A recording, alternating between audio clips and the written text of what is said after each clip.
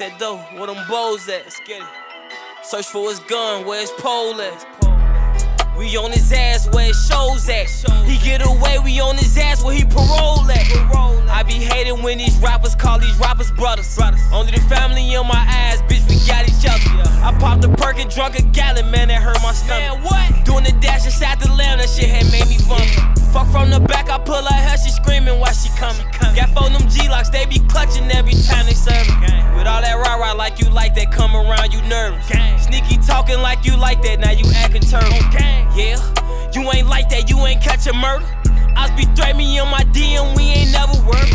Bleed, free Lil Steve, yeah, I call him Curry. He be to himself, but he'll catch a murder. I'm smoking weed, I don't fuck with dirty.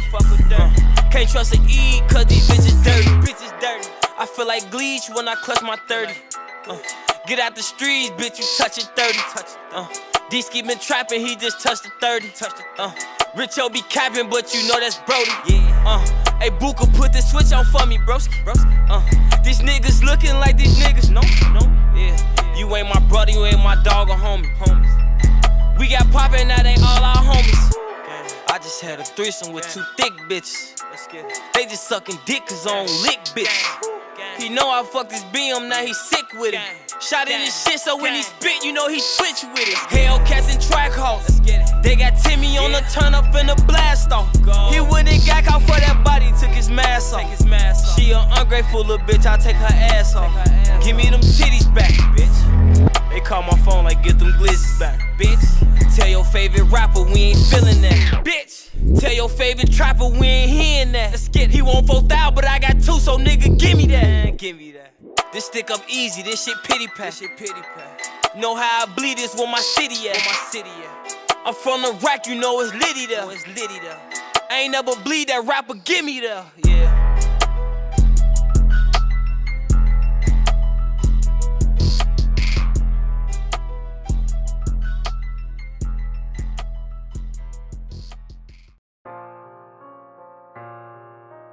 Take heat, fuck these niggas up.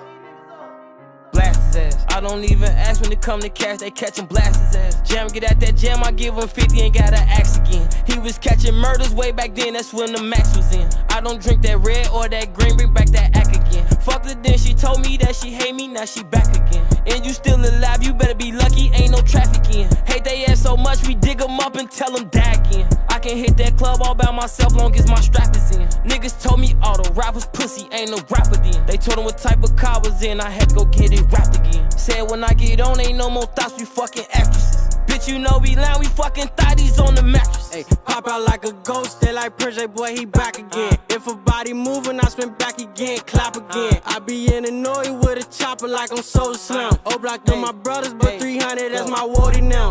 Them be my fucking partners. I be moving through this bitch, ain't worried about no oppers. I'm a fucking shotter, and I'm jetting like a roster. I been running up that bag, I been trapping out that charger.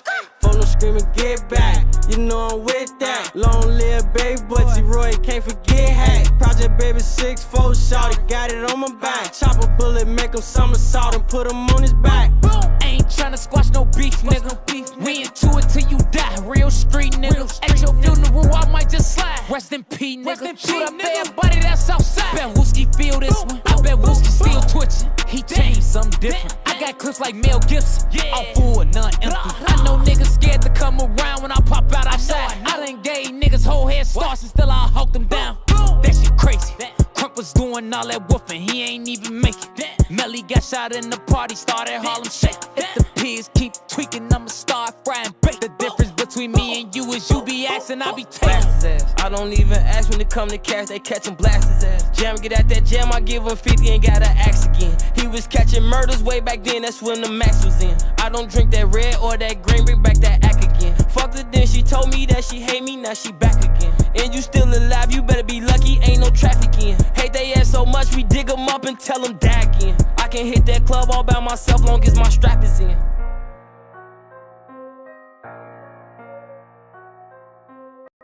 The people at Truck Stop then teamed up with the boy Mark the Mentor. Are you ready to take your trucking business to the next level? With Truck Stop Pro, you get access to the best load board in the game, giving you the tools to find higher paying loads and streamline your operation. And right now, you can try the Pro plan free for 30 days, a $159 value. Click the link in the description to claim your free Pro plan and start making smarter moves for your trucking business today. Warning: the following content contains strong language and may not be suitable for children. This content is primarily for adults, as this is a trucking channel and truckers have filthy mouths. Please don't tweak if I say. Viewer discretion is advised. I remember claiming dips.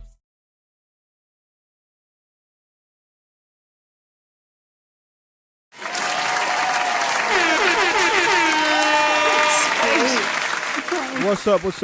Happy, Saturday afternoon. Come on in, make sure you guys hit that like button. Subscribe to the channel, turn on all post notifications. How's everybody doing this afternoon? This is Saturday, November 2nd, 2024. Let's get this roll call going. Link is pinned to the top of the chat. All right, so this is the call-in show, not the smoke show. Call-in show. Call in questions, advice, coaching, mentorship for your box truck, your cargo van. It's not the debate show. All right, so this is kind of a makeup for the episode 1 of season 2, because there was a gentleman who called up who wanted to go back and forth, and we got a show for that. This ain't it, you know what I'm saying? So I feel it's only right to, do the right thing, because there was people that wanted to call and, really have the conversations like we had in season 1. So so episode 2, we're going to just knock it out. We're not going to wait another week. All right, so come on in. Make sure you guys hit the like button, subscribe to the channel, turn on post notifications. Shout out to Great Polo. Shout out to everybody that's part of the MGM gang. Great Polo, what's going on? Son of Light, what's going on? How you feeling? Cal the exec. What's up? It's D-Walt. J. Colin. Alex, what's going on? Shout out to LaDante Bowler. What's going on? Roderick Dubbins, what's going on? Did I get that right? Dobbins, I'm sorry. Pierre, what's going on? How you doing? Good afternoon. Cal the exec says he's back at the crib. Shout out to Cal. What's going on? Shout out to everybody that's from the crib. Kurt Morris, what's going on? Representing Jamaica. Alex, what's going on? Representing Jamaica. Who else we got? Transportation Boys, what's going on? Representing the crib. Jay Stokes, Detroit in the building. What's going on? Judge McGee, what's going on? How you doing? Good afternoon. Who else we got? Kalanji, what's going on? Representing South Carolina. Make sure you guys hit that like button, hit the subscribe button, turn on all post notifications.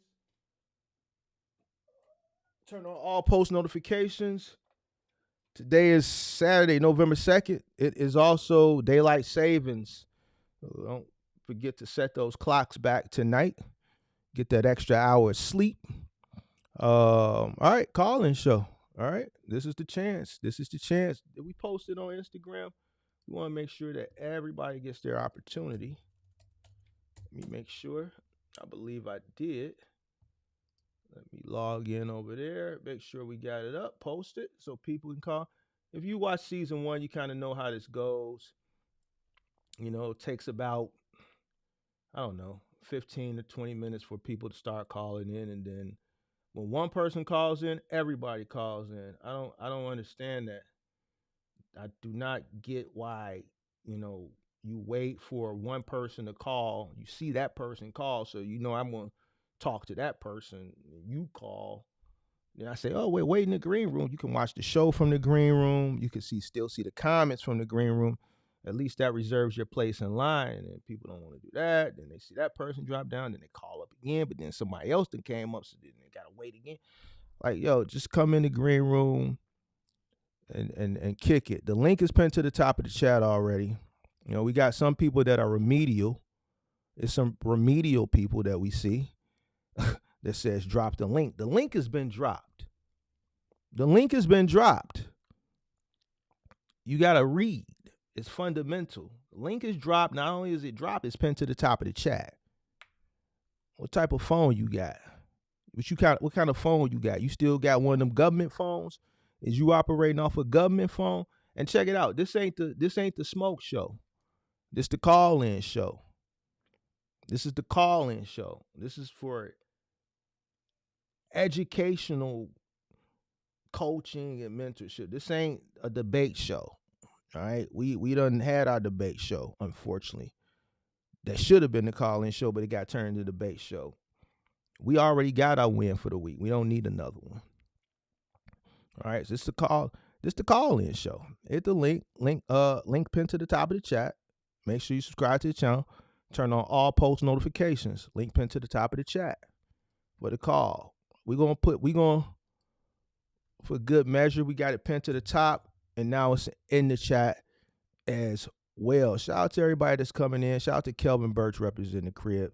Kevin Dates, what's going on? Shout out to 5-Star Logistics in the building. Devaris Hammond, what's going on? Shout out to Dizzy in the building. Who else we got? Let's get it. Let's get it. Let's get it. Let's get it. Call in show. Let's get it.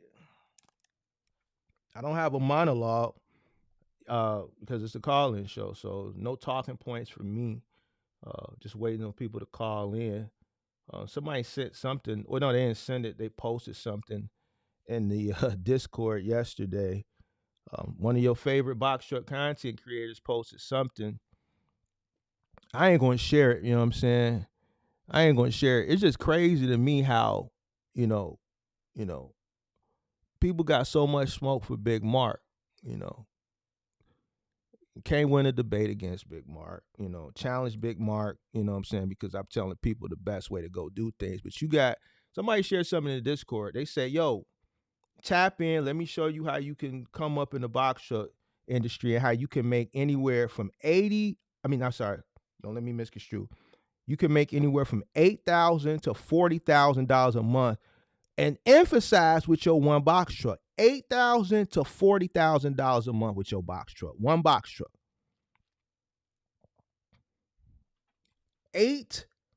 Look at that gap. Let's look at this gap. $8,000 to $40,000 with a singular box truck. So first look at that wide, huge gap. 40,000 with one box truck, that's crazy to me. Y'all worry about where the Big Mark is. Y'all worried that Big Mark is telling people to buy older trucks. People's worried about Big Mark talking about cheap freight. People worried the fact that I'm telling people, or I'm telling people come in with cash or start from humble beginnings, which is all great advice. There's nothing wrong with that. And it's advice off of real case studies, not case studies that were studied from other people. I'm living in like the flesh case study, me. But you'll see people that'll put up, they can make $40,000, $8,000 to $40,000, $8,000 to $40,000.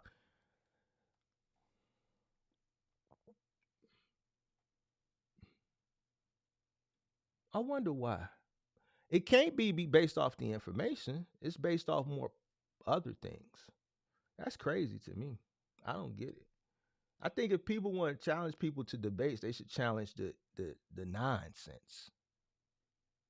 They should challenge the nonsense. See, me, I like my content is based off the people. Like when I do content, my content is to serve my audience. I'm giving my audience the information they need. Like, I don't waste time with bullshit, bro. Because then you'll find yourself like one guy, just all his content for the past year is about one person. Just angry at one person because he ain't that person.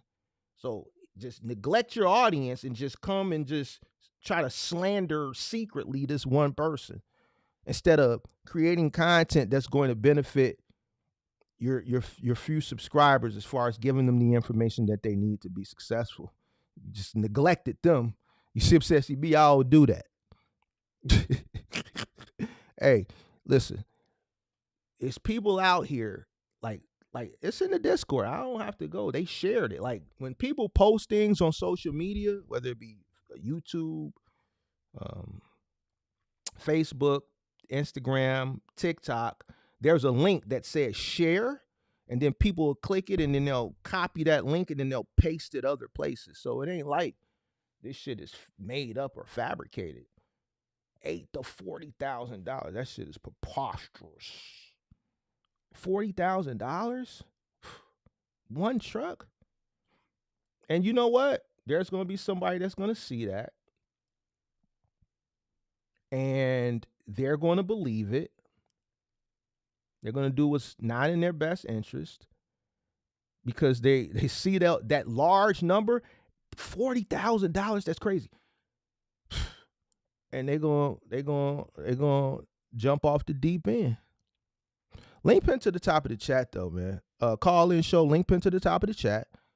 Make sure you hit the like button, subscribe to the channel, turn on all post notifications. We are doing it's not a makeup show, but like I said the other night, really that call-in show really was a smoke show. The person who called in wanted to debate.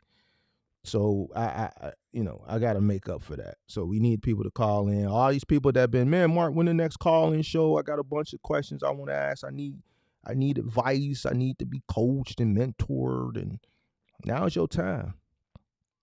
Now is your time. Now is your time. Link pin to the top of the chat. Let's get it. Let's get it. Let's get it.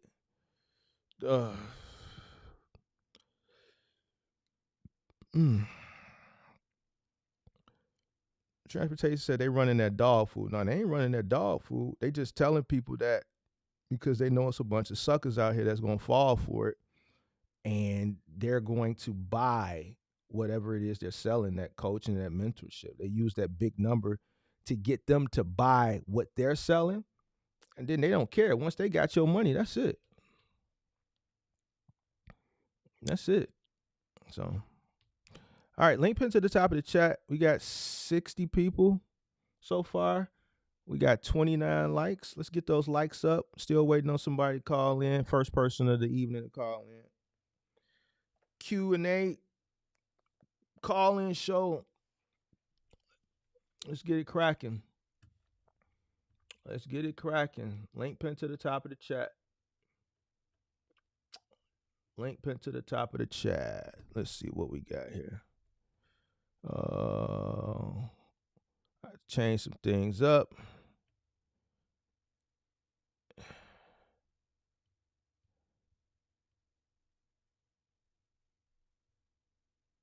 Link pin to the top of the chat.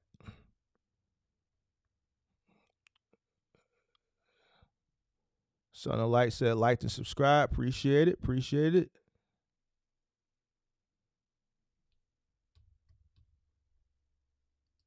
Kai says the big number is their call to action. Selling false info is crazy though. Yeah. So yeah, big number is a call to action. That's what's going to get people's attention. They're going to click the link. They're going to buy the coaching or the mentorship or the courses or whatever. And they're going to believe that they can make that much money in a box truck a month, which is preposterous, but hey, it is what it is. All right, link pin to the top of the chat. Call-in show. We got 55 people. We got 34 likes.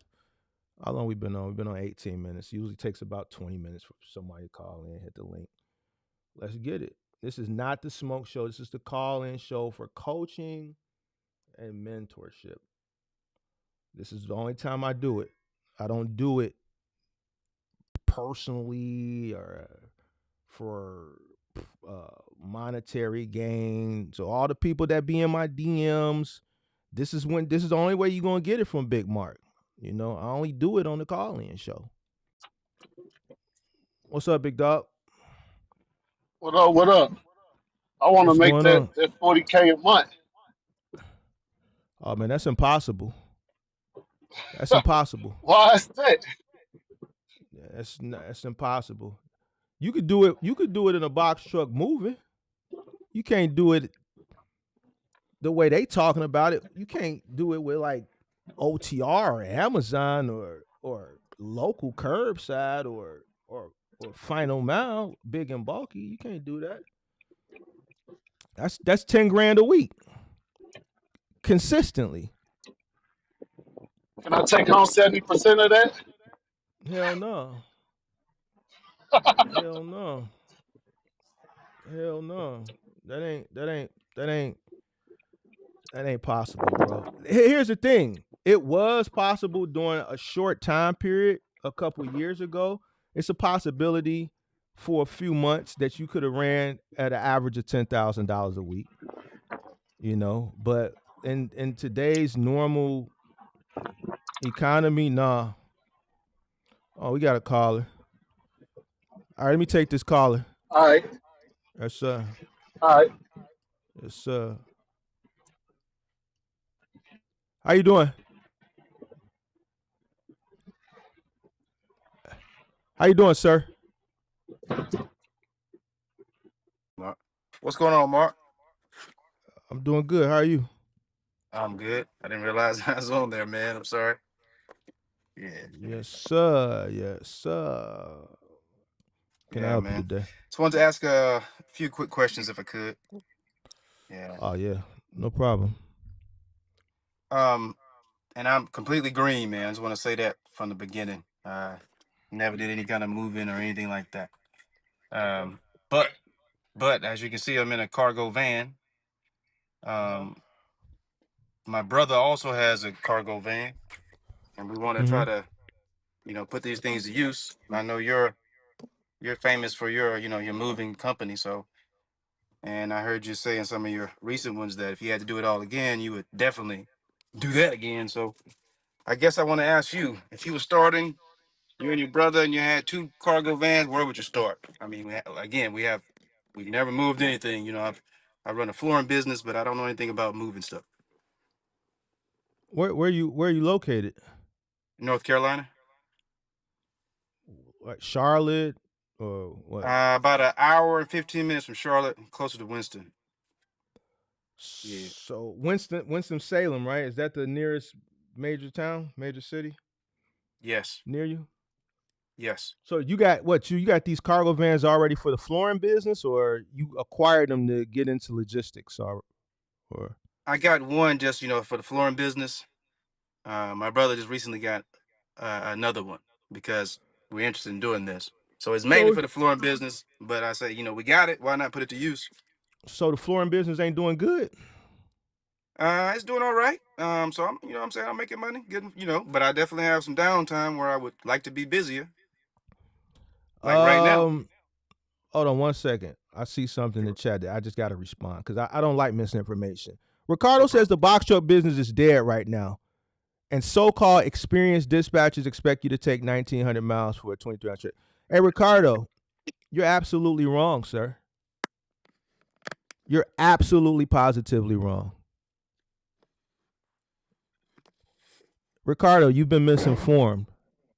How can it be dead? Can you substantiate why, in your opinion, you think it's dead? I'd love to have a conversation with you, Ricardo, after I finish with Mr. Son of Light here. I just wanted to get that out because I want you to stick around. I want you to stick around, Ricardo, because I want you to be able to substantiate to me and articulate to me why you think it's dead. All right, so here, getting back to you. I'm sorry.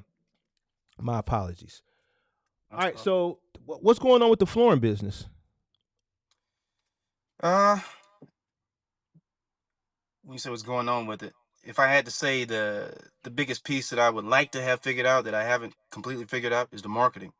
And I definitely got. I mean, I have all 5-star reviews. So when I do a job, I do well. People like it. I've learned how to price it better. Let But me as far ask as you. getting, Go ahead. sure. Go. I'm sorry. Go ahead. All right. But as far as my schedule being filled, that's what I haven't figured out. All right. Let me I ask you definitely this. do. All right. Let me ask you this. So what you install floors, so hardwood floors, ceramic tiles, so on and so forth. So all type of flooring. Do you like Not all epoxy? types. So what do you do? Not all types. Uh huh. Specifically, LV. I have done ceramic. I do not install carpet. I install LVP, laminate, engineered.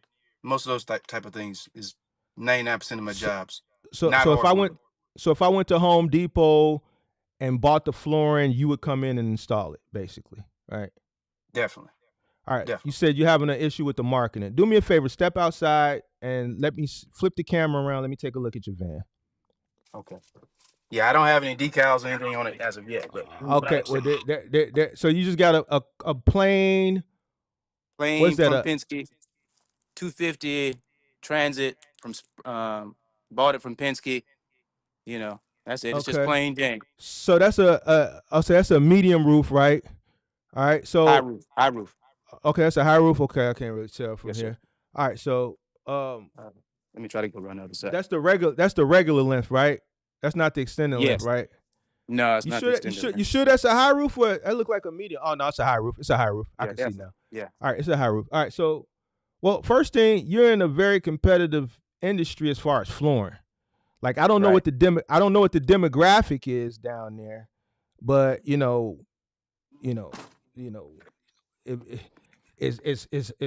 Hector and them standing out in front of Home Depot? Is Julio and them out there? Is they get down like that down there in North Carolina? Where you at? They definitely do. All Definitely. right, so you're gonna see a lot more of that. All right. They're cutting a lot of those consumers off at the pass. So first thing I would recommend, well, this doesn't necessarily have to be the exact first thing, but in that industry, you do want to utilize your vehicle as a marketing tool. You need to do a full wrap on that van. You need to do a full wrap. It's gonna cost you a few $1,000s. You want to do a full wrap. Make sure that you get great artwork that pops and stands out. You want to make sure that your website is on there. You want to make sure that your phone number is on there. Your company name, nice logo, very professional. If you got a slogan, make sure that slogan is there. Very professional, bright. Make sure it pops, it stands out because you're in that vehicle. You use that vehicle to go from job to job. When you're at a job, that vehicle is sitting in front of that job. It should be a mobile billboard. All right. You need a web. Do you have a website? I do. All right. Yes. You want to take a look at it? Yeah. I mean, I did it myself. It's pretty basic, but yeah, go ahead. Take a look at what's the name? I don't know if I want to, Well, have it on the world, but I want you to look at it. See, wait a minute. Let's do it. Wait, hold on. We gotta go. Hold on. No. I take that back. We gotta hold you accountable. What you mean you don't want it to the world? How you expect to get business?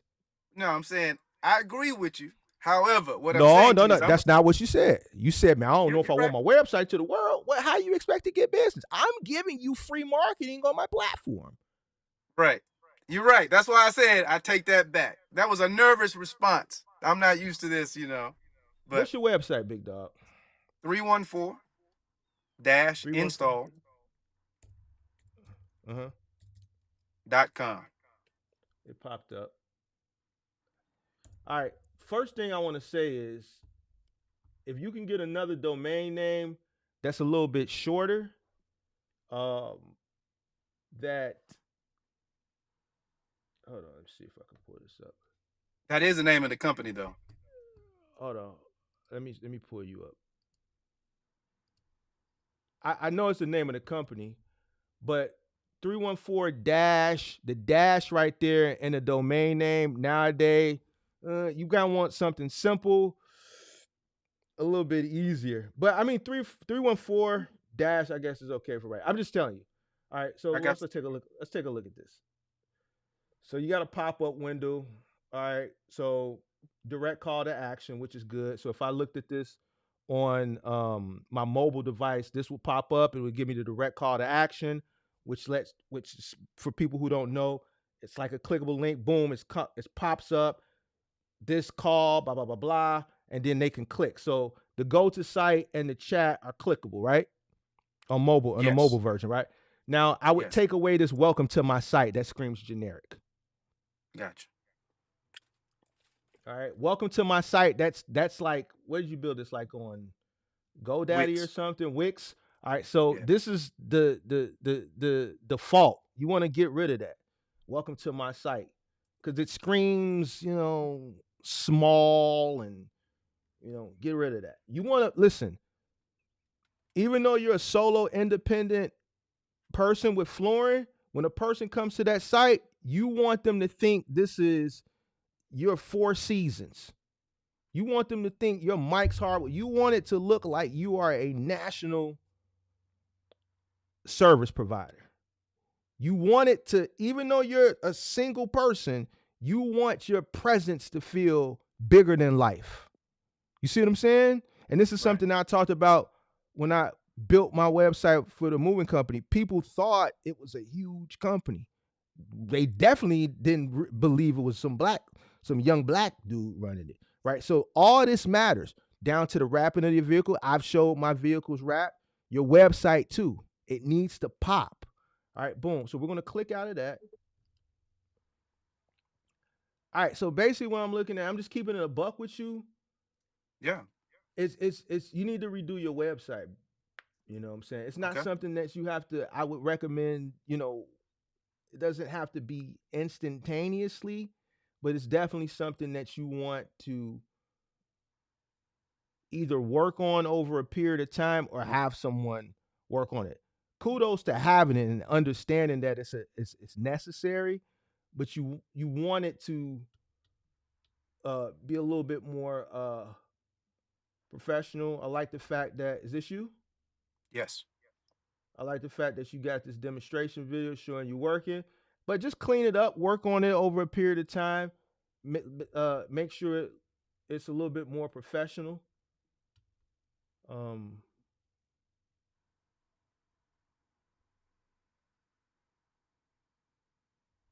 All these call to actions, that's gonna take me straight there. Okay, cool.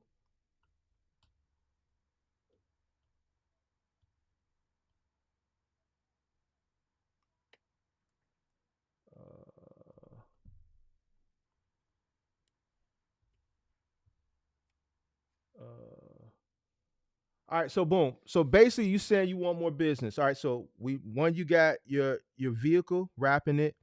You want to get your website more professional, right? Look at some of the big flooring companies, right? Look at their websites, see how it's streamlined, call to action, direct, in and out, right?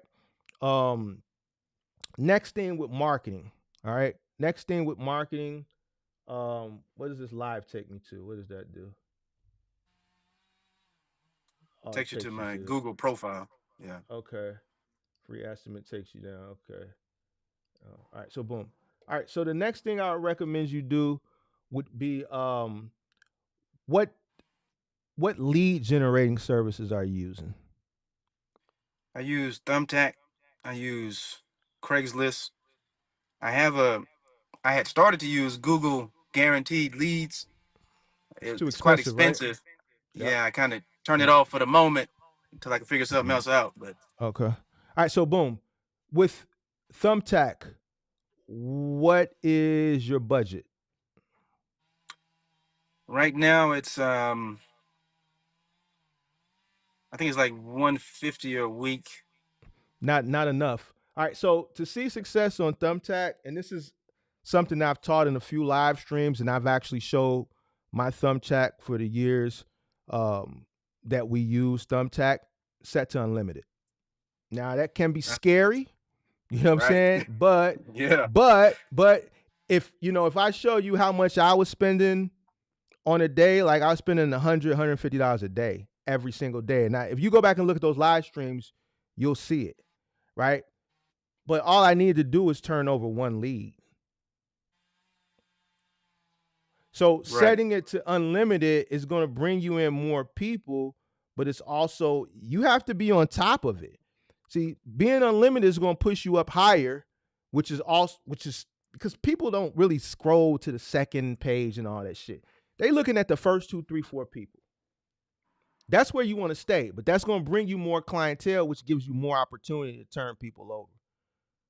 If you turn over one person with what you're charging for a floor on an average, what do they charge you in North Carolina for a flooring lead? 30, 40 bucks, 20 bucks, 50 bucks? So, man, sometimes it's much higher. Nah, that's actually very low. I would say the minimum well, is probably I'm not in Florence, so that's what I'm asking you. So what are they charging? I would say the minimum for a small project, 30, 40. But if you're talking about like a whole house or a level of a house, you're talking maybe $100, $120 lead. Okay. All right. So, and that's one lead, and then you're done with your budget. Right. So here's the thing. here's the thing. What you want to do probably till you build up enough work is turn off. And I hate to say it, but if you don't want to risk the capital on those bigger jobs, which is going to be a higher lead, just cut off the leads that they'll generate for the more expensive jobs, and just the smaller jobs. And then as you get a better rapport on Thumbtack, then you can start turning on those bigger square footage jobs, which is ultimately Thumbtack is going to charge you a lot more money. The good thing though, Thumbtack last week or week before last, they cut off the instant booking. So you don't have to worry about that anymore.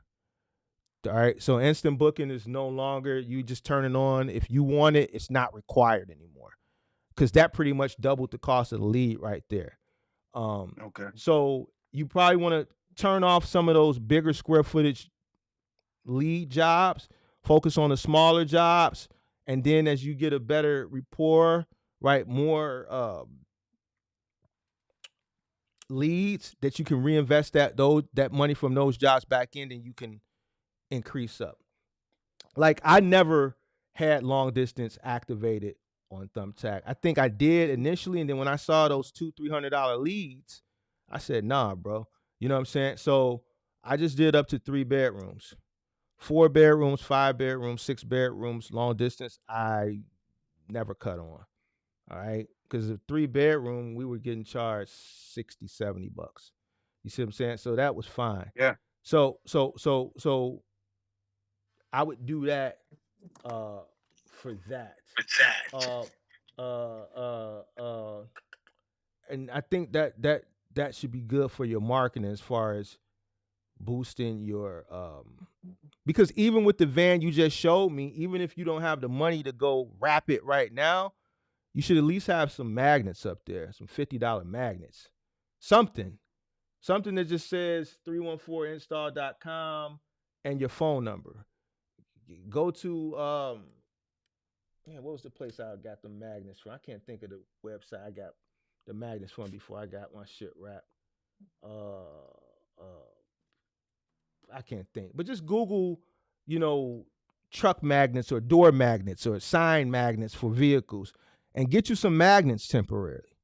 You're missing on a lot of opportunities because you're just driving a yellow Sprinter around town or a yellow Transit around town, and you're not marketing your business. You got to market your business. So get the magnets for the time being until you can get the vehicle wrapped. All right. All right. So now we got that out the way because, marketing is marketing. I know you're a flooring guy, but I just was curious to why, if you're in the flooring business and you acquired your equipment for flooring, why do you want to? All right. So now that we got, how long have you been in business with the flooring? Officially LLC for about 3 years now, but doing flooring specifically probably for about 7 years. But I did other things before that, So your flooring business about 3 years in. How many jobs do you think you're doing in a month? I mean, it varies. I mean, and I wish I could give you on average. I'm just gonna rule out small jobs. Just say all jobs. Anything that's bringing in revenue. A job is a job for flooring. All jobs. Okay.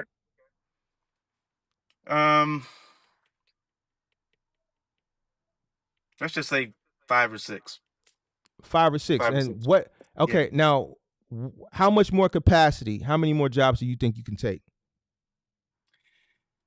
I think I can do maybe 2 a week. Seriously, I mean, 2 a week. So you just want to pretty much increase 2 more jobs a month then? If you're doing 5 or 6, you just 2 more jobs a month? That's all you're asking for? That's why I was saying about the size of the job. I mean, if it's small jobs, I can maybe do, several of those in a week. But I would prefer to have, say a whole level, and that's going to take, say, 2-3 days to complete the one job. So that's why I say about 2 in a week is about reasonable. Here's the thing. The big jobs are cool, but I think with big jobs, you need a better rapport. You need a bigger footprint. A person who's going to spend way more thousands, is more likely not going to find you, right? Because they're going to go Google, and I'm pretty sure, have you search engine optimized your website really, really good? Do you know what that is? I do know what you're talking about. I am not a specialist at it, no. Okay. But I understand what you're talking about. All right, so a person who is looking to spend a lot of money, they're not going to know or think about going to Craigslist or Thumbtack. They're just going to Google flooring guys, and the big boys are going to pop up. You may pop up if Thumbtack pops up, and then if you happen to pop up on the top page when they go on Thumbtack, then yeah. But I think because you're new, there's a certain type of demographic that you're probably going to cater to more until you get a bigger footprint. And that's why you need to, one, wrap your vehicle, right? You need to do more networking at some of the places where customers frequent Floor and Decor, right? Are you outside Floor and Decor? I'm not outside of there. I just go in there when I need materials, but I do get jobs from there when I'm in there, but I don't just solicit out there. So, yeah. Okay, so do you need to make sure, but see, while your vehicle is sitting there to get shit, there's somebody walking in that's picking flooring to give that still needs a contractor. So your vehicle should be marketing. You're going to Floor and Decor picking up flooring.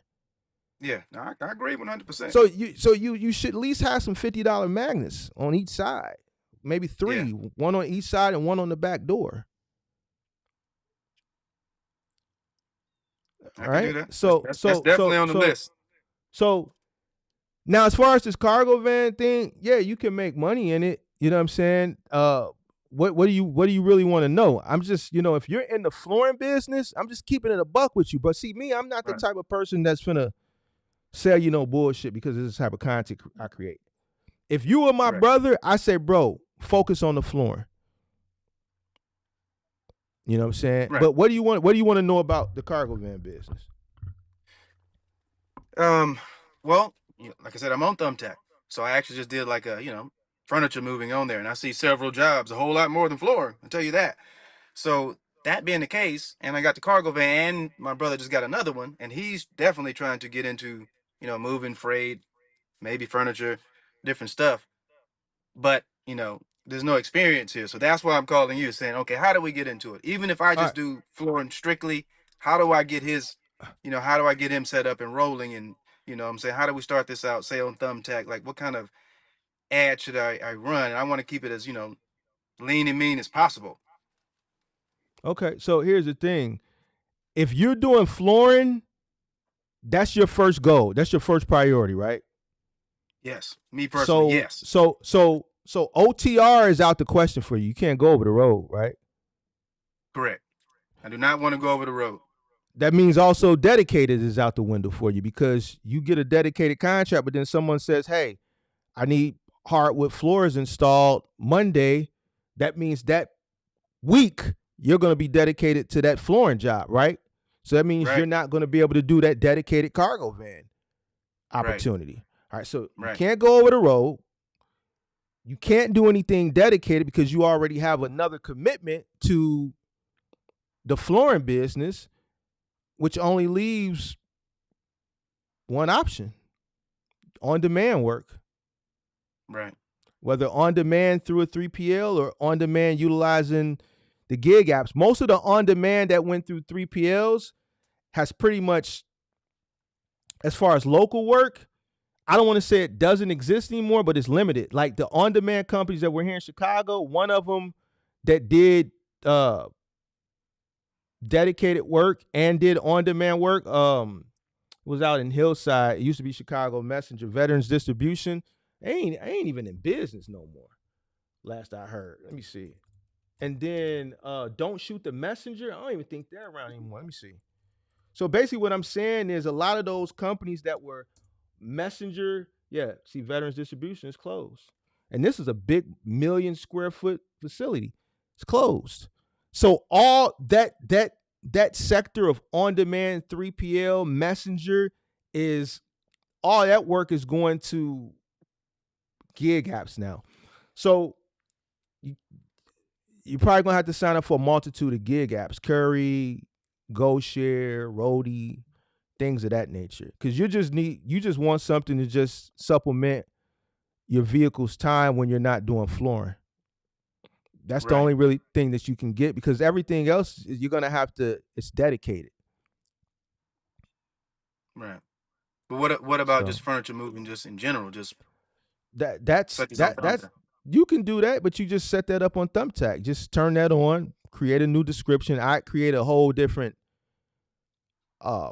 profile, because you can have multiple profiles on Thumbtack. You just got to make sure you switch. I wouldn't promote myself as 314 Flooring under the moving, hauling, heavy moving, hauling, and local moving sectors. You know what I'm saying? Okay. So I would create a whole nother profile for that, and then cut it on over there. Do you have people to help you do this moving?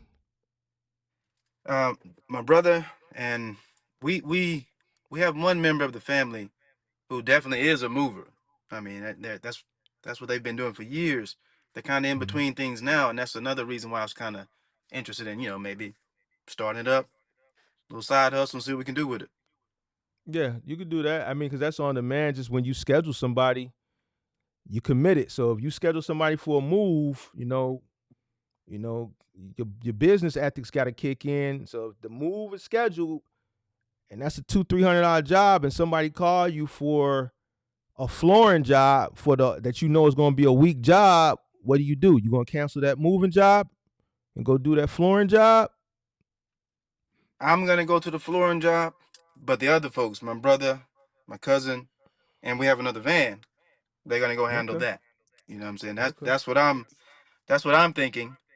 But it's going to require me to kind of market.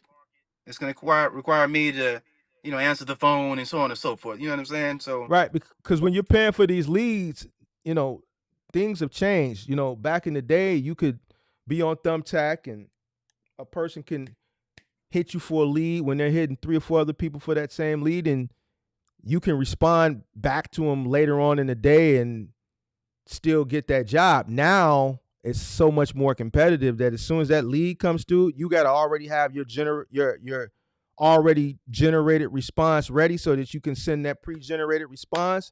And Thumbtack allows the number now, that as soon as you respond, they show you the number, and you got to call them right away and try to seal that deal. It's a lot more competitive. So you need to be really on top of it. You know what I'm saying? Because you don't want to be paying for these leads and you're on a job, you're on your hands and your knees. What's that jigsaw floor that you put together? I forget what they call that. What they call that little jigsaw, the one that you slide into the. What's the name of that flooring that you get? You got the LVP. But you put it in, you slide it into the hole, slide it in, and then you keep sliding it in, and you kind of like the flooring, the one like you was doing on the video where you clip it in. You click that's LVP. Yeah, there you go. Click flooring. Yeah. Right. So if you on your knees clicking some flooring in, and you getting the notification, you're not finna stop every 3 minutes or every 10 minutes that you get a notification to do that. So that's $30 that's being charged to you right then and there, that someone else who may have someone that's taking care of that while they're on a job respond quick is closing that deal. You still paying for that lead with Thumbtack. Their job is to put the leads in front of you. It's your job to close them. Right. So it's just something that you got to think about as well. As far as pricing, like I said, I've never moved, man. As far as pricing, if I just wanted to say, like I said, start out smaller gig, whatever, and just did say studios or 1-bedroom homes, you know what I mean? How much time is this going to take me? I'm thinking just a couple hours, you know what I'm saying? Local. What 1-bedroom home in that van is going to be tough. Studio, depending on how much stuff they have, a 1-bedroom home, you said how long is going a studio? You said how long it's going to take?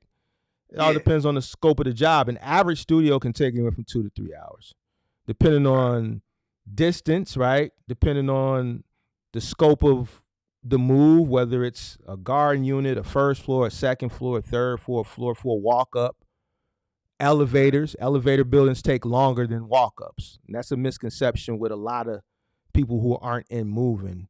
Elevator buildings take longer, so you could be an elevator move. You could be moving from a first floor walk-up to an elevator on the 50th floor or a third floor walk-up. You got to factor in the time it takes to prep the furniture, wrapping it, padding it. You know what I'm saying? Whatever obstacles that may present themselves. I don't know. You're in North Carolina. I'm in a bigger metropolitan area. You may not, parking may be an issue. So you may have to, it may be a job where there's a long carry, where you may have to literally, the place that you're moving a person in or out of could be half a block down, but it could be a narrow street with no alley. And your vehicle, the street is too narrow, so you can't double park where vehicles get past. So you may have to park at the fire hydrant, risk getting that ticket. And that may be half a block down. So now you got a long carry that's prolonging the time. There's a lot of variables at stake. But an average studio move take anywhere from 2 to 3 hours on average if everything goes well. Right. So that's what I'm looking at. Something small like that, grabbing a couple of them on an off day. Yeah. So yeah. You got any other questions? Nah, not right now. I will have more later as I look into this carefully, but not right now. But I appreciate it. Yeah, and just make sure, if you're going to get into the moving industry, especially, I know you're doing it as a side thing, which means you're not going to be licensed. You got to remember that you're dealing with people's household goods. So it's very claim heavy, So, you damage someone's wall, you damage someone's flooring. Well, flooring you can fix, but, which is, but, even the item. And then even with the flooring, you scratch a floor, you're in flooring. And from being in the moving industry and, scratching floors over the years, the guys come out.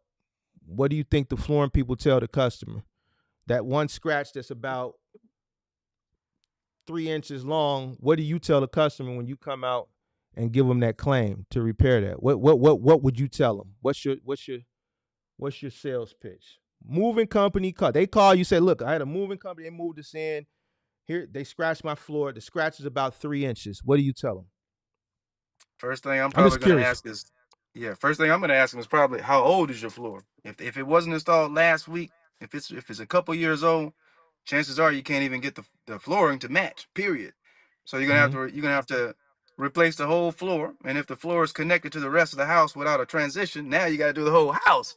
So that's all I needed you to say, because ever since I've been on YouTube, and because I'm an experienced professional moving company and professional truck and final mile company, we've dealt with this before. I tell people this all the time. So since you're a flooring guy and you're new to the channel, I just wanted you to reiterate blindly what I've been telling people since I've been on YouTube. Yeah. You know what I'm saying? That's the sales pitch. So you scratch somebody's floor and you thinking, oh, well, they're going to come and sand that little area and refinish it and restain it. No, when the flooring people come out, they're going to tell them, look, in order for me to get this floor to match, we got to do the whole floor. So now what you think is going to be a couple $100 turns into what? A couple $1,000. Yeah, for sure. So that's why I asked you that. I already knew the answer, but I just wanted it for it. Yeah, you're right. So I appreciate it, Mark. Yeah. So all right, anything else? Nah. I call back another day. I let somebody else get on here, but I appreciate it, man, very much. All right. And everything else you do. Thank you. No problem. Appreciate you. Later. Yes, sir. All right. Who's next? Call-in show. Link pinned to the top of the chat.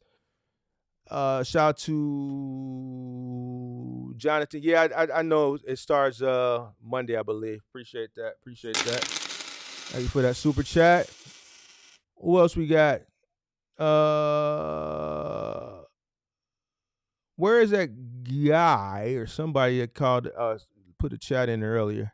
I would love to speak with that individual. I would love to speak to that individual. All right, call and show. Link pinned to the top of the chat. Link is pinned to the top of the chat. Make sure you guys hit that like button, subscribe to the channel, turn on all post notifications. Ricardo, you still here? I want you to come up and articulate what you mean by that, sir. How can it be dead? Whoever said it was dead? Y'all already know how I feel about people that say things. How can it be dead when you're in a chat with a bunch of people, majority of people in here, probably half and half, probably half of the people in here are looking to get in, so they're watching this type of content for education, but then the other half is people that are already in here and active. So how's it dead? How can something be? How is it dead when things are moving? Now, it may not be. You know what? I'm curious to know when you came in, Ricardo. Ricardo, hit the link. Link is pinned to the top of the chat. Link is pinned to the top of the chat. I would love to understand what you mean by dead, because maybe I'm tweaking. You tweaking. And that you tweaking is for me. I might be tweaking. If I'm tweaking, then I hit the you tweaking button on myself. But can you come up? I'm curious to know why and how it's dead.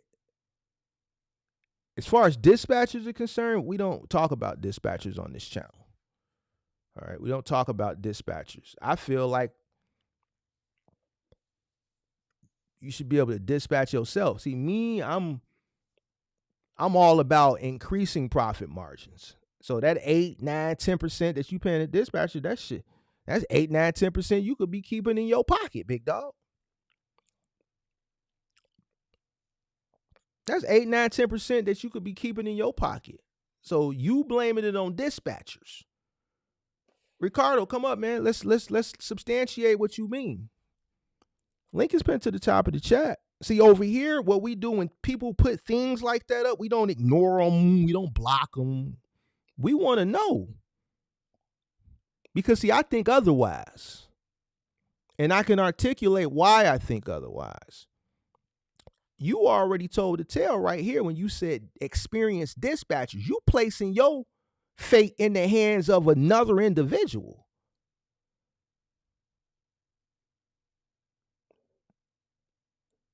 And we don't, nah. What I tell y'all all the time, what do I tell y'all about people who complain? It never fails. This is why Big Mark always right. You find me somebody that complains and don't know their operation costs, don't know their cost per mile, they're going to place the blame on somebody.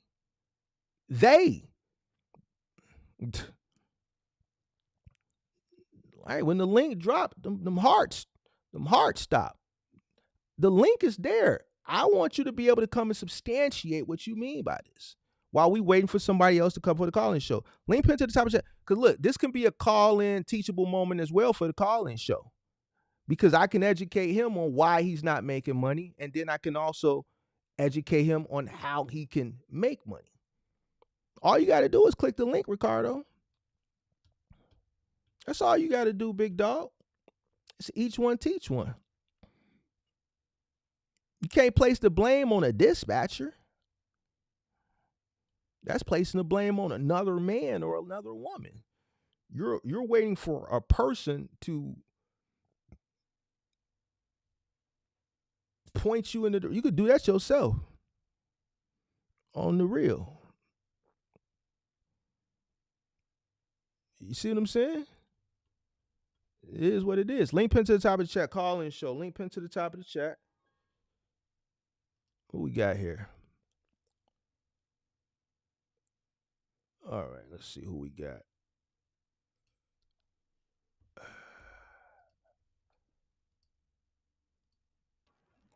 How you doing, sir? How you doing, sir? Oh man, how you doing, man? I've been watching you for a long time. Oh man, appreciate it. Appreciate it. I know you busy. I watched you on Truck and Hustle and everything, and I was just Nah. You ain't. You said you saw me on Truck and Hustle? I want to say I saw you. I know I saw you on Easy. I saw you on Never. one of them. I saw you on one of them Never. podcasts, but it was Never. Okay. Well, Never. Not me. right. Hold on. 1 second. Hold on. I got an echo coming in. Are you watching me on the playback? How about that? Is that better? Check. Yeah, that's better. It's lower, but I still hear it, but it's a lot lower. But it's. Oh man. Are you? You want me to call you back? I'll call you back. What you got me on the? Are you watching me on another phone or something, or you got me coming through the Bluetooth? Just let me come through the speaker on the phone. Switch it to just the speaker on the phone, or if you got some earbuds or something, that'd be better. Check. Yeah, that's better. Nah, I ain't never been on no podcast. Oh, there you go. You go. Yeah, he got me confused with somebody else. I ain't never been on there. I'm not paying to go on that. People think that you just go on that show.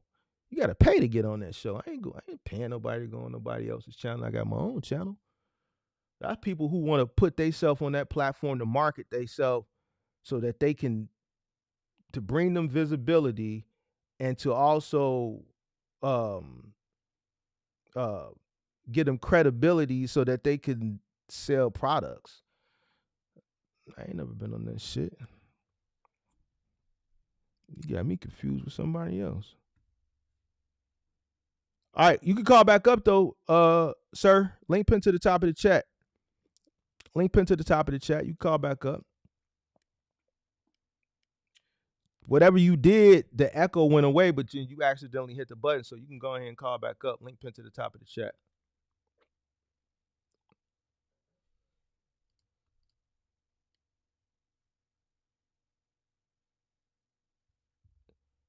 Do.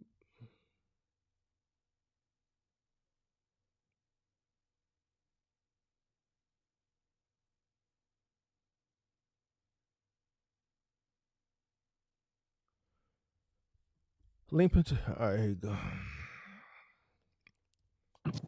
Yes, sir. Yes, sir. Can you hear me now? Yes, sir. All right, great. All right, I ain't gonna bother you long. So my name is Demetrius. I live right here in Central Texas, and my the hardest thing I'm having is it seems like I'm stuck with this this home delivery, but I'm trying to figure out like which avenue to approach because I got my own box truck. It's an older box truck, like 2007. But I'm really trying to establish myself, and it just I'm at a standstill because I just don't have the mentor or the coaching. What you mean? What? Why are you at a standstill? What's the problem that you having with it? Well, cause right now I'm a subcontractor for another contractor, and we have to rent our trucks out weekly. Man, it's like it's like almost 800. Slow down. You a subcontractor for another contractor that has the contract. For what retailer? Yes, sir. What do y'all deliver? Lowe's? We deliver rooms to go. And who's the 3PL company down there that you run it through? It's called Southeast Independent Delivery Services. All right. Do you have your own authority? No, I don't have my own authority. I just got my own DOT number. The authority is a problem because the insurance and stuff. So you got a DOT number. You don't even own a truck, right? Oh yes, I do. So you own a truck? Yes, sir. Okay. I got me an old box truck. Okay, so you got a box truck. You have no MC number. Not yet. So you're subcontracting through somebody else, right? So what do you mean? Correct. You're renting? What do you mean you're renting a truck if you got your own truck? This truck right here is just I've been working on it like little by little, but but with the money I'm making, you can only put so much towards the truck, as you're going by paying bills So as well, so what do you mean? So that truck you're not running that truck to do the deliveries?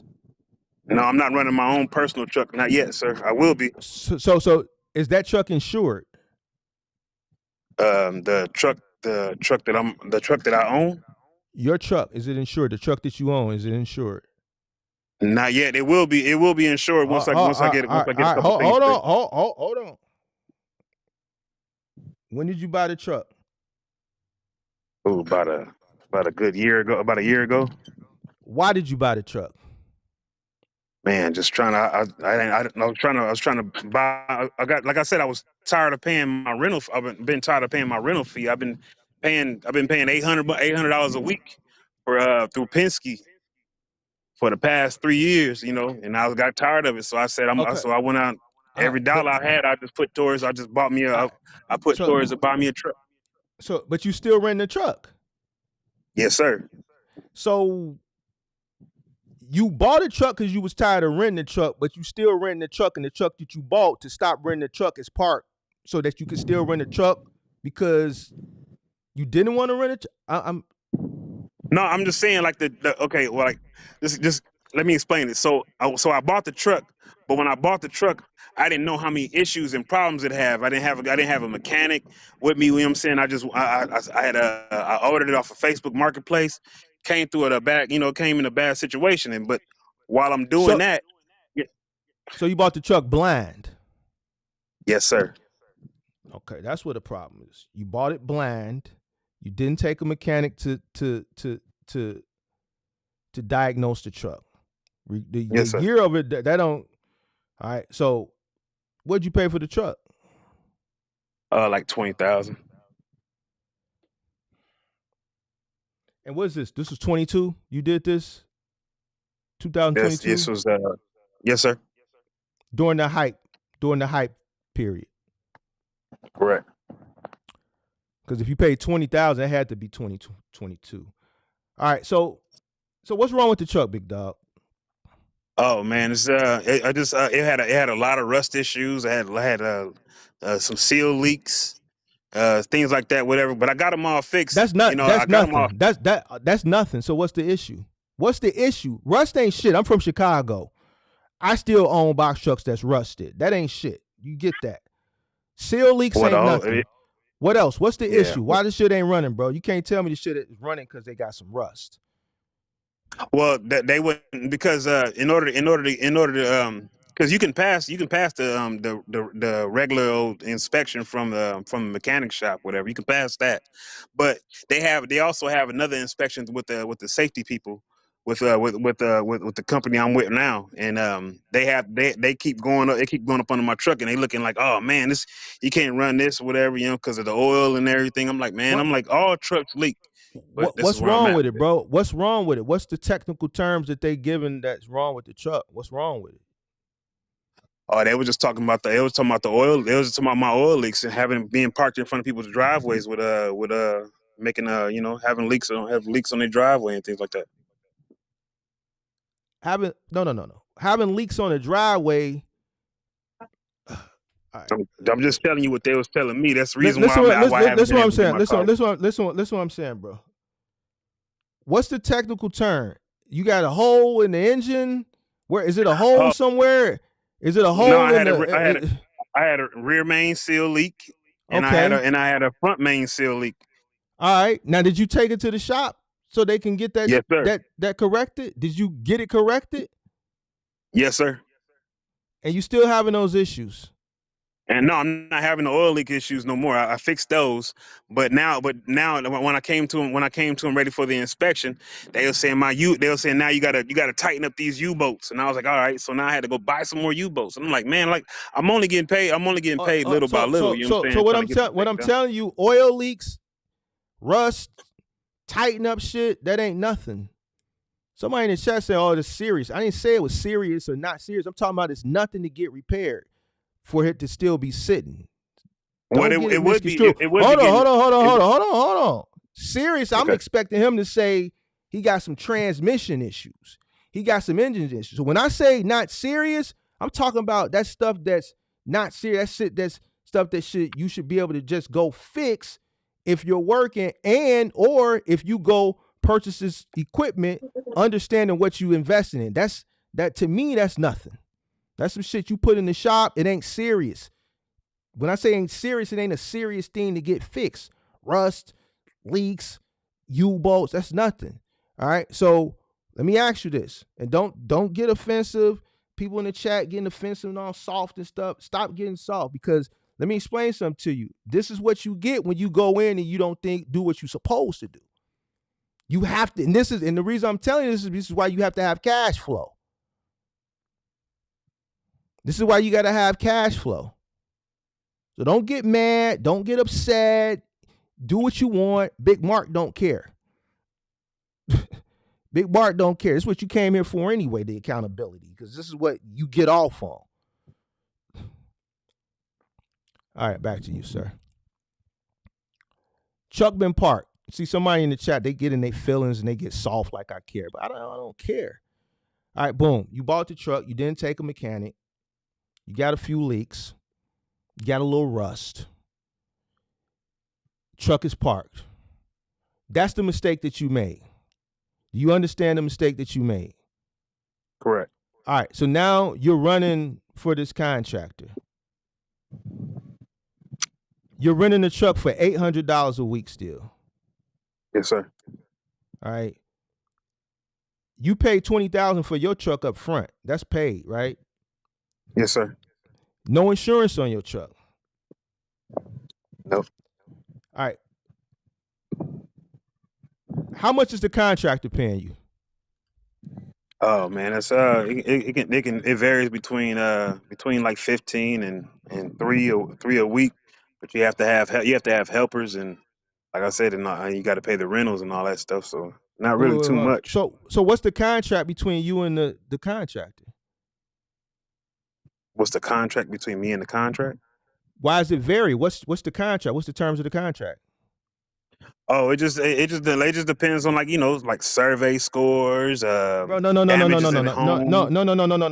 What's the terms of the contract? Hold on, listen.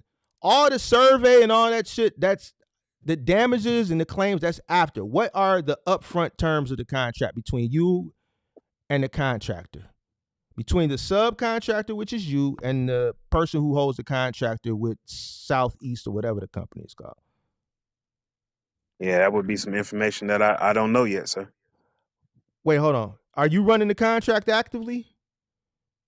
Yeah, I'm subcontractor. Right, yeah, I'm doing it every day. So all you saw people in the chat, this is why I say stop jumping the gun.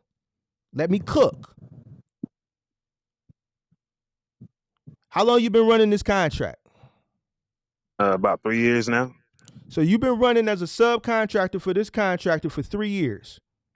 Yes, sir. Do you have a contract with him? With Southeast Independent, with the company I'm driving for? With the contractor, the person who has the contract with South End or Southeast or whatever they call it, do you have a contract with the contractor? Yes. What's the terms of the contract? I just asked you that. Right, and I'm trying to figure out, like, what are you specifically talking about? What are the terms? It was like you asking how much they gonna how much they was giving me. What's the payment terms? Oh, the payment terms, you basically get paid per load. Is it a per stop? Is it a fixed per stop? Okay, well, what's the terms?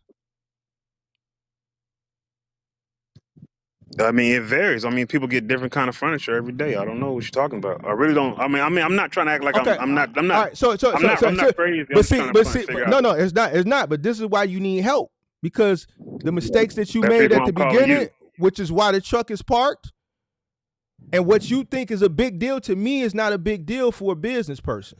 You see what I'm saying? Right. I'm asking you what you're getting paid. Because why? One, I want to know why you've been running for 3 years that you still can't get this truck fixed for some leaks and some rust and the small shit. You see what I'm saying? Okay, so what are you getting paid per stop. Oh, it varies. Not everybody's getting the same furniture. Varies on what? There's It still varies on the type of terms. furniture they're getting. Okay, so when you go into the 3PL on a day-to-day basis, do you know per stop what you're going to get when you get to that stop? If you get to a stop and it's just a living room set, do you know what you're getting paid for that living room set? Or you don't know until the end of the week? No, I'll know when I can see my manifest, and it'll tell me how much I'm getting paid, like a percentage. But that depends on your survey scores. You can between 3% and 4% of the survey. All right, so what are you averaging a week? Between 15. I mean between 15 and 25. And how many days are you running? 5 days a week. How many hours are you out a day? Between 6 and 8. All right, so you're average between 1,500 and 25, right? You said, right? Mm-hmm. Right. All right, you're paying how much for the rental a week? $750. Between Bro, $750 and $800. Stop, bro.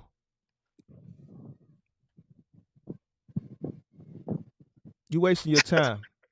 I would definitely like another. I mean, like a different way to do it. I just don't. Here's the thing. Ain't no other. Here's the thing. If you make 1,500, 50%, you spending in a rental. You're subcontracting through a contractor, right? Yes, sir. The money that you need to be able to sustain is what he's getting. You need to be him.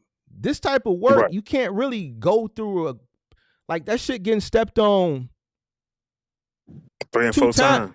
2 times before it's even getting to you. Right. And you're the one that's fronting the cost for it. Even if you were operating your own truck, it wouldn't be worth it. So not just the fact that you're renting the truck, even if you were operating your own truck, 5 days a week, final mile delivery, $1,500 ain't worth it. But if you had the direct contract, then it would be. Because that contract is probably paying somewhere between. Let me ask you this, because you still haven't answered my question, and I've just been pretty much, I don't want to say baiting you, but I'm trying to see how much knowledge you got. So when I ask you what's the term of the contract between you and the contractor, there has to be some set term. The term is what percentage is he taking from I understand. I've done this for years. I understand it fluctuates based on the scope of each delivery, but there has to be some type of contractual agreement between you and him. So whatever that whole number is at the end of the week, how much is that individual taking out of it? To me, when I say, yo, what's the terms of the contract, that's cut and dry. So how much percentage is he taking from whatever that whole number is at the end of the week? Yeah, I wouldn't be able to answer that question. That's the problem. Stop doing that shit, bro. I would definitely like if the business, if this business was productive, I don't think that me and you be having this conversation. No. Since it's not, I'm trying to find a better way of going about this. Here's the thing. Here's the thing. You're contracted and you don't even know the percentage. You don't know the cut. Nothing is substantiated with you. It's nothing cut and dry. No, it's not. Listen, I'm a contractor. Listen, I'm on subcontractor you. I'm going to give you 80% of the revenue. I'm going to give you 75% of the revenue. I'm going to give you 85% of the revenue. I'm going to take 15 for, having the contract, having the account. That's the type of rapport or the type of contract that you should have with the contractor. It'd be different if it was you and the 3PL. You go into the 3PL, they're not going to, some 3PLs will tell you what they taking and what you getting, but a lot of them won't. But either way, more times than not, when you're going into the 3PL, they're providing you enough revenue to be able to sustain. They understand and they know what it takes for an owner-operator to sustain. When you're dealing with you're a subcontractor dealing with a contractor, you need to know what type of deal do y'all got? Because the gross is going to fluctuate from week to week, but what cut is he taking? Because if you're only getting $1,500 and that account is generating $4,000 to $5,000 a week.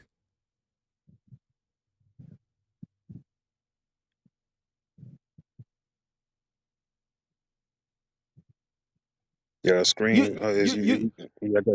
You know why you're having a hard time? Because you're not making any money. You're not doing anything right. So when you tell me, oh, I'm asking you what's wrong with the truck, and you tell me these things, I'm like, bro, get it fixed. What's the problem? You doing final mile delivery? Well, what's the problem? Now I see why. You got people in the chat, it's just soft ass shit. Let me cook.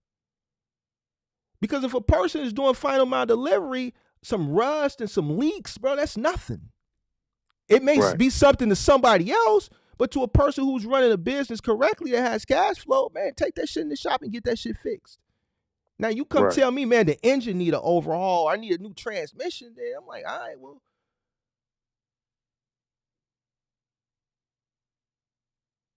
I understand what you're saying, but I like I said, I'm just trying to find a better way out. Bro, get out. The way out is to get out. I got bills to pay. I can't just leave. Bro, let me. What you mean? You losing? Yeah, I'm definitely losing. But I mean, listen what you said. Listen what you said. Bro, listen. I'm the contractor. I'm getting $5,000 a week. I'm giving you $1,500. I'm just connecting the dots. I got the DOT, the MC, and the relationship. I know I'm getting over on you.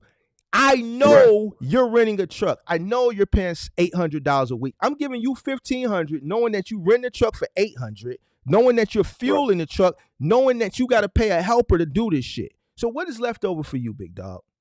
Barely anything. So how you paying the bills?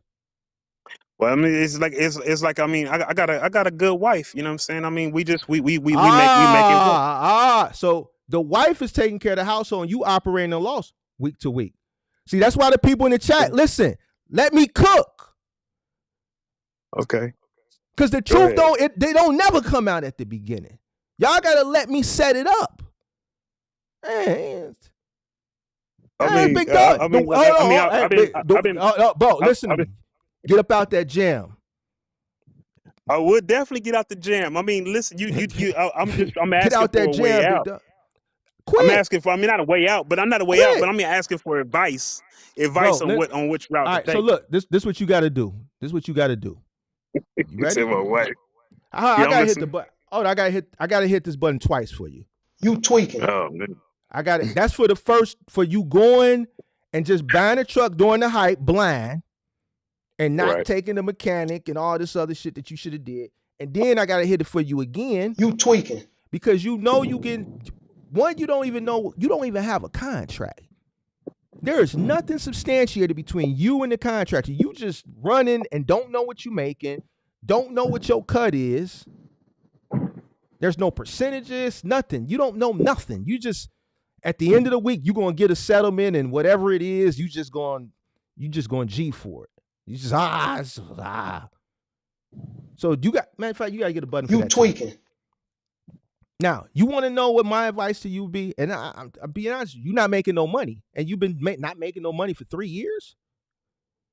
So my advice is to stop not making no money and go do something that's going to make money so that you can put the money into your equipment so that you can do whatever you need to do to get it up and operational, so that you can do whatever you need to do so you can put some insurance on it so that you can get out here and go do what you need to do for yourself.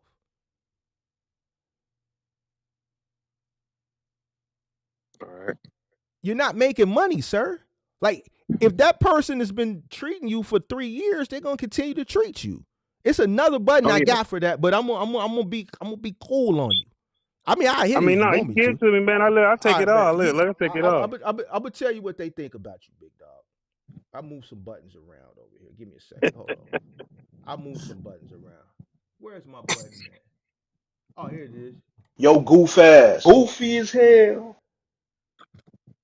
Bro, how much you think the contractor getting week to week on that final mile contract?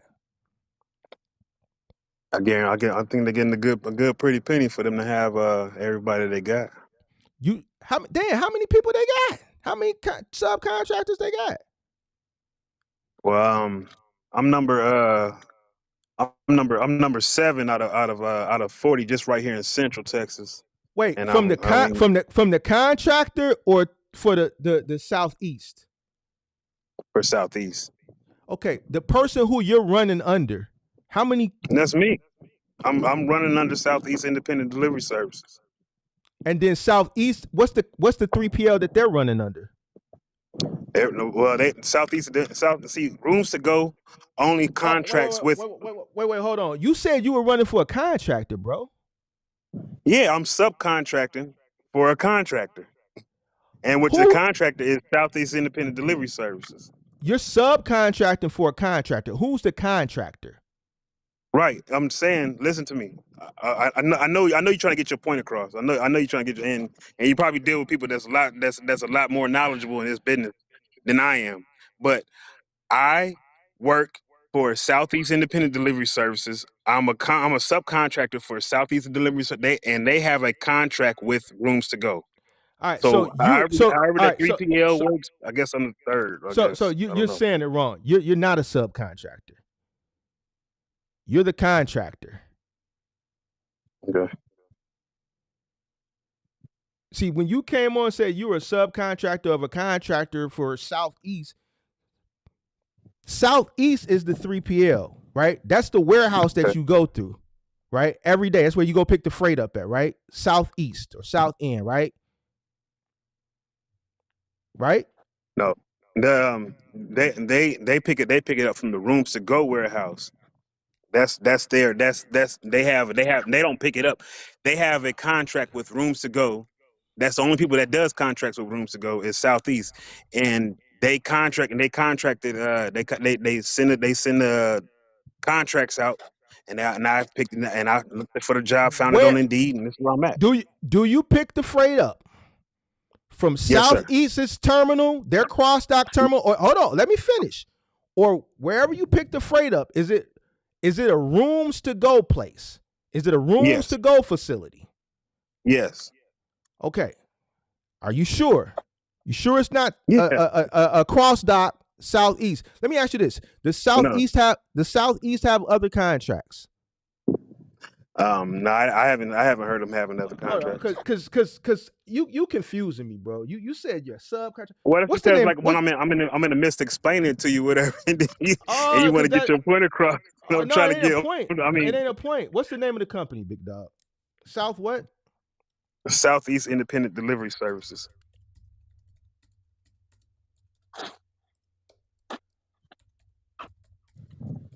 It's like SIEDS. SEIDS. Southeast Independent Delivery Service. Ooh. Horrible.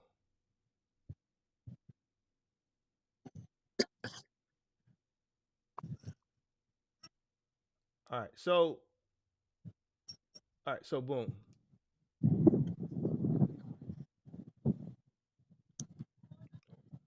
All right, so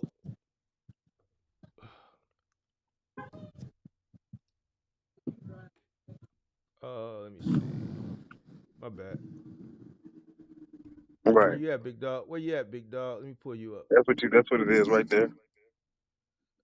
So hold on, let me see something.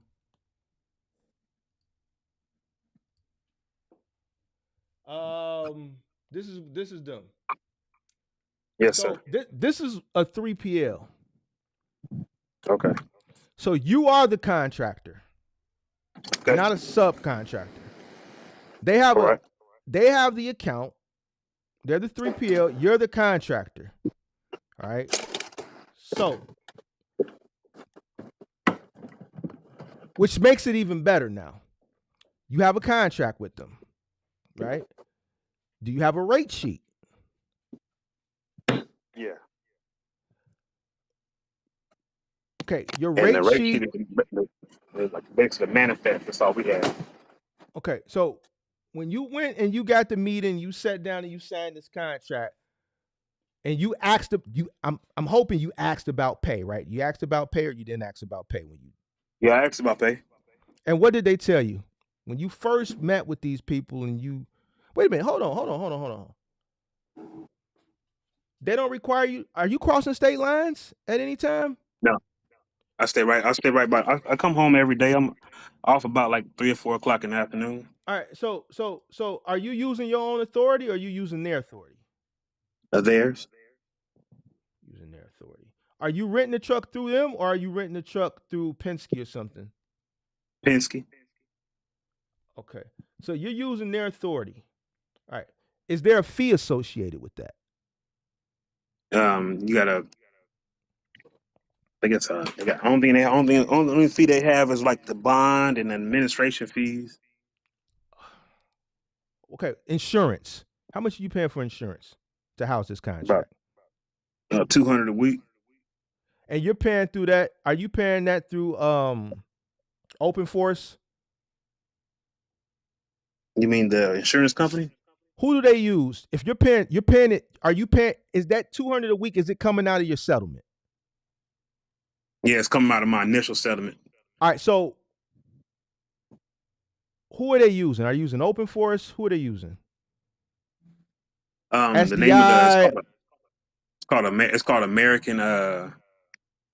It's called something American something. I don't know what it's called.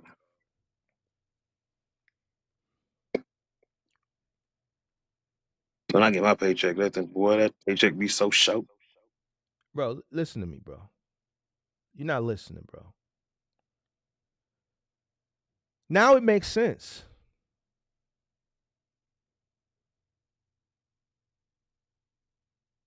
How much are you paying your helper, bro? Between $500 and $700 a week. So if you're paying $800 for the rental and you paying him another $500-700, and I asked you said your check, you said your checks be short. First thing I said, you operating at a loss. You already operating at a loss because we ain't talked about fuel, we ain't talked about insurance, we ain't talked about nothing. So my question is, why are you doing this, bro? What point are you trying to prove? Because like when I first got into it, you know what I'm saying, I was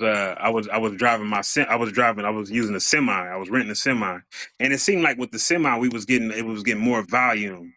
But in the neighborhoods, I was going through too many damages, hitting the trees, sometimes trees be too low, whatever. And you take it into a Penske, or you take it into the Penske for the inspection. They hitting you with these scratches, and they say, "Oh man!" So that's right there. That's costing right there. So I was like, "Let me go ahead and get a box truck, because at least I'm able to easily maneuver a little bit, whatever." So I Wait a maneuver minute, a hold little on, bit, hold but on. You got a CDL? yes, sir.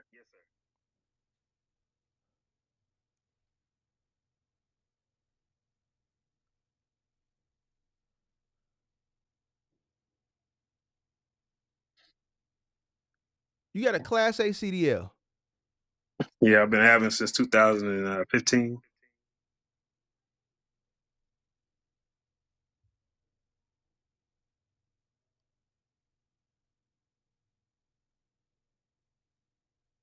Hold on, I'm just letting it marinate for a second. See, situations be different. You know what I'm saying? Me being over the road and being gone. You know what I'm saying? That's taking too much. That's taking too much amount from me, from my family. I got some teenagers. I just watch. I gotta make sure I'm around. You know what I'm saying? I can't just dip on them like that. And I was making money over the road, but yeah, I mean, the money ain't worth my peace. But right now with the pay and everything, it was cool. A few years, it was like when I first got in, the money was good. I mean, I was coming in with $4,500 a week sometimes. But now, you know what I'm saying, it's short. You know what I'm saying? It's just short.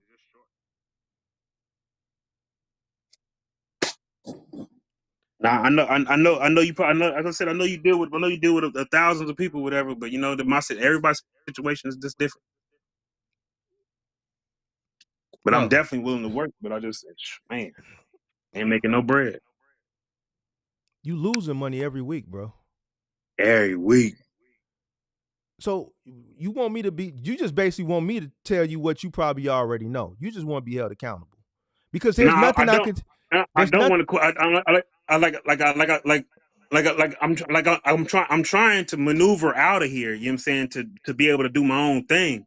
But it's like I said, if you're not making no money with every dollar that you get, you know what I'm saying, you putting towards this truck, putting towards trying to get this thing going, and it's hard. No, it's not. Okay. Why? Like, that's what I'm saying. What's the point you trying to prove? That's why I tell people, like, just let me talk. The more people talk, the more stuff comes out. Yes, sir. You got a CDL. Where Yes, you sir. at? You in Texas? Houston? You Central said Texas, Killeen, Texas, who? Killeen, Texas, like in between Austin and Waco. You're going to continue to operate a loss, which you're probably robbing from your household. Your wife is probably, at this point, she's floating this experiment that you're doing. Nah, So, nah. so whatever money you got saved up, you're exhausting it because you're operating at a loss. So the money to keep this going has to be being pulled from somewhere. Yeah, it's the money to keep this thing going is like it's exhausted by the end of the month. You know what I'm saying? It's like the money going towards bills, money going towards the truck, money going towards bills, money going. So that's all you have to do. And you really don't have So money to so save so up. so so where's the money coming from, big dog? It's coming from somewhere. You're It's operating coming at a from this. loss. So to keep this thing going, there's money coming from somewhere else to continue to fund this weekly loss. No, because like I said, sometimes the pay is a little more. So you're able to, long as like All right, me, I save up everything. I don't all really right, spend out on nothing. all right, all right. So here's the thing, big dog. You paying for the authority. You're paying $200 a week for them for insurance. You're paying $800 for a rental truck. You're paying $700 a week for an employee. You can't tell me what they're paying you on average, right? Because they're paying you based off the scope of delivery. You can't tell me what an average scope looks like. Anything that's associated with pay, you don't know. You can't tell me. You can't give me an average. You can't tell me what an average week looks like because you said it varies. You can't tell Yeah, me definitely. anything. But you can All tell right. me that you losing, but you can't tell me, Mark, on average. Well, you said you making $1,500 to $2,500 a week. And if that's what you're taking in for final mile, then that's bad. Even if you are operating your own truck, that's bad, sir. So what I'm telling you is this. This is what I'm telling you. Imagine that rental truck was your truck. Even with your truck, $1,500 5 days a week, $2,500 5 days a week, final mile is bad. So if you were operating your own truck or if you're operating that truck, I'm going to give you the same advice. Quit. Stop doing that shit. Whatever the rate is, something's not clicking. You're not telling me something. There's some holes here. I've been doing this too long. That don't even make sense. $2,500 for final mile on a 5-day contract? That don't even make sense. You got cargo vans doing parcels that's doing that, bro. Like, come on. I get you. That doesn't make sense. So there's something else there's something I feel like you're not telling me. You see what I'm saying? Because then you're doing final mile, which makes it even worse now because now if you would be getting paid what you're supposed to be getting paid, your truck should have been fixed 3 years ago. You're talking about some leaks and stuff, bro. Like, come on, 3 years, no insurance on your truck. It's just sitting out there. You got a truck sitting out there that's drivable, no insurance. You're operating at a loss for these people. You're making them,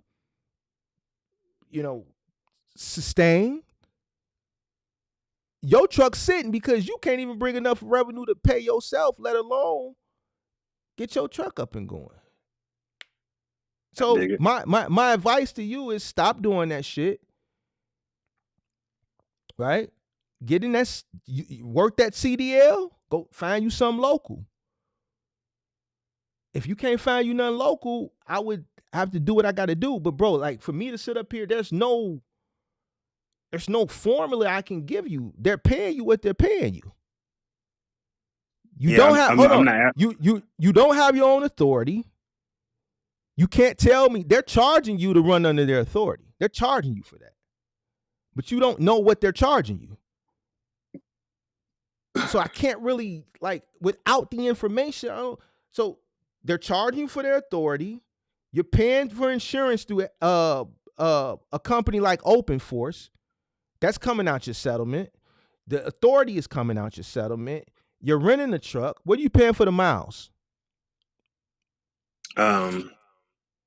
Penske charges 17 cents a mile at we don't even do 200 miles a day. We probably do like 150 to 200 miles a day. That we don't even do that many So miles you're a day. paying 17 cents a mile. You're paying $800 a week. After taxes and mileage, what does that come up to? About $1,000 a week, or is that the 800 that you talked about? It's about 800.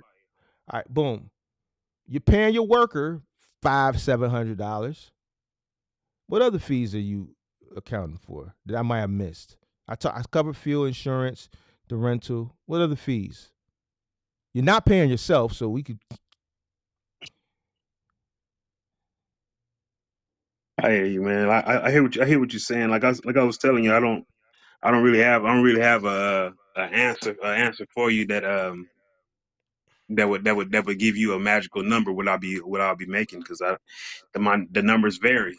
You know, on a busy week, you know, when that paycheck comes and I see a good number. Sometimes it'd be like 3,500, and like I said, I save everything, so that all that stuff gets put up.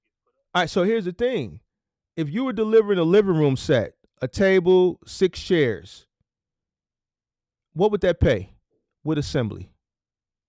With assembly, probably about 85, 87, depends on what kind of what kind of set it is, like glass set, wooden set, you know, things like that. A table, 6 chairs, just threshold, room of choice. What would it pay? That pays between that pays like for just a threshold, it'd be like about $50, $40. All right. How many stops you getting on average a day? I'm doing about 15. We're doing about 10 and 15 stops a day. 10 to 15 stops a day. Mm-hmm. And you got weeks that you making. Well, you say you averaging 15 to 2,500. Right. Some weeks you're not doing 15 stops. Some weeks you're only doing like 5 and 6 stops. 5 and 6 stops a day. You know, it just What's the some lowest? weeks are slower than others. What's the lowest rate they giving you per stop? What's the lowest rate you see, and what would that delivery look like? Well, yeah, I don't want to sit there and shoot off no lying numbers to you, because I'm definitely not trying to lie to you. I'm trying to get the information I'm trying to figure out if you're doing $1,500 5 days a week doing final mile delivery. Those rates aren't, like, something's not adding up. Either the stops ain't there, or the stops ain't paying, or you're on a route that's not getting full service white glove stops so that you can maximize your earning potential. But you're not really giving me the information that I need. But I think I've heard enough. If you've been doing this 3 years and this is what you're averaging, and the way your setup is, like, you're losing money more than you're making money.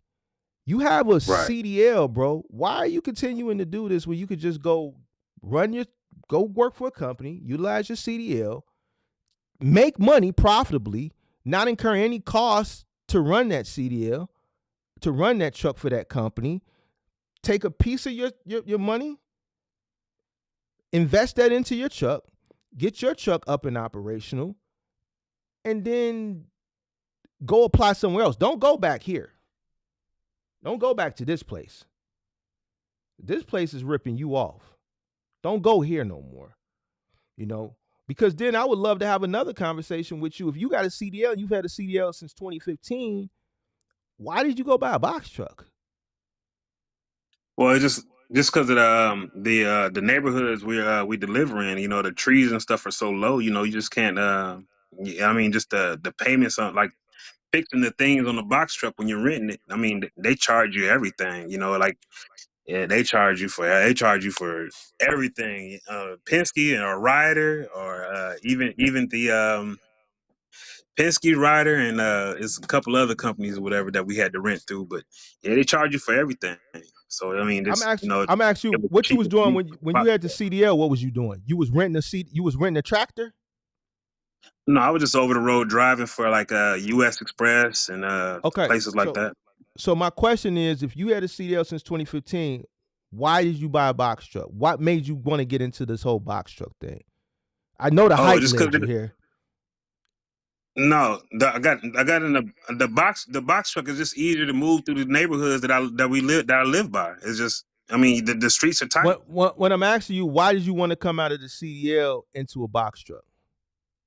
That's the reason why I got in a box truck because I'm delivering furniture and things like that, and it's easier to get inside these housing complex with your box truck compared to No, no. a semi truck. But you said with the semi truck you was over the road. Yeah, well, you talking about? Well, when I first started here, I was in a semi What? truck. Listen to me. Listen to me. What made you want to leave a job utilizing your CDL and go from working driving a tractor to owning a box truck and getting into the box truck business? What led you here? Yeah, that's what I'm trying to tell you. When the company I work for now, No. You're we not you're not yeah, comprehending, bro. that's I'm not. You were driving a CD. You were driving a truck, Mm-hmm. right? A tractor with a trailer. Right. You wanted to stop doing that for whatever reason, right? You just didn't want to drive a tractor anymore, right? Right? Or hold on, or listen to me, follow me now. Or you were inspired to start your own business. So I'm asking you, what would make you want to transition from utilizing your CDL, being a company driver, to being an entrepreneur in the box truck business? What changed? What made me want to do that? Well, watching I started watching people like y'all. You know what I'm saying? Like it's a few of y'all that's on here. You know, I just started watching people like y'all on YouTube, and it inspired me. Like, man, you gotta want more. You know what I'm saying? You gotta want more. And so I put my foot out there, and I just tried harder. That's why I got up out of my semi truck. I mean, I could definitely go back to a semi truck. That wouldn't be a problem doing that. You know, but with this company right here, is just easier with a box truck. No, okay. All right. I'm not going to give up on you. I'm not giving up on you, but I need you to listen. I want you to comprehend what I'm saying.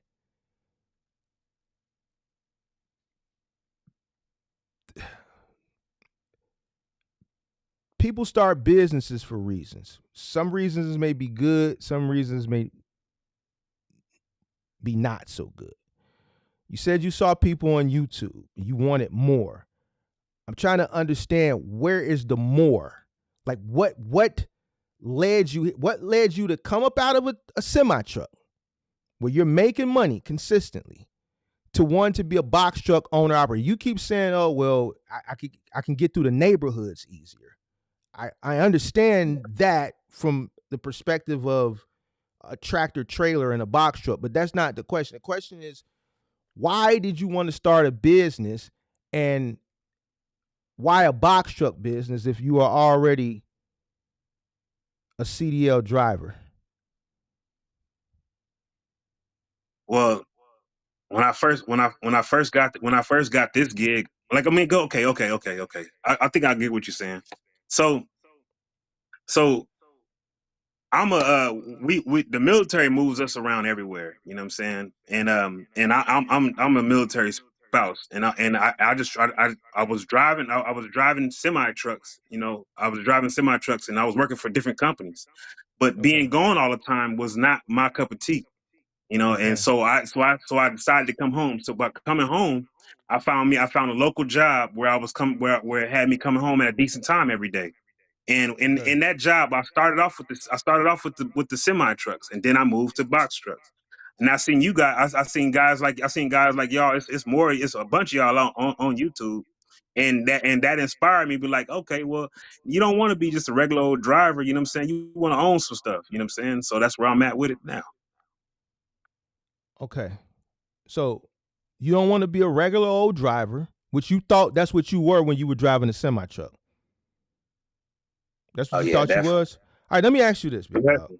Let me ask you this. Definitely. You know, We them can't companies don't pay a lot. we kicking it. I ain't gonna hit the button on you no more. I ain't gonna hit the button because I ain't tripping. You can go ahead and hit the button, man. I nah done nah heard it nah all. nah nah nah. I ain't gonna hit the button on you. You different case. You special case. What was you making? Because I want you to understand, because you didn't do nothing you were supposed to do. So we got to go back down. We got to start from the beginning so that I can get you to understand, because right now you don't understand, because I told you you're not making no money. You ain't making no money. But what you told me is costing you, you're losing money every week. So now I'm trying to figure out, why don't you understand that? But now I understand. So we got to go back down. See, me, I don't give up on nobody. What was you making when you was driving the tractor? When you was working for the company, driving the tractor trailer, what was you bringing home every week? It's like 35, 4,000. I mean, Stop. it changes up. Stop. So when you were a company driver, you was bringing home $3,500, $4,000 a week on average, right? Yeah, I wouldn't say on average, but that was it was some numbers I was hitting though. Well, what's the average? Don't tell me your highlights. What would you bring home average? Yeah, it'd be like between 2,000, like 2,000 and up. Okay. It wouldn't be nothing less than 2,000 for sure. And this is weekly or bi-weekly? Weekly. All right. So it's safe to say you were making more money there than you're making here, right? Is that a safe assessment? With the same company, yeah. No. It has nothing to do with the company. When you were a CDL driver, you were making more money as a CDL driver for a company than you're making as an owner operator for a Southeast Independent Delivery Service. Is this a safe assessment? But you got to take in the heat of how much I was paying how much I was paying for these fixes that these rental companies was charging from hitting these lower trees. Like it was costing an arm and a leg. Wait. Sometimes you wouldn't get a no paycheck. What was you hitting? You was hitting them with the semi truck? Yeah, like when you go through these neighborhoods, these trees are low. Oak trees and things like that, they're low. But you said Sometimes like you was hitting them with a rental truck. right. So the company that you was driving a semi truck for was renting trucks, or these were their company trucks? No, I was renting a truck through Penske. I was renting the semi trucks through Penske. And like I said, when you take them in to get an inspection, they see the marks on the trucks and they charge you for those marks on the trucks. Not saying that I'm a bad driver, because I have no tickets or nothing like that. But it's just going through those neighborhoods. The trees are low and they're damaging, and it costs more. It costs more to fix on them semi trucks at Penske than these box trucks, because these box trucks, they're looking at it. They don't even care about a rub on the side of it or anything like that. But you come in that semi truck on everything, man. Listen, they want to hit you for everything, and especially if you had that little fin at the top of it, then that's really ugly. My question to you: so you were owner operator, then you were renting a tractor, right? Correct.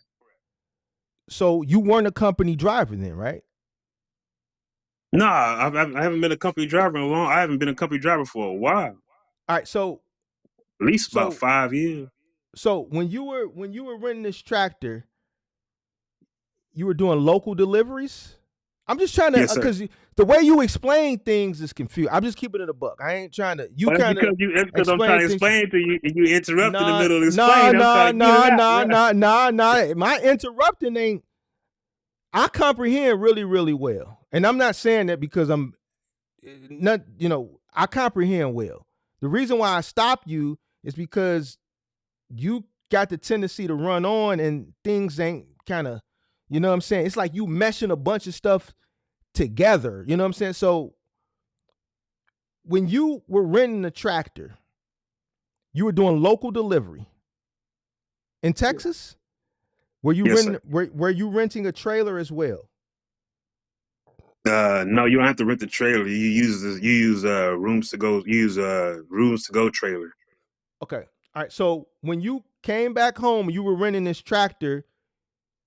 You were contracting with Southeast then as well. Yes, sir. All right. So boom.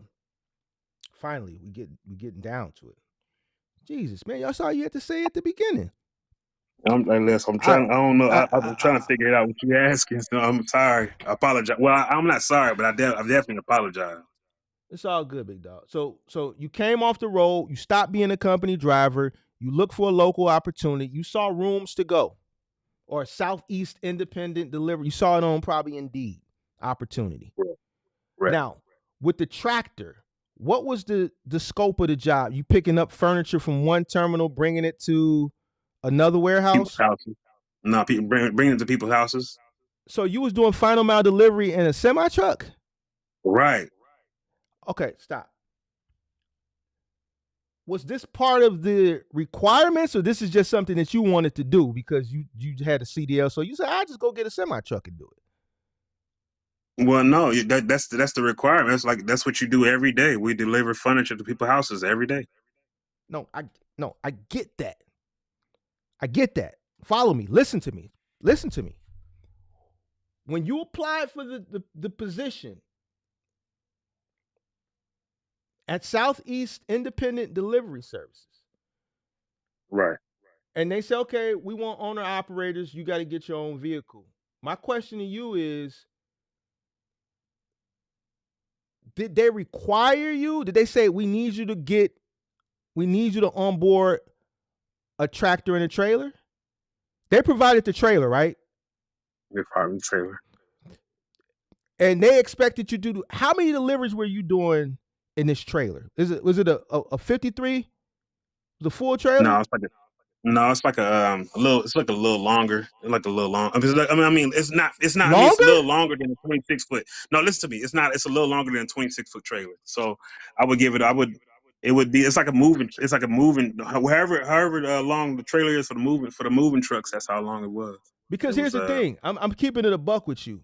I've never, and I could be ignorant. I'm just keeping it a buck. I've never known or seen or known a tractor trailer to do a full local route final mile delivery.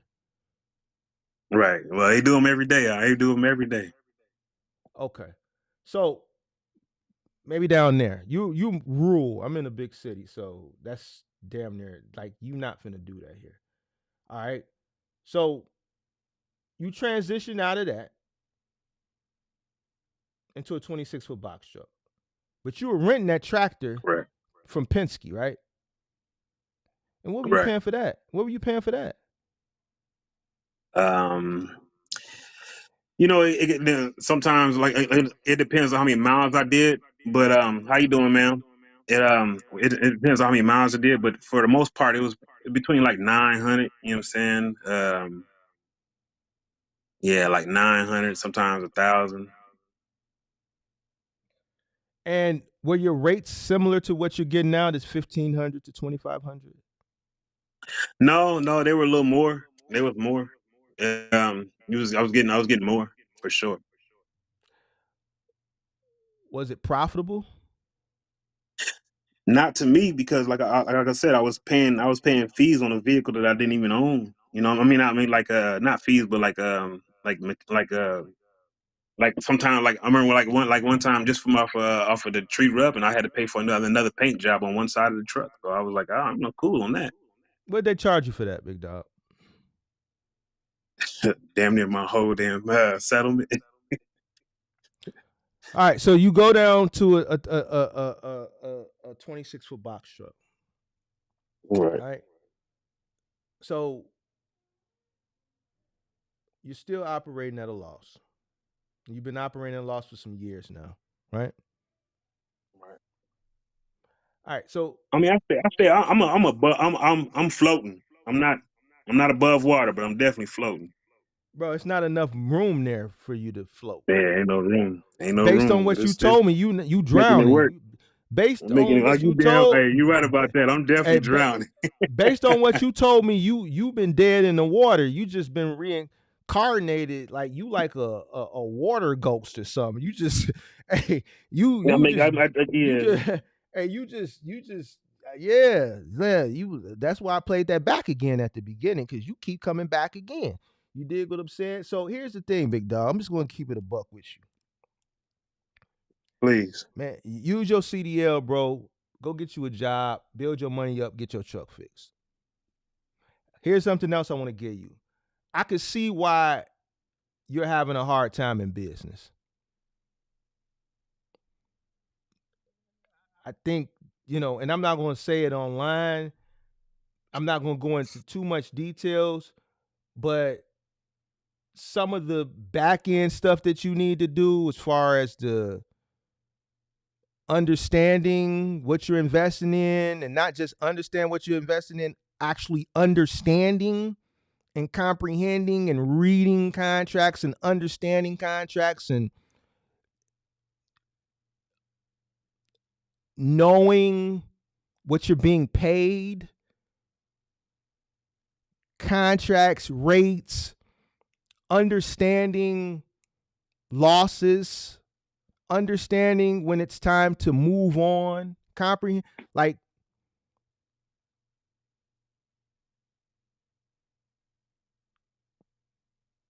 business wise, you have a lot of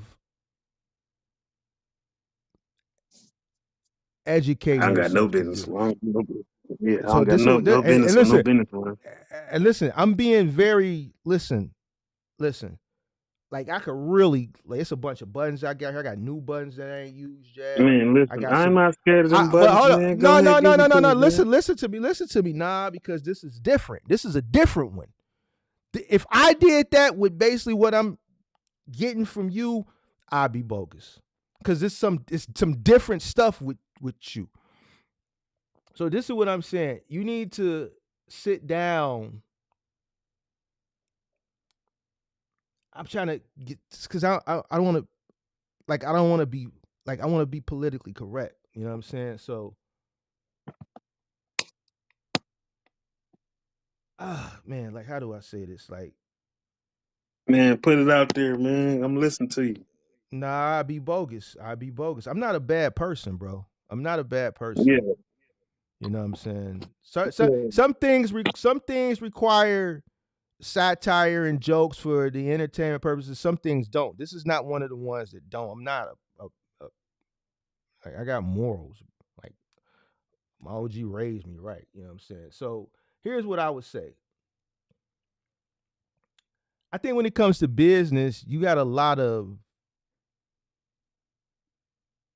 educating that you need to do. I don't think you fully understand business. I think you're just running. Yeah. I don't think you're really comprehending or really understanding what it is you even like every single day, you just doing some shit. You don't even know what you're doing. You don't know what you're making. You don't understand contracts. You don't understand rates. You don't understand scope and what you should be getting paid for the scope. You don't understand, like you don't even know what you like. You just don't know, bro. And that's just not good. Right. That's just not good, bro. Like I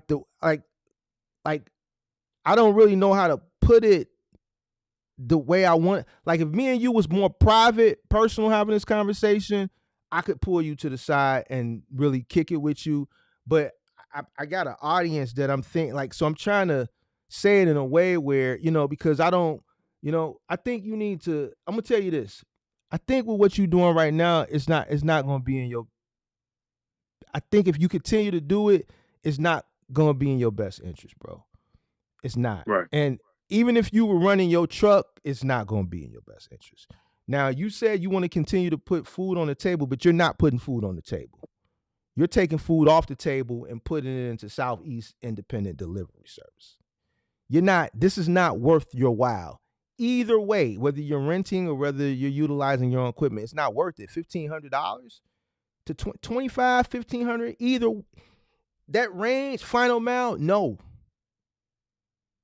You want to at least be seeing 35 on the low end. Right. All right. So I'm telling you it's not worth it because it's not, bro.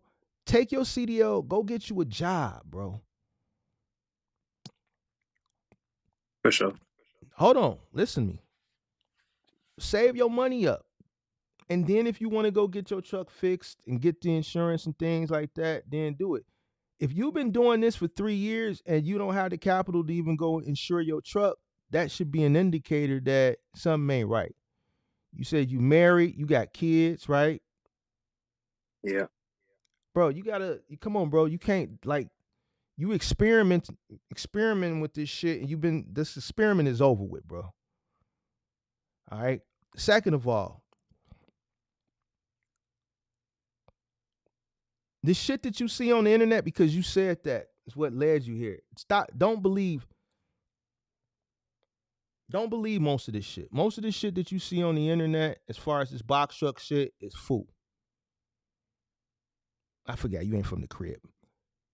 Fugazi. All right. It's fabricated to put you in the position that you in now. And hopefully where you're hearing it from, you come back and spend some money with them so that they can put you in that position. Right.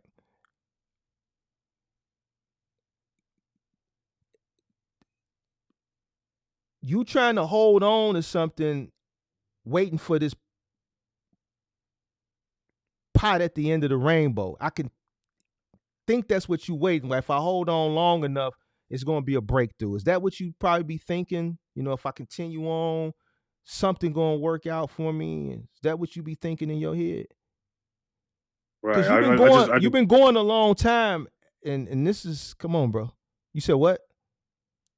No, I just put to be honest, like I just try to educate myself on what I have time to put in my head. I mean, this is listening to you and other people like that. This is what I do all day long. Just try to study on how to improve my situation. Who you listening to? You can't be listening to me, bro. You can't be listening to me. Who you listening to? Go ahead. Let's who you listening to, big dog? Who you listening to? No. I've been talking to you for an hour. Hey, who so you been listening listen to, though. big dog? You got the one-on-one sessions where we could do or something, man. Cause I don't got no one-on-one sessions. Answers, I'm with that, bro. Cause right now, I mean, cause like I said, I mean, it's different ones on YouTube. Like we went to me and my wife went to we did the what was it called, the box truck king. Tried him. We tried to listen to him. You know, different people like that. You know, box truck king. Stuff, wait, what's his name? Box truck king. You say you went there? What, you went to a seminar? No, we didn't. We paid for the session and things like that on how to dispatch and how to do your own thing, how to start your own trucking business. Box truck king. Yeah, so with him and his wife is on there. I want to say, box truck couple. Box truck couple. And what did you get out of that? Basically the stuff I had already. I mean, yeah, basically stuff I had already knew. You know what I'm saying? I knew just from bumping my head a few times. I knew it. So I was like, I felt that. I felt that. You know, it was a good education for my wife. You know what I'm saying? But it was definitely not. I mean, definitely it didn't help me. It didn't help me none or nothing like that. But she learned some. Why are you getting dispatching if you doing final mile? See, this is what I'm Well, saying, because bro. Listen, I was trying to get up out of. I was trying to get up out of this. I was trying to get up out of this situation. I've been trying to get but up but out of but this but but situation. but here, but see, here's the thing. You just doing shit. You said you came off the road to be at home. So why are you searching for dispatching? Well, Why you need somebody? because I see because where I'm at in Central Texas, I said there's no way there can't be no money right here in the middle of Texas, because I see it's semi trucks everywhere, semi trucks, box trucks everywhere I'm at. You know what I'm saying? Everywhere, right here in the middle of Texas. That's all it is a bunch of them. So I'm like, okay, well, how are these guys getting this thing going on, whatever? And most of them don't want to give you, like, I can't say they don't want to give you that information, but I talk to everybody. I try my best to talk to everybody. So, Bro, listen to me. I'm gonna keep it a buck with you now.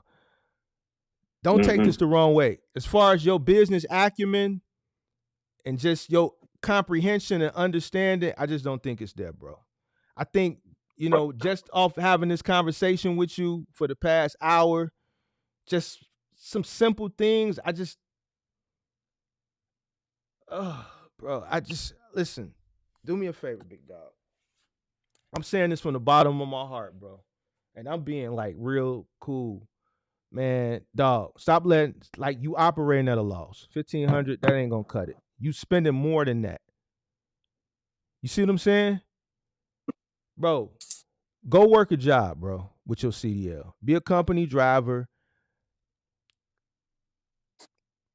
Educate yourself on business. Forget box trucking. Just business. Read business. Listen to lectures. Stop looking for answers and just start looking for education. See, you're not even comprehending. You listen to me, big dog. No, I'm listening. I'm listening to you. I'm trying. I got a. I'm listening to you for sure. You got my full attention. Look, I'm definitely gonna do that, because that's. I'm finna go. I'm finna. As soon as this stuff realize out, I'm definitely finna put myself in a bit and put myself in a better position where I'm learning my situation. I'm gonna use my CDL, give me a regular job, save up my bread. You know what I'm saying, and fix on my truck as when the money starts getting better and flowing. But you know, Bro, right now I'm just listening to you. the money is fine, bro. Here's the thing. I just don't, bro. God help me, Lord. Where you originally from, big dog? From Las Vegas. What's your? How do I say this? Do you have any higher education, college? Yeah, I got a little bit of college and some general contracting for construction. What'd you do? Like, did you finish your associates? What did you? Nah, I What didn't class? finish. All right, so here's the thing, bro. I think you need to just educate yourself, bro. Just keep educating Right. yourself on business. I just don't think you comprehend things very well. I don't. It's just certain little things that I would expect even a novice to do in business. One of them, knowing what they're getting paid. All right, especially for the length of the time period that you've been doing this without an understanding.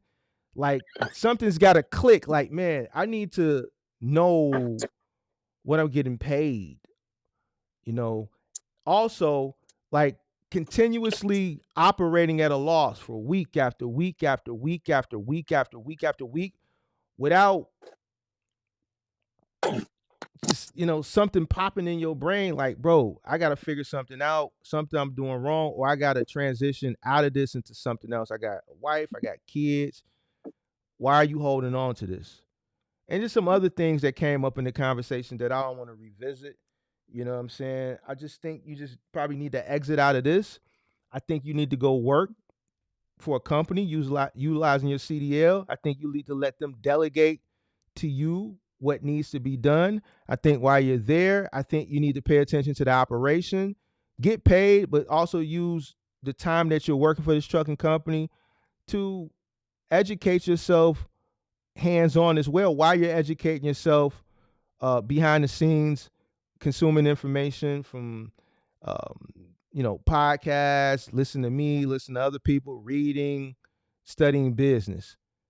Um, take some of that money that you're getting there, and then invest that into getting your truck up and operational, and then maybe try it again later. Right now, brother, I just don't think business is for you. I think your acumen, I think, is slightly below as far as your business acumen is concerned, what I would expect for a novice, right? I expect for a novice business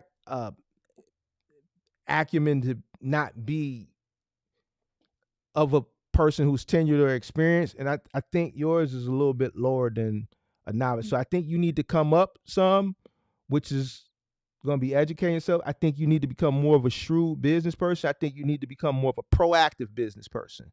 I think you're too complacent. 3 years is a long time, bro.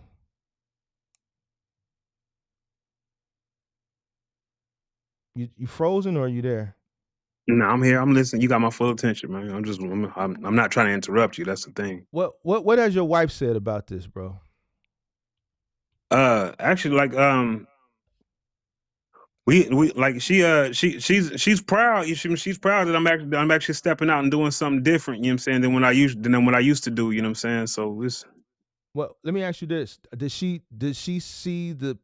Well, you probably don't have a P&L, right? You know what a P&L is? profit and loss statement. Do you do any books?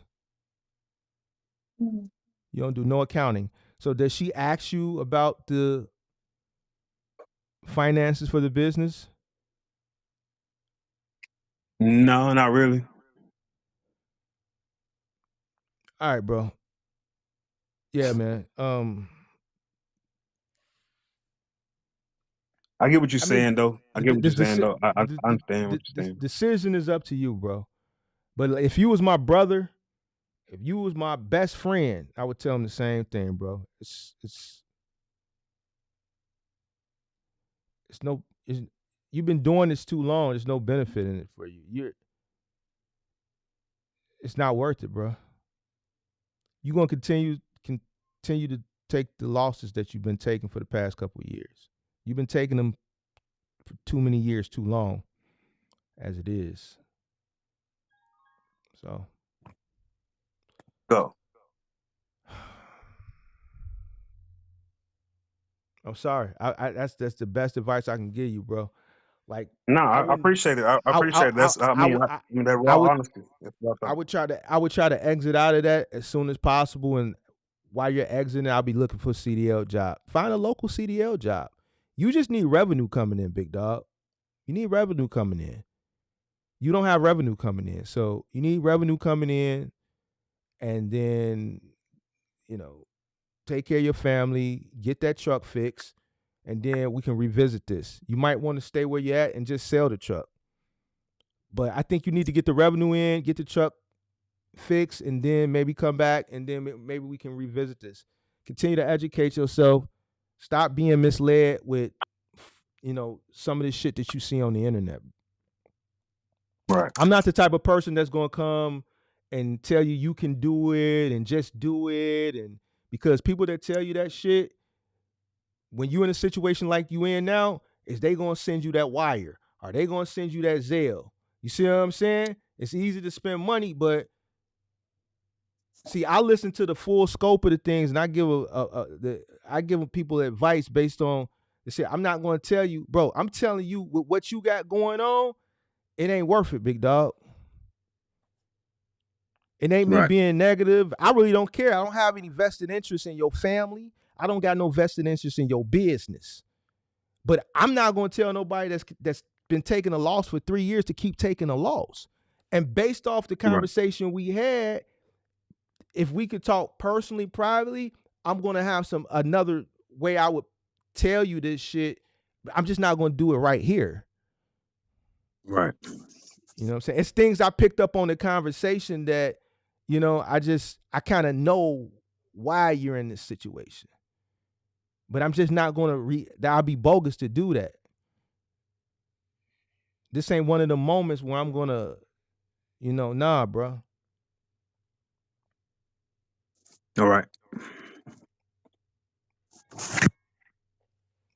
So, Hey, I see everybody in the back room. Y'all got to be patient. You can watch the show from the green room. I'm going to bring you up in the order. So if you drop down, you're going to lose your spot. And then it's people waiting. So, Jarice, you next. You just got to be tight. MD, you after Jarice. Is Jarice next? And then, well, Hey, bro, you MD stay could. tight, man. I'm listening to you though. All right. So you need anything else from me? Nah, what I was, that was my. I mean, you got it. We got a little personal, whatever. But I wanted to find out. Was you using? I mean, are you? Do you recommend any of those courier apps around the area, around the Central Texas? Yeah, people use them.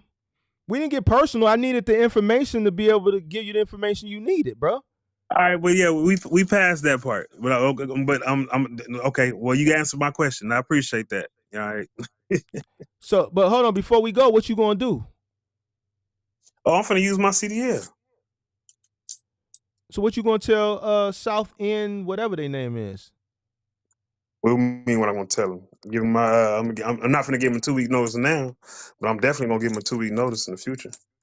Oh, so you gonna keep doing it, huh? I mean, I gotta put some money. I can't just. You gotta have something to back, like a job coming before you What leave. money, You bro? can't just leave with nothing. Here's the thing. What money? You're I'm telling me making you some take money. All right. All right, let me ask you this before we go. What do you think you actually put in your pocket? And be honest and be fair. What do you honestly think you taking home after doing all this heavy lifting for 5 days? What do you think you taking home, bro?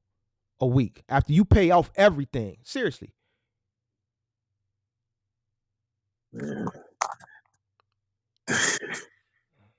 All right, bro. I get what you're saying, man. Go No. ahead. I get what you're saying. Because when I listen to me. Because like I see what you're doing, and I appreciate it. You know what I'm saying? That's the reason why I call for the especially the direct honesty. You know what I'm saying? But like I'm definitely not finna get in my into all the pays and everything because it's not gonna match up with what we're talking about. So I just like I said, I appreciate what you're doing. You know what I'm what you saying? mean it's not going And what you mean it's not gonna it match don't up? matter. It don't matter. It don't matter. It's just I'm just saying I appreciate it, and I keep watching your show, keep watching your channel, man, and keep doing your thing, bro. See, man, I don't like the way this ending, bro. I don't like it. Nah, you good. You good with me. I promise. Yeah, you promise. You still. I'm still subscribed I to you, know bro. I know I'm good, but see, you're proving my point. And this is why I don't understand why continuously do it. Because the answer that you're going to give me is going to make me ask you, well, why continue to do it? But I'm gonna let you go, bro, because I see it's touching. It's getting to a point where I don't want it to get to, and I don't. Nah, I wish you I good wish with me, man. I wish I could talk to you offline. I mean, if you want to join the Discord and hit me on a private call, you can. But You say the Discord? Yeah, hit me in the Discord. All right. Well, you take care of yourself, brother.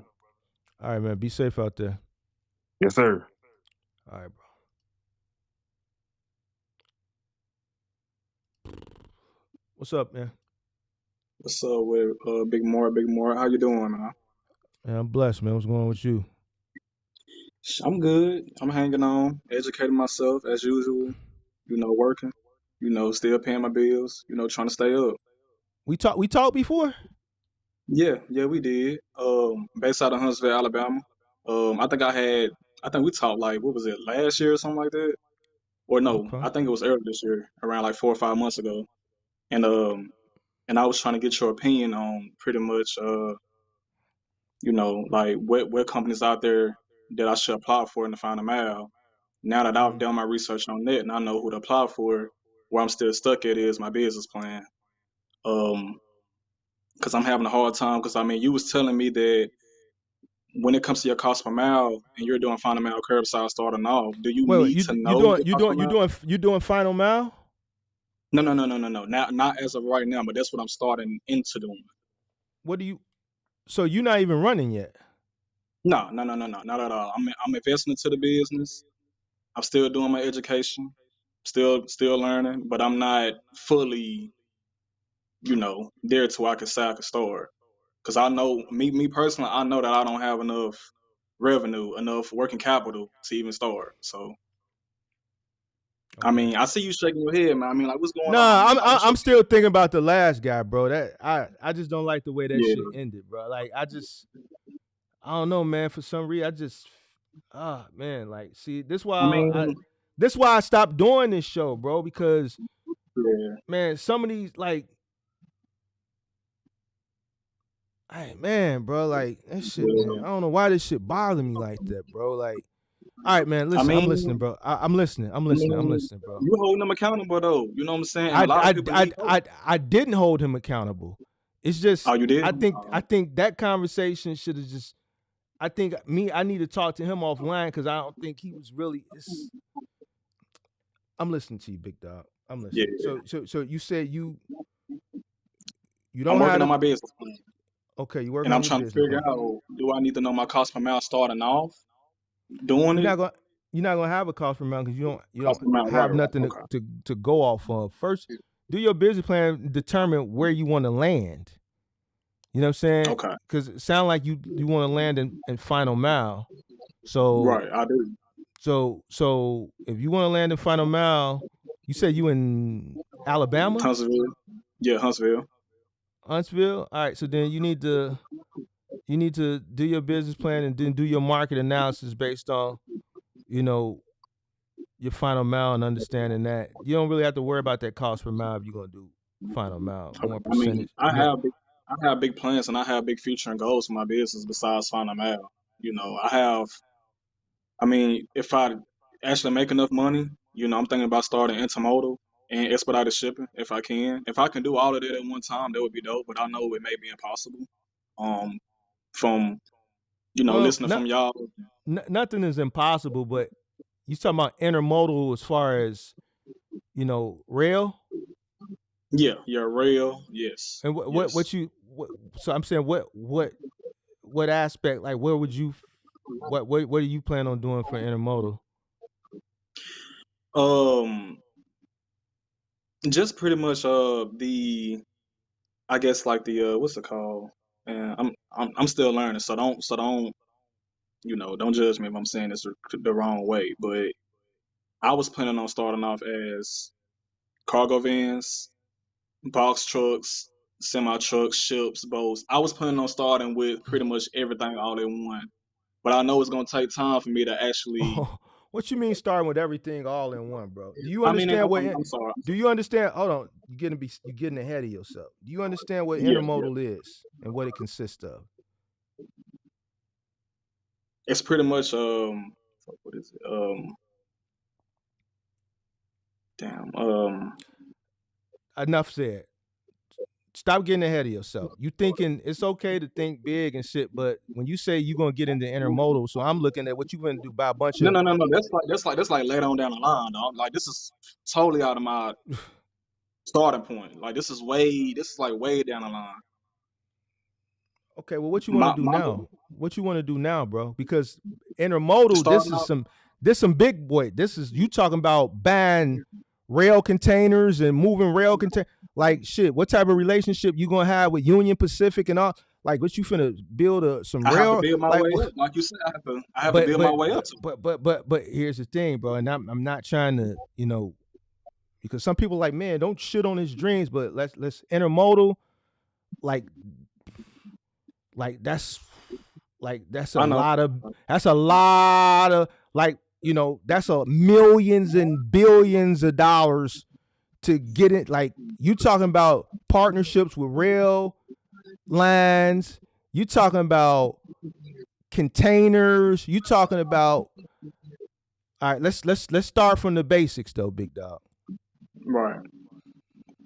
As I said before, I'll be starting with cargo vans, doing final mile. Final mile, small parcel. Curves. No, yeah, what partial, Parcel. Yes. Okay, so what, like office supplies, medical Yeah, office supplies? supplies. Yes, yes, office supplies, medical supplies, maybe packages. You know, home goods, Okay. mail. Yeah, So what that right there. what you need from me, big dog? I mean, you just already answered my question. You told me that I don't need a cost per mile starting this, but in my business plan, how would I? I said I didn't say you need you're gonna need a cost per mile if you enter into Mile, certain right, lanes. But right right. now it sounds like you're at the beginning stages of your business plan, right? Yes, yes, So right. I think based on what you're telling me, intermodal and all this stuff, I don't even really think you even understand No, no, what no, no, some of no. this But stuff. but see, like you're not hearing me. Like that's later on down the line. That's like once I make it. Once I have enough money, I have enough revenue, I have enough workers and staff, and if this is, you know, that's like something if I want to transition into. But it's not Mm, just intermodal. It's expedited shipping. It's pretty much anything else that's involved in the logistics industry, hmm pretty much. So you want to But be that's like like JB Hunt. yeah, pretty much, yeah. But You got I a was plan? previously stated. You got a plan for Yeah, I that? have a plan. Yes. I mean, I don't have a plan right at the moment, but I do have a plan that I'm actually working on. Starting off with the final mile first. Okay. How old I are you? mean, I'm 24. I mean, I could show you my plan. Um, you know, because I actually have a plan actually that explains my mission statement, that explains my market analysis, how competitive it is in my market, how competitive it is in my industry. But it's just a pricing strategy As it pertains to what? as it pertains to trucking. Well, not trucking, logistics in general. What specific lane in your market? Because Dedicated.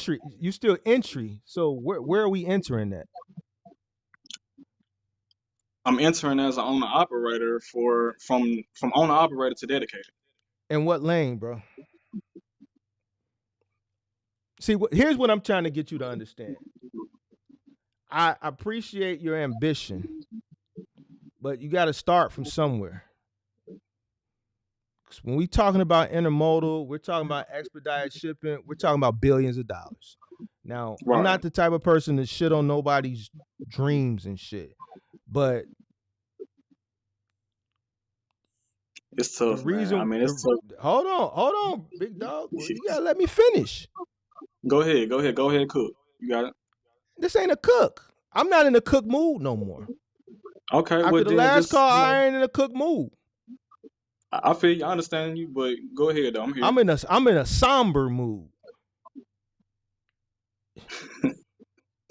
You see what I'm saying? Man, I'm somber right now. You see what I'm saying?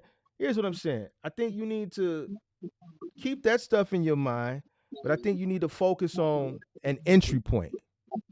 Because you all over the place, big dog. I'm asking you where you going to enter. You say final mile. Okay, cargo vans. Doing what? Parcel? Are you going to do big and bulky? Are you going to do medical supply? yeah. Partial medical supplies. Yes. All right, so you're going to start with one van, right? Yes.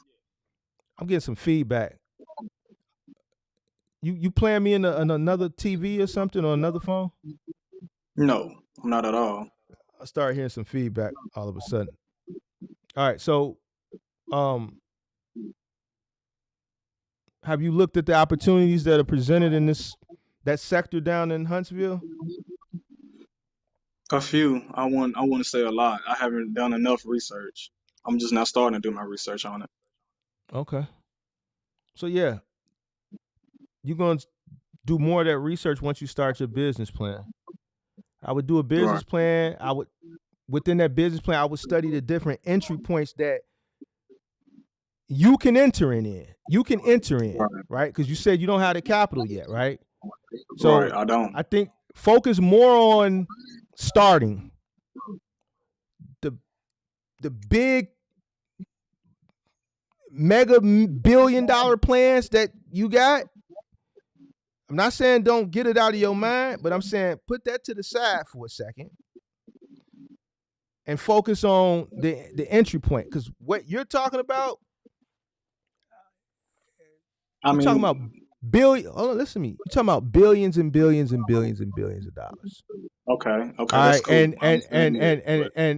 but no, ain't no but. Let me No, finish. I'm asking you though. Like when you talk about lanes, like how would you expect for me to answer that? If I say I'm starting off curbside with a cargo van doing medical supplies, like, is that a lane? Is that considered as a lane? Like, what are you saying about lanes though? Because Do I'm you want still to do? learning. Well, you want to do Right? parcels?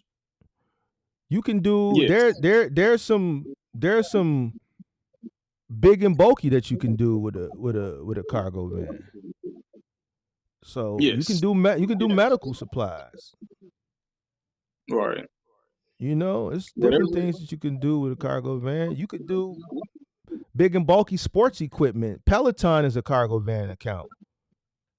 There's only so many Right. Pelotons you can deliver and assemble in one day. You can't, you know what I'm saying? So that's a cargo van account. Okay. So it's Okay. different things you can Lanes do with to a cargo van. You know what I'm saying? So it. Right. Okay. I pretty much got you. Okay. Because right now I'm already in the medical industry. I'm already assembling beds, delivering walkers, rollators, tanks, concentrators. I'm actually setting them up, every other day for patients, and I love doing it. It's just I want to do it with my own company, and I don't know all right. because I hear on your channel you talk about why everybody wants to get into business.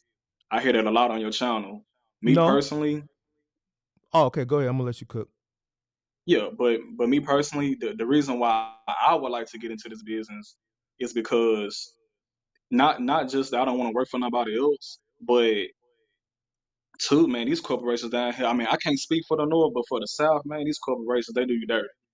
You can be I mean, you can be one of the best employees, and if anything happens or if they accuse you of something, like it's like you lose your job like that, and you got to switch another job, you got to find another job, and it's just how the way they treat people. It's how the way they treat folks down here in the South. What you So I mean? mean, I can't really speak. I can't really speak for the North. I can't really speak how the way they go up there. But down here, it's the dirty South for a reason. These folks I down here, they do not care about nobody. I had this conversation with somebody yesterday in the Discord, and they didn't understand. I When you say they don't care, and they what you mean? What they do?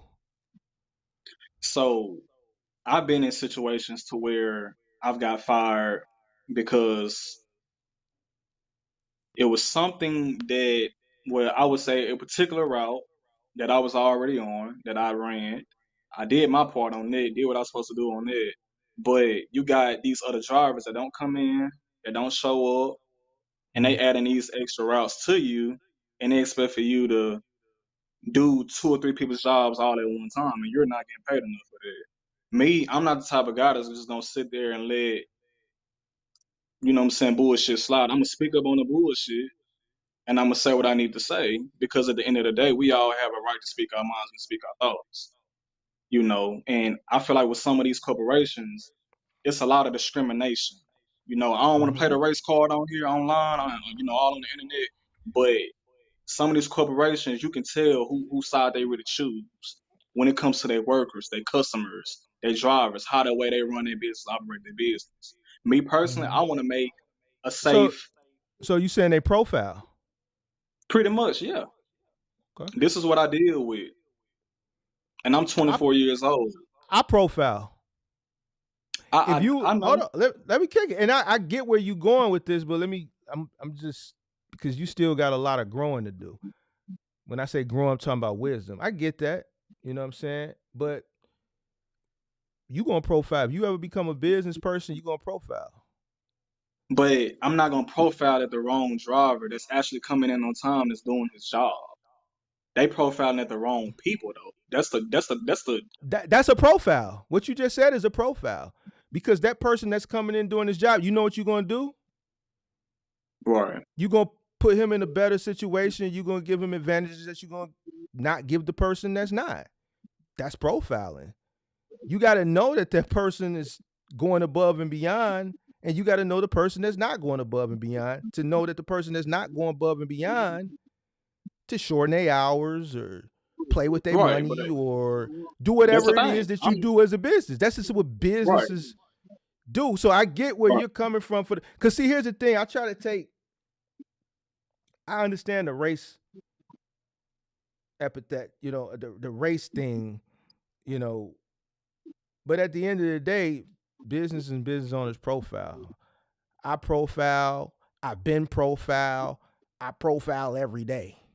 So let me ask you this: do you profile at the people that go above and beyond for your business, or the people that Yeah, don't go above and beyond for you? both. Both. Okay, Yeah. so why is that? Because I know you're a business owner. So why is that? So because the people that go and beyond, those are the people that I put in certain situations. Those are the people who, if I know this is a high profile client, I'm sending that person there. If this I know if it's a high profile client, I'm not sending that person there. That's still a profile. I'm looking at you. I'm looking at your work ethic. I'm looking at how you communicate. So what you're saying is that it's okay for It's not. It's somebody what I'm like telling me. you. It's not fair. That's what I'm telling you. You may think you're an equal because you got the same uniform on, but at the end of the day, you're not equal, big dog. No, I know I'm not equal. All right, so That's the no, and problem. I'm not speaking about you in general. I'm making up a Doing hypothetical scenario. If I got two individuals and one is creme de la creme and one is mediocre, just because they work for the same company and they got the same uniform on, they got the same scope of work, I'm giving this guy more opportunity because I know he's going to show up and show out versus this person. That's profiling. So what you're saying is that the reason why they gave me those extra routes when drivers was calling out was because they seen my work Because they ethic. knew They seen they knew what I you would bring get to the the store. shit done. Done. I got you. I don't see. Here's the thing. Sometimes it may be racially motivated, but sometimes it may not be. Because I've had guys where I've worked like Hebrew slaves because I knew they was going to get the work done. You see what I'm saying? They got paid, and then the guys who I didn't work as hard, why he getting all the work?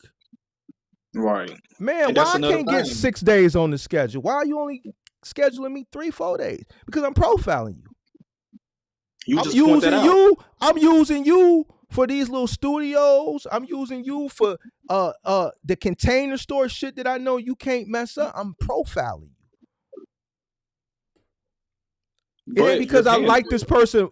Hold on. It ain't because I like this person, like my personal feelings toward this person. No, I'm profiling your demeanor, your work ethic. I'm profiling your communication. I'm profiling the way you look. Right. Listen, if I got a person, man, and you can get mad, it's business. It's not personal. If I got a guy and I got a route that's going in a specific neighborhood, Lily White, the guy with the big 5-point star tattoo right here on his neck, and I'm telling you a real story. I had a guy with a big ass 5-point star tattoo right here on his neck. I'm not finna send him to the Lily White neighborhood. I'm keeping him in the city. I'm profiling. You know why? Because at the end of the day, you know what Big Mark want to continue to do? Get that money. If I know I'm going to send Mr. Allwell, I'm going to send Allwell. I'm not finna send Allwell with the big 5-point star on his neck with the, you know what I'm saying, with the two of the tattoo teardrops. What's known don't need to be explained. I'm not finna send him to scare these white folks. Right. Now, inner city white folks, okay. But the ones out in Barrington, Highland Park, the really affluent, nah, he ain't going out there, big dog. We're going to keep you in the inner city. Now, you can say what you want to say, but I know my market because I can send them out there and guess what? It's going to be some calls made. You know how I know? Because I've had a call made on something that wasn't even that serious. So I have to profile. I've had to profile because I know my market. I know different individuals. I know people. I know how people going to perceive people. This guy, yeah, he got it. He was once one of them guys. He's still one of them guys if you put him there. But here's a person who's changing his life around, right? Who has changed his life around. We can't undo the past. But at the end of the day, I know if I put him in that situation, how the blowback may be. So I have to profile. Okay, so I'm gonna point out some of the key things that you just said in that whole conversation. You pay them well, even though you profile them, you pay them well. Okay, these companies down here, they don't do that. They will put all this work on you and expect for you to get all this work done, but don't pay you shit. How What do do you we deal mean? with it? What's not pay you shit? What that mean? How much you want So to get paid? more than what I'm making. If I'm doing two or three people's jobs, I need to get compensated for that. I'm not getting compensated for that. I'm getting paid to do two or three routes. So Well, you I'm not sorry, I'm getting so they not paying you to do the extra route? no. So That's where the problem so come in at. so hold on. So how do they pay you? Per stop, per route, per hour? Per hour, per hour. Let's just say So $18 okay. an hour. All right. So when you doing an extra route, that means it's more hours, right? Yeah, Right? it's more hours, but they All right, stop. So once you finish your route and then you start this route that you picked up, does the clock stop and you do the second route for free? no. The clock keep going, right? At $18 an hour, right? All right. All right. So they paying you to do the second and the third route. The clock keep going at $18 an hour, right? But they whine if you get overtime. They complain about Hold that. on. Do they pay you to do these extra routes? You just said No. so when you do these extra routes, it's for free. Pretty much. If No. it's not overtime, No, listen to me. When you finish with your route and you go into the second route, does the clock stop or does the clock keep going?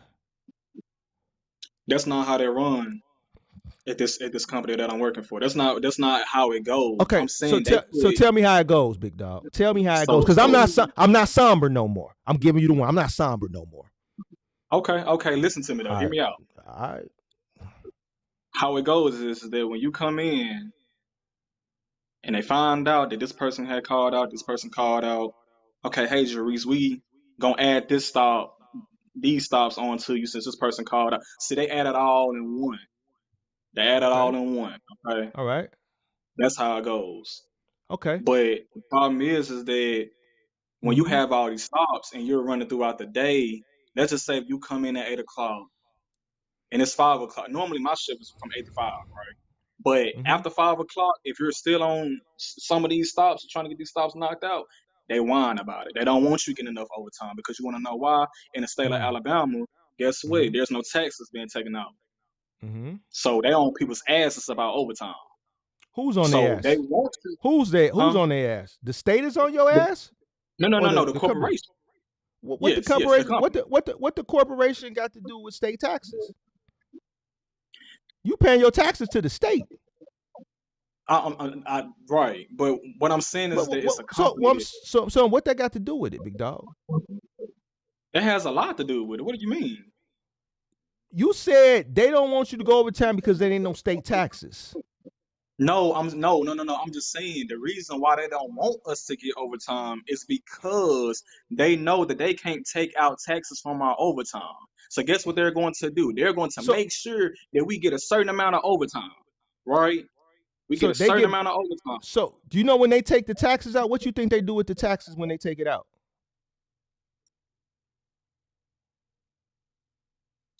You think they just pocket it or something? It's just their I have money. no idea. I mean, I don't know, but I feel like I'm not being compensated enough. What you saying is not making sense, big dog. That's what I'm telling you. What them not taking taxes out got to do with you working? I'm just using it as no. I'm just pretty much using it into why they make the decisions that they make when it comes to us getting a certain amount of overtime that we're But not how does supposed to be getting. but you're making an argument that as into it benefits them. How does you not paying state tax benefit them to not want to keep you out to finish the work? What does that got to do with anything? Man, you're not getting what I'm saying, more.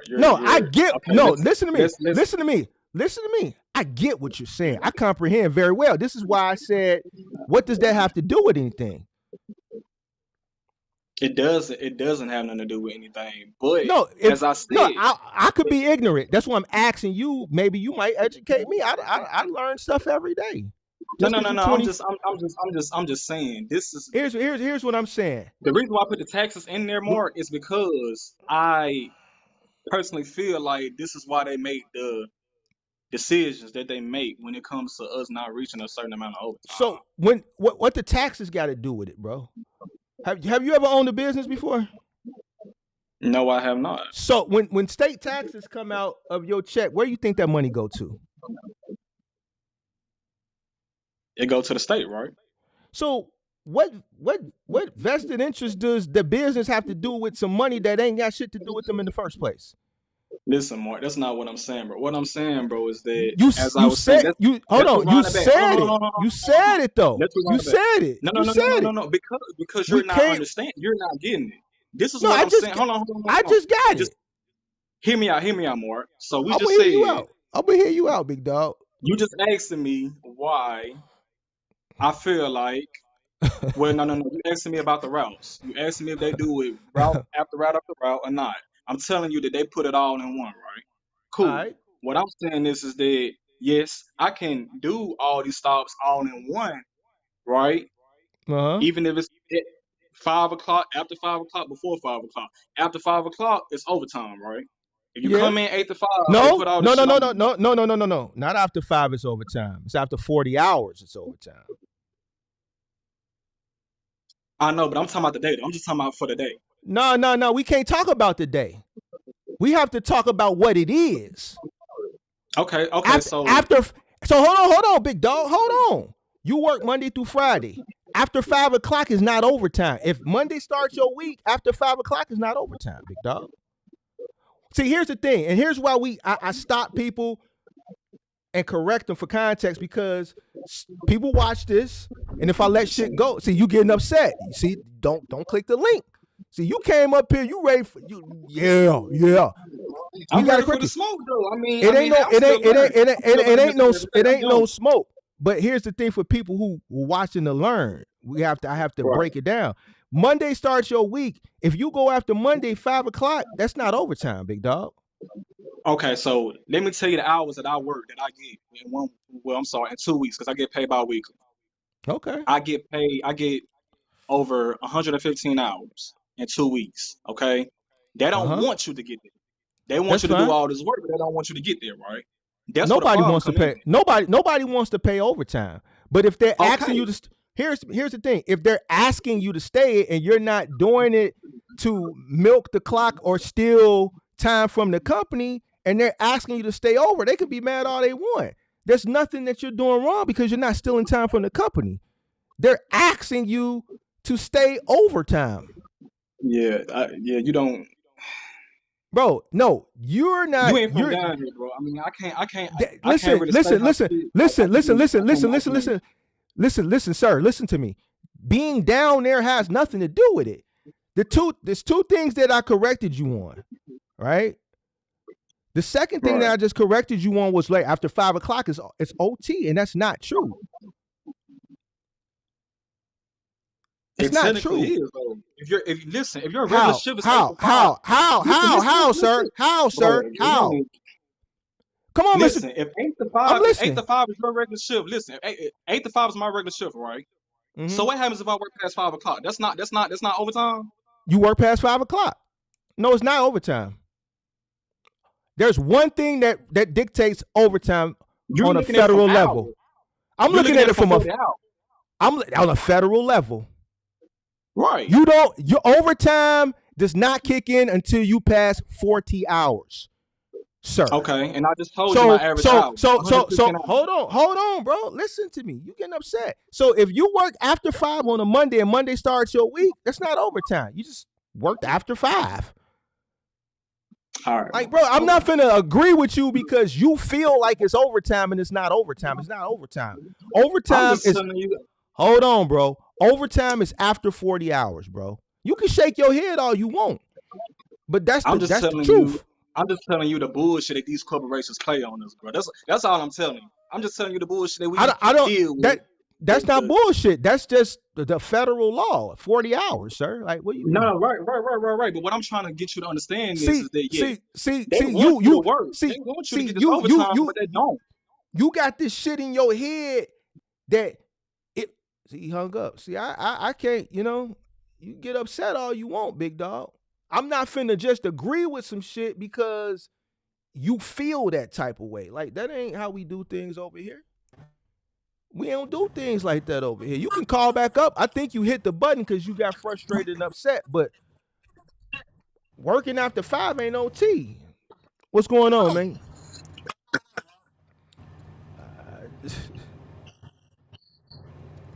What's up, big dog? My bad, big dog. Yes, sir. Yes, sir. You froze up. Man, Buddy hung up. He got frustrated because, like, I wasn't trying to debate Buddy. I was just correcting him. Young whippersnapper, you young whippersnapper. Hey, Man, phone keep doing this, man. You young whippersnapper, you. Hold on, that's the wrong one. Hey, man. Hey, you can call back. I think he leaned into it, so I think he hung up. He hung up. Like, bro, I'm not finna go back and forth with you on some shit that's wrong. Like, and it ain't the fact it's my opinion versus your opinion. It's right. Like,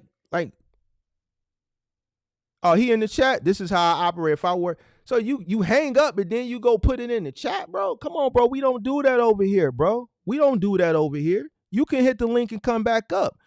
Just because you put it in the chat don't mean, like, nah, you ran, sir. You ran. So more reason, because no, we're not honoring it, the virus. We're not honoring it. We're not honoring it. I don't know how you operate is how you operate it, but it ain't, you can't say it's OT. You stayed late. That's called I stayed late. You know when it becomes OT? After 40 hours. Bro, you want to be a business person. So somebody come to you, boss, and say, hey, boss, the virus.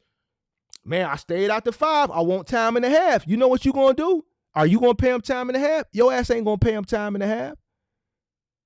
So I'm not finna sit up here and let you say something because that's how you feel, because then that's how people get misled. Somebody gonna be thinking, well, I stayed up to 5 o'clock, so I'm supposed to get time and a half. No, you're not. Because guess what? I could run you an extra 2 hours Monday. I could run you an extra 2 hours Tuesday. I could run you an extra 2 hours Wednesday. And I could run you an extra 2 hours Thursday. Friday, I'll be like, you know what? Thursday, don't come in. Friday, don't come in. You at your 40. So I ran you an extra 2 hours. Now you got Friday off. I got my 40 up out of you. I don't need you Friday. I'll figure Friday out. So just because you stay the extra 2 days don't mean it's overtime. That just means you stay the extra 2 hours. Overtime is after 40 hours. Period. Like, I'm not finna sit up here and agree with you because you feel, or technically after I stay after, if my schedule says 8 to 5, because here's the thing. Check this out. We all got choices and decisions in life. If they ask you to stay after 5, you know what you can say? I can't do it today. Is it an industry? Are you a nurse? Is it something like where you are in an industry where you can get mandated? Are you a doctor? Are you a nurse? Okay, well, here's the thing. I can't stay after 5 today. I got to go pick my kid up from daycare. Their daycare closes at 6. I can't stay after 5. I can only do the scope of my work on maybe on another day. I may be able to stay, but today I can't. I can't do it.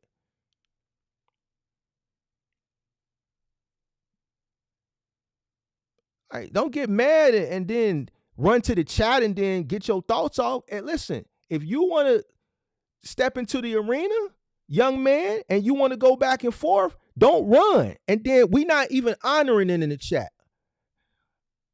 Hold on. Hey, do me a favor. You want to show you how we not honoring it in the chat? Because I'm not finna go back and forth with you in the chat, sir. We're going to remove it. If you can't come back up here, you want to run and then go run in the chat and put your thoughts, I don't want to read it. I'm going to remove it, big dog. Come back up here and be able to articulate yourself and be able to take constructive criticism. Don't run into the chat where it's safe at. You going back and forth with a man. You a man, so come back up here.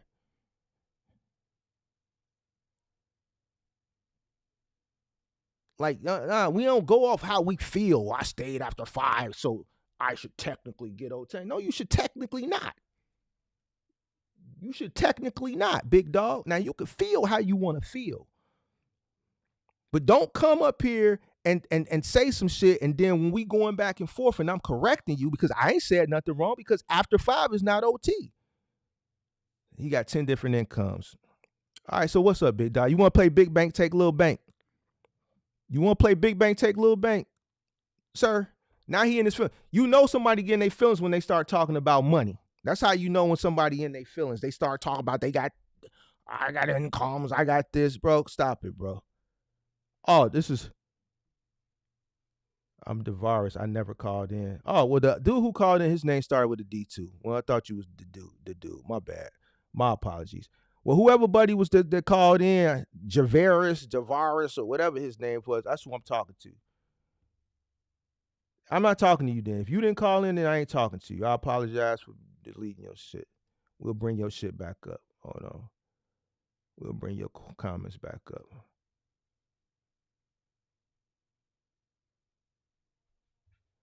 Hold on. Let's see.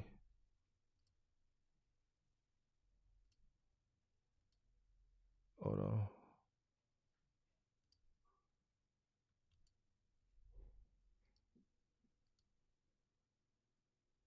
Man, this is him, bro. Why are you arguing? If I know I'm worth more than that, I still get the money and pay investment. Oh no, you talking to somebody else. Whoa. Oh no, okay, you wasn't talking to me. All right, bet. My fault.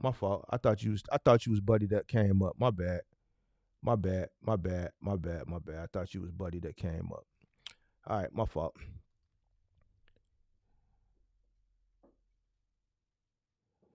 Man, who you want somebody to hear you, big dog, but you start nah. I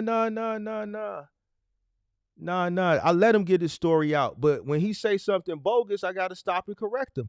Whoever that was in the back, was 2 other people that was in the back. You can call back up. Ain't no story, bro. Ain't no story. Nah, I'm not finna continue to let these shorties think that the world is their oyster and things should go their way. No, it shouldn't. No, it shouldn't. It is what it is, bro. And see, that's the problem. They got too many people misleading them to thinking that things should go the way. No, that's not how shit work. Now, you can call me old, these old ways, but I see more of these young shorties coming up here fail it because they don't want to do what's in their best interest. You're not finna come over here and tell me what you think. It ain't what you think. The law says 40 hours. The law says 40 hours. So it ain't about what he said something. I stopped that shit right there. I corrected it. We go on. This is how we coming over here, big dog.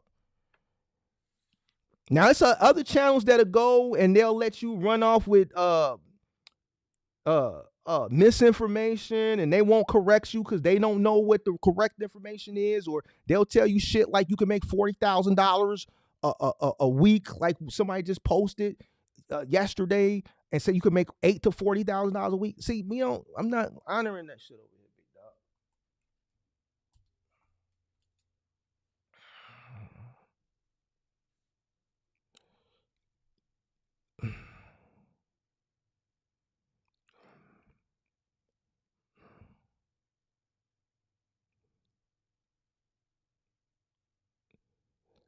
See, and like he's saying how he felt.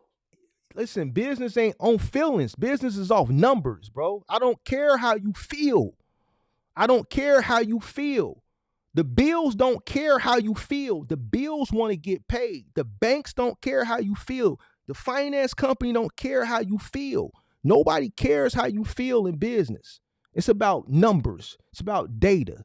I can't tell the bank, well, I don't feel like paying my mortgage. I can't tell ComEd, I don't feel like paying my electric. I can't tell People's Gas, I don't feel like paying the gas bill. You know, I can't tell the city of Chicago, I can't tell Cook County, I don't feel like paying my taxes. I don't want to pay my property. I don't feel like it. I couldn't tell, like, tell your employees, I don't feel like paying you this week. I just don't feel like it. You didn't do nothing wrong. I just don't feel like it.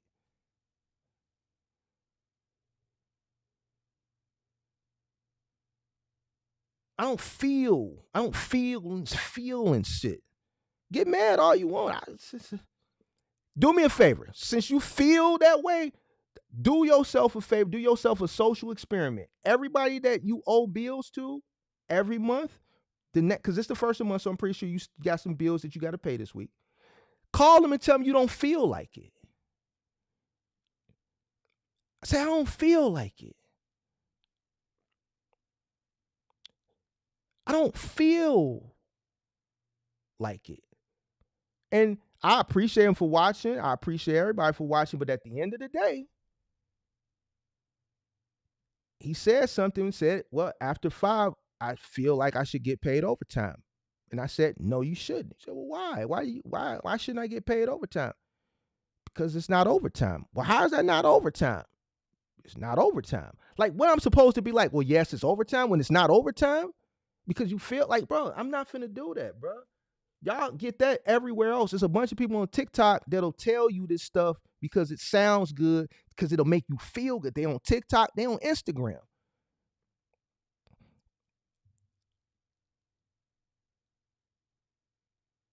Like, that shit, bro. Like, man, it was plenty of days where I didn't feel like getting on them trucks. There's plenty of days I didn't feel like it, but guess what?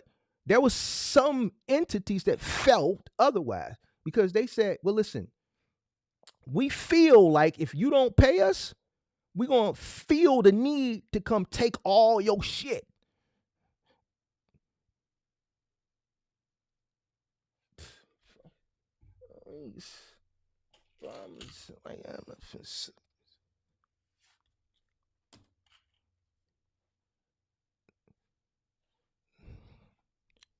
It ain't got nothing to do with the South. It ain't got nothing to do with down here in the South. Man, the South ain't got nothing to do with it. 40 hours is 40 hours. That's part of the labor law. 40 hours. It has nothing to do with the South. It has nothing to do with the North. 40 hours is 40 hours. So, well, with the taxes, that was the second thing I correct. What the taxes got to do with anything? The company ain't invested in the taxes. They don't reap the benefit of the taxes. The taxes go to the state. So then you got a few people that get upset because I corrected him, because he's complaining, and I understand his complaint. But what I'm trying to do is correct them. Listen, you're basing your whatever off how you feel. Well, man, they don't want to run, or they do want to run us, whatever he said, because ain't no state taxes. What that got to do with anything? The business ain't got invested. What the state taxes ain't got nothing to do with them. They not reaping the benefits of tax deductions. 40 hours, like, overtime is a federal thing. Has nothing to do with the South. We're down here in the South. So, man, I ain't.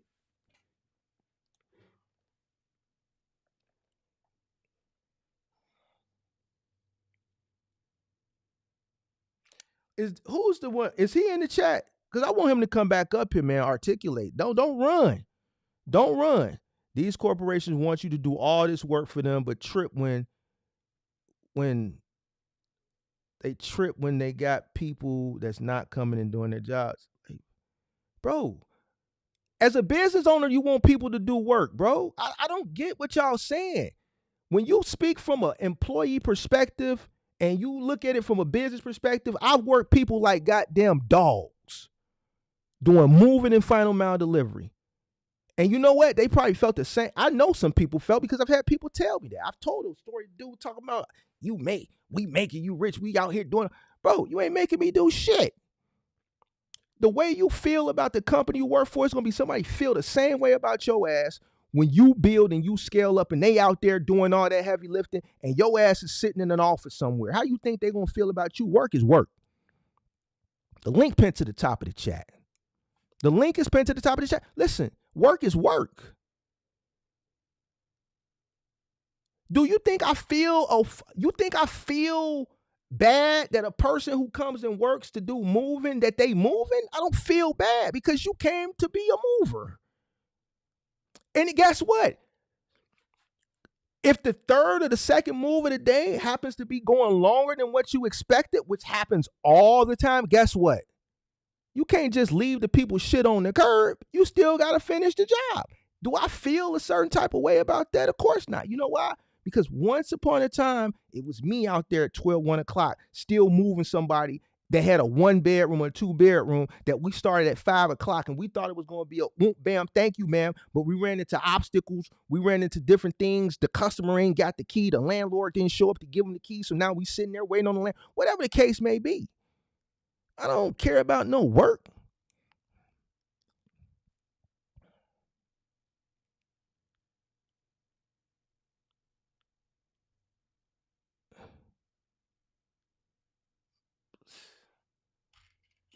After 5. Man, it's plenty of days when I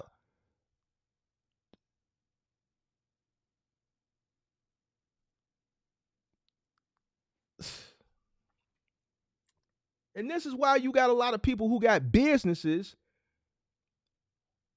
and then their business don't make it because they're just not accustomed to going above and beyond. You think you complain about you gonna work? Man, link pin to the top of the chat, big dog. I ain't finna sit here and go back and forth. See, Big Mark make people get up off. Big Mark make people leave. Look at it. Tay, you ended, you stopped. Man, I'm not finna. Shit. Corporations. So check this out. Link pin to the top of the chat. You are LLC and you a corporation. So your person, the job ain't done, and they got to stay after 5. But you gonna give them overtime? Hell no. What the hell we talking about? Yo. Oh, my fault, Mark. I wasn't even trying to join, bro. You up here now, big dog? What's up? You gonna hang up in my face? I told you gonna hang up in my face. Hey.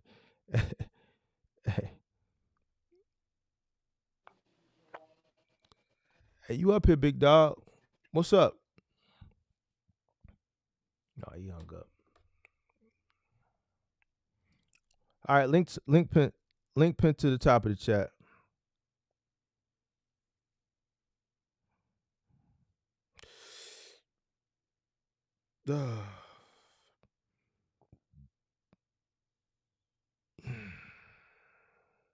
Nah, he was standing up at first. I think he was on the toilet.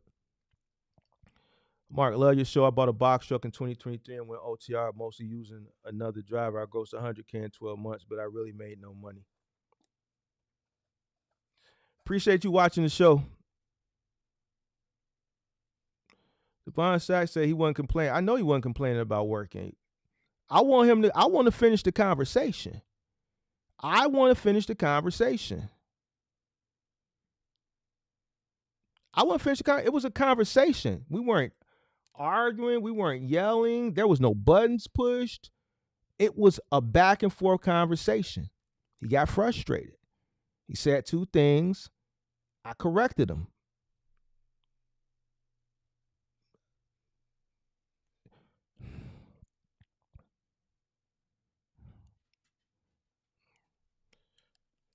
I don't get it, bro.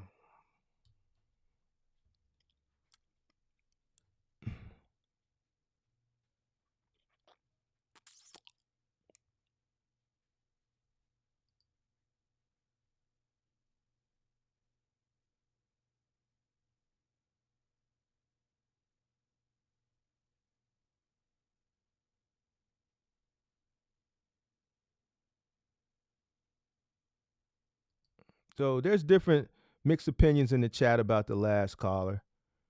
You know, it is what it is. I just, like I'm gonna keep it a buck with you. I've worked for 1, 2, 3 corporations in my lifetime. And each one of them,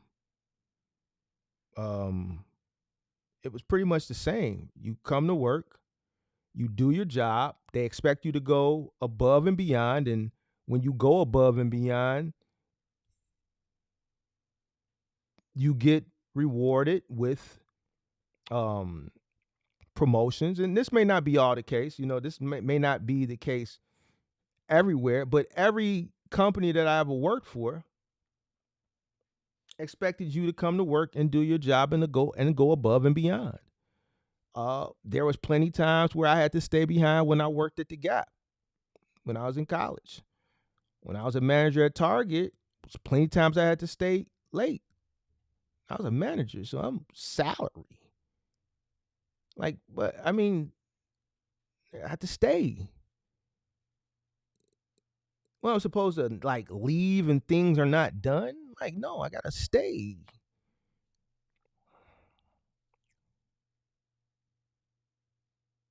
It's the job. I accepted the job. The company needed me. I have to go above and beyond. Didn't complain about it. I just did it. If I did complain, it wasn't out loud. It was in my head. I still did it.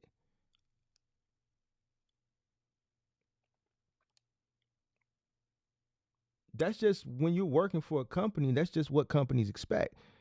Now, and the reason why I'm saying this, because I can look at things from both sides of the spectrum, because I have experience on both sides of the spectrum. Listen, I put people, and I had a crew. I mean, these people were so unorganized. This move took all night.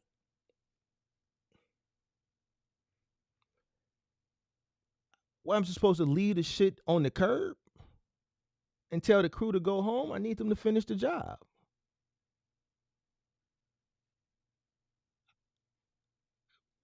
Does that make me a bad person? I don't know. The job is the job. It was plenty times where, man, Mark, these people got a lot of stuff. Okay, move it. Hey, Mark, the couch won't fit on this delivery we got on the elevator. They live on the 40th floor. All right, give me a second. Let me call the 3PL. All right, listen, couch won't fit. We're going to have to charge you more money. All right, well, we're going to charge it to the customer. We'll call the customer, see if the customer won't pay it. Customer pay it? Okay, boom. Hey, look, I'm going to give y'all an extra $5 a piece of flight. Well, man, that's a lot of flights. I'm going to give you an extra $5 a piece of flight. Hey, take your time. Just get it up there. Man, that's 40 flights. Listen, the job is a job. Are you being insubordinate right now? Are you being insubordinate right now? Because if you are, lead it. Is it an engineer there? See if we can leave the couch in a little storage closet or something. I'll send Dre and them. They'll come over there and they'll do it for that extra $5 a flight. What's 5 times 40?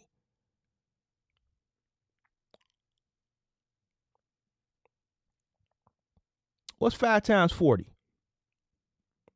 They gonna do it gladly. This why I profiled you. This why you ain't my top tier team. This why you my level 3 team, my C team. You just so happen to be on this job. But my A team, once I would have told them an extra $5 a flight and they would have did the math, before they hung up the phone, they all would already been ascending them stairs. See, this is profile. This is why you own the seat. Do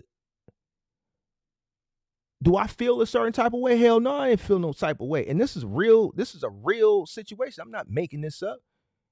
You know why? Because the couch still needed to go up 40 flights of stairs. It wouldn't fit on the freight elevator. That building downtown Chicago, you're not moving shit on the passenger elevator at all.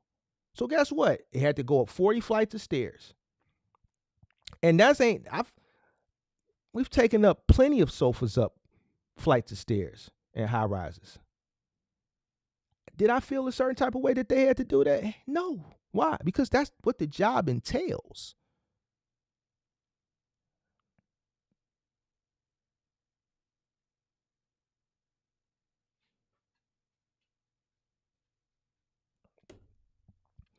All right, man. Oh, gosh, bro. All right, link pin to the top of the chat, man. God. Never fails, big dog. I keep it at the desk now for the call-in show. I keep it right here on the desk. I keep it right on the desk now for the call-in show, big dog. we gotta keep it close by. We gotta keep it close by. And you know what? I don't even take these things. I took the first two out this bottle the other night. I ain't quite there yet. I'm almost there. I feel it's pulsating. It ain't throbbing. Yeah, it's pulsating though. It's pulsating. It's pulsating. It ain't throbbing yet. We're gonna hold off for a second. We're gonna hold off. It's Saturday night, so I might still step out, man. So I don't want to take that and then have to, have a few little, drinks. You dig what I'm saying? So I'm gonna hold off for a little second. All right, man. Who's next? Link pin to the top of the chat. There was a few people in the back. I can't remember the names, but you can call up. Man, buddy ass got mad. That's two people. One, like, I don't understand, bro. Like,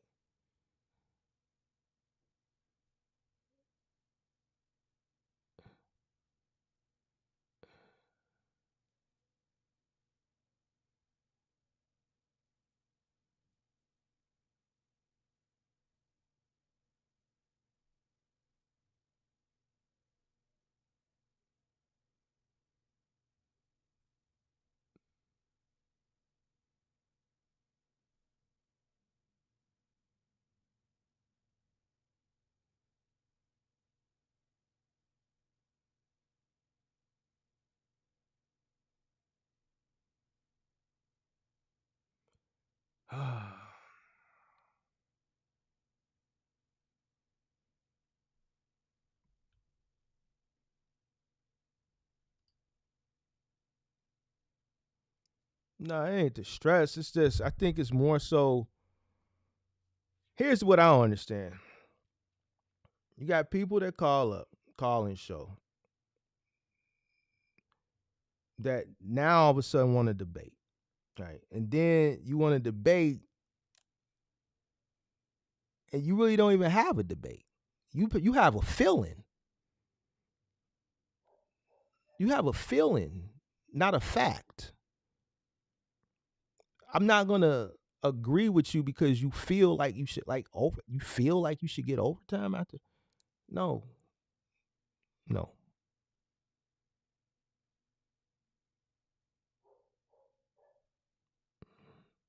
And then here's the thing: if the shoe was on the other foot, everybody that stays late, because he wants to do a cargo van business, and see, this is why he should have stayed up here. He wants to do a cargo van business, and anybody that's in final mile delivery knows that there could be plenty days where your route goes over 8 hours. There's going to be plenty days where your route is going to go long. There's going to be plenty days where your driver or your route that you're on, you're going to encounter obstacles that's going to prolong your day. And that's more days than not. So now, from a business owner's side and an employee side, are you going to treat your employees the way you feel like you should be treated as an employee? So after 5, when your cargo van route or your box truck route is going above 8 hours for that day, are you going to give them time and a half? Because it's Monday and it's after 8 hours, so you just gonna give them time and a half because you felt like you should have got that. Or let me ask you this: your route is running behind because you ran into some obstacles earlier, and there's 5 or 6 more stops left. Yeah, just forget those stops. Forget those customers. Just bring it on back in. Bring it on back in. Don't finish the route. Don't finish it because it's, that ain't fair. Forget the customers.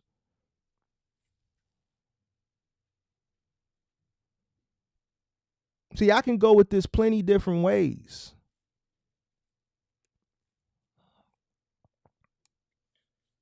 Oh, Jesus Christ, man. Is he in the chat? I want to know if he's in I know he's watching. I want him to come back up. I want him to come back up. Don't run. Don't run. All right, let's get past that one. Link pin to the top of the chat. Call in show. Who's next? There was some people that was waiting in the background when the young man was up. So let's see if we can get those people to come back up here. It was 2 more people. Y'all can come back up, and then I'm going to go ahead and retire for the evening. I'm going to retire after those 2 people. Link pin to the top of the chat. Where's Pippi at? I ain't seen Pippi in here today. We got 112 people. We got 83 likes. Let's get those likes up, please.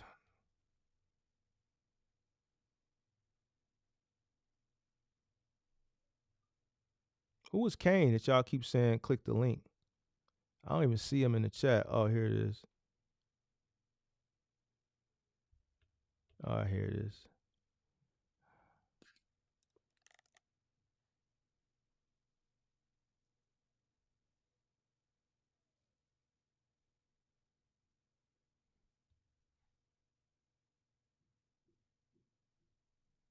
What the young brother was trying to say is that they're adding extra stops on his route, okay, but are expecting him to finish.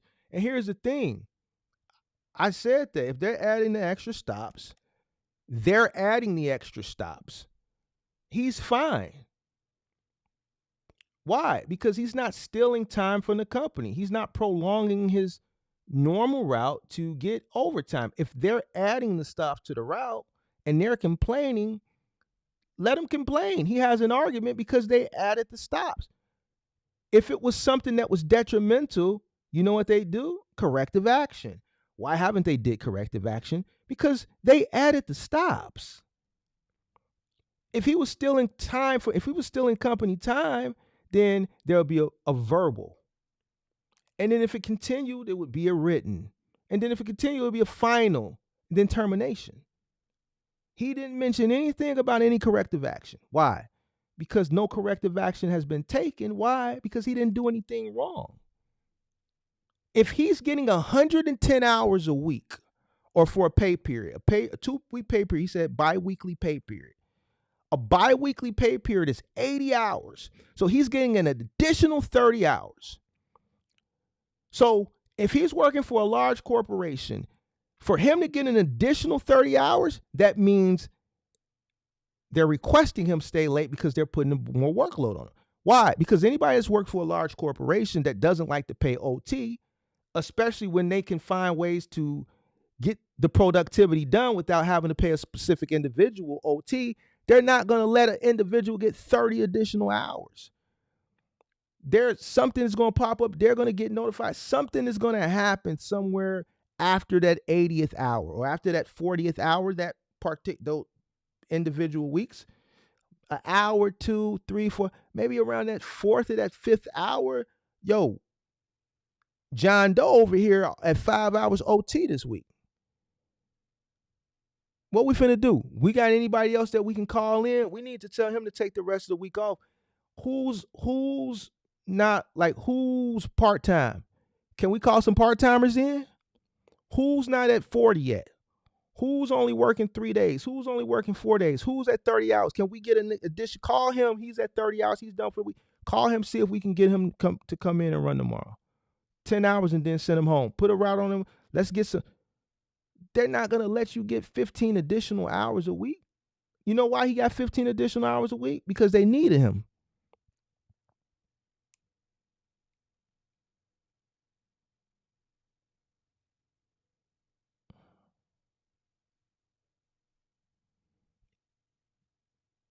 They needed him.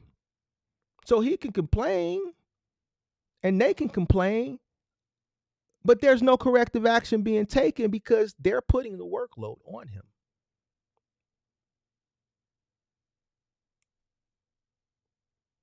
So now, since we're still talking about this in the chat, there's a choice and decision that needs to be made. He can continue to do it or he don't do it.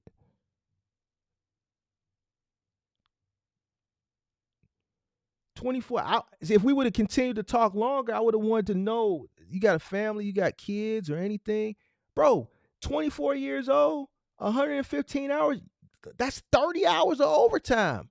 Do the math on that. 24, you can run up a bag. See, listen, I'm finna get on y'all in the chat. Check this out. All y'all in the chat that's siding with this kid, he's 24 years old. He said he wants to start a big logistics company. He wants to do intermodal. He wants to be the next J.B. Hunt. That requires bread. He said, Mark, I want to come in with the cargo van business, but I ain't got the capital yet. This is God blessing him with the capital. He's getting 30 hours of overtime.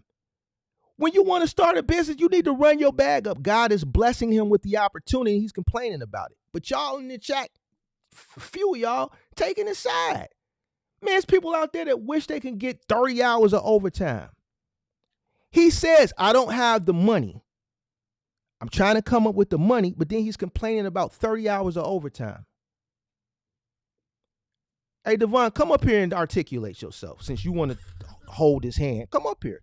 No. Come up here. I want to know why you want to hold his hand.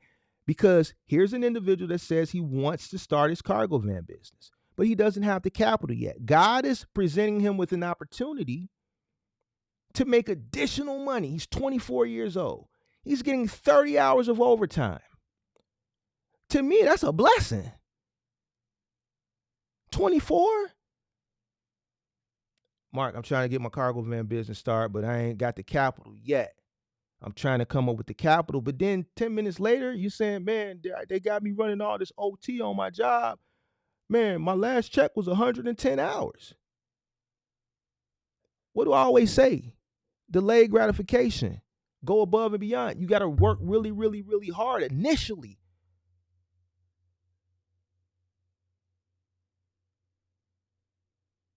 So I'm supposed to side with a 24-year-old that's want to come start his business, says he's trying to come up with the capital, and God is blessing him with the opportunity? That's a blessing. Hey, listen. Dizzy, I'm not paying you no mind. I'm not honoring it, bro. Y'all, whatever, bro. I ain't finna hear that shit, bro.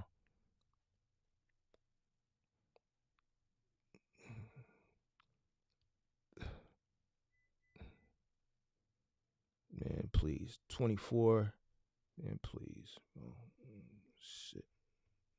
Hear that shit. All right. Taylor says running the business is going to be more hours than that. Pretty much. But then this is where people say this at, well, man, at least I'm working for myself.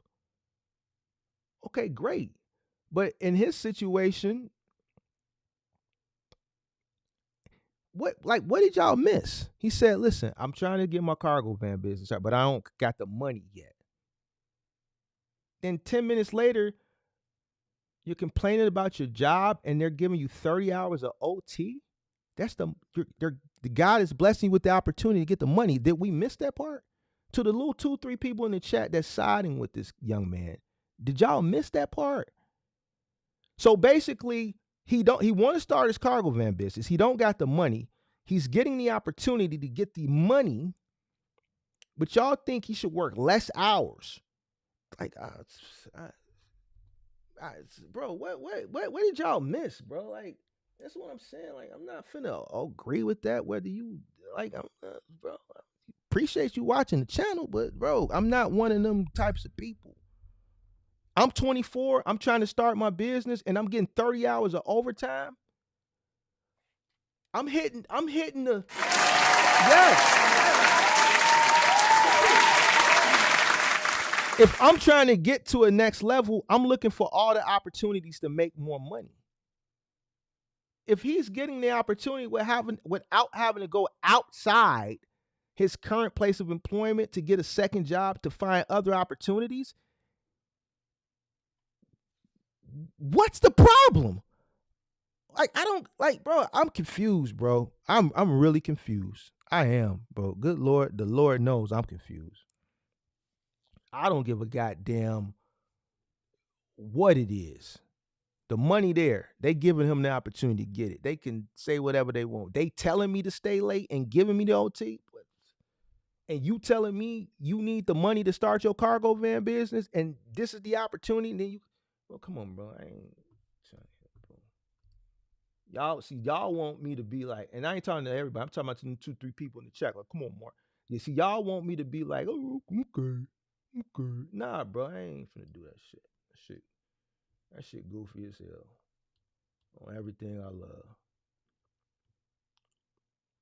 Anybody with some common sense is well, shit, your opportunity to make the money right there.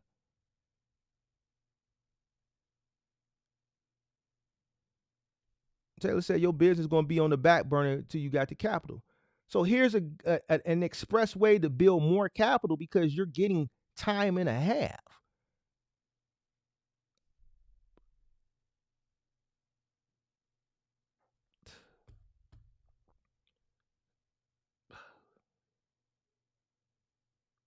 So that's essentially 3 extra hours a day. All right, so you working 8 hours. Nurses work 12 hours.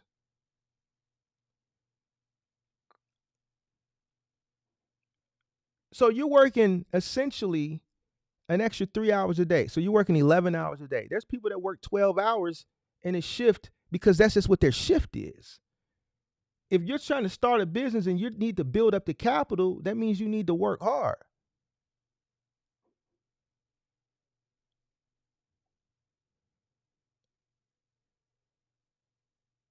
But then the 2, 3 people in the chat telling me I'm bogus because no, bro, 40 hours is 40 hours. Overtime doesn't start till after 40 hours, period. If your shift is 8 hours and you stay an extra 3 hours, you're not getting overtime. It ain't about what you feel. This is going 20 minutes and we still going back and forth with this? This is crazy, bro. Let me pull this shit up.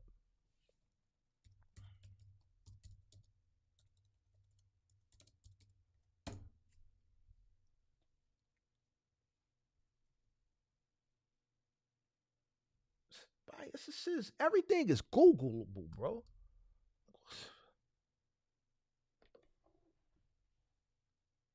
There it is right there in black and white. Federal overtime laws are established. Remember, I said it, federal. This isn't a state thing. It has nothing to do with this down here in the South. That shit ain't got shit to do with shit, bro.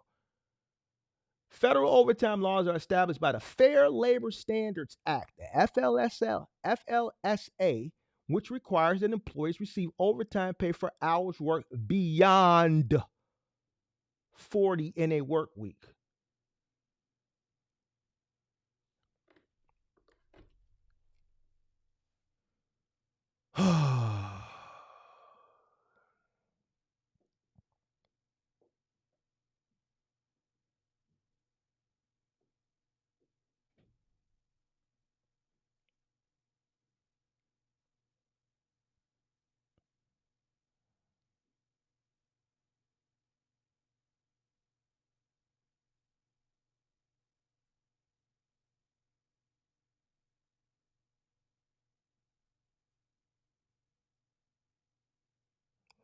Devon, he never said that they fired him. He never said they was firing him. He said that they complained. And what did I say? I said, okay, they're telling you to stay late. Of course they're going to complain. Why? The complaining is not for you. He said that they were reaching to him to go above and beyond. They're complaining because they know they're short-staffed. It has nothing to do with him. Yeah, Devon is trolling. Just ignore him at this point, please. Just ignore him at this point. You're right. Listen to the man. Listen, the man ran, bro. Listen. Check this out. Was nothing to listen to. He said he deserves overtime after 8 hours. And I said, no, you don't. There's nothing to listen to. The federal law is 40 hours. Like, I'm not finna agree with that because you feel like you deserve something. I feel like I should be 6'8" and I should be in the NBA, but I'm not.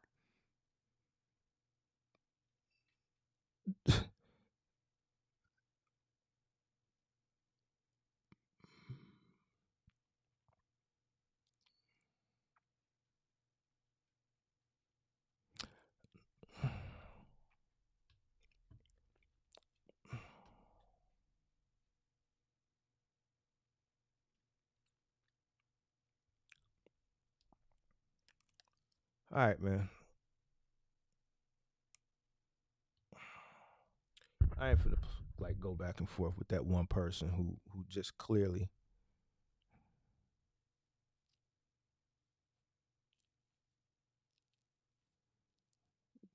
Anybody that come up here, this is the call-in show. This ain't the smoke show. But if you say something and you get corrected and there's facts behind it, I'm not gonna listen. I keep telling y'all this. I'm not gonna say something if there's not facts associated with it. So if you say something and then I challenge what you say, and I ask you why do you say that, and you can't substantiate the reason, and then I argue it, and I have facts, I'm not gonna argue nothing without facts. Period. A feeling and a fact is two different things. Overtime is 40 hours federally. You can't say, well, I feel like it. That doesn't count. Period. Like, it is what it is. Like,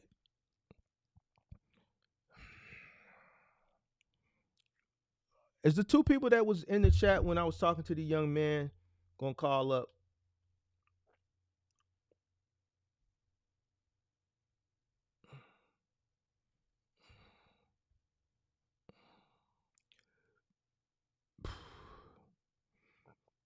Mm.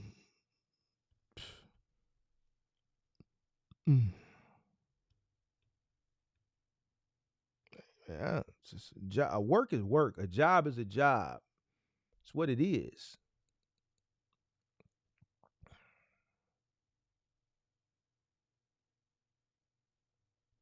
No, Jonathan. I never did surveys. The 3PLs do the surveys. I never did surveys. I never did them for my moving company either.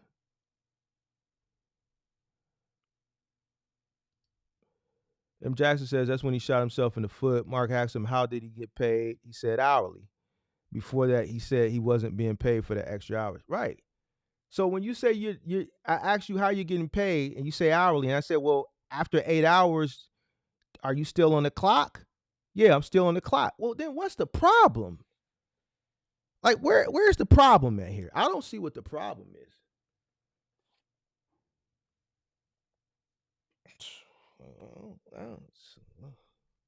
I know who not getting paid right now.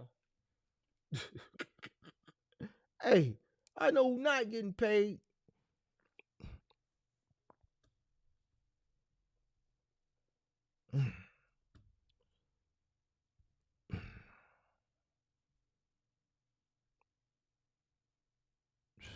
This shit crazy, bro. I don't know, bro.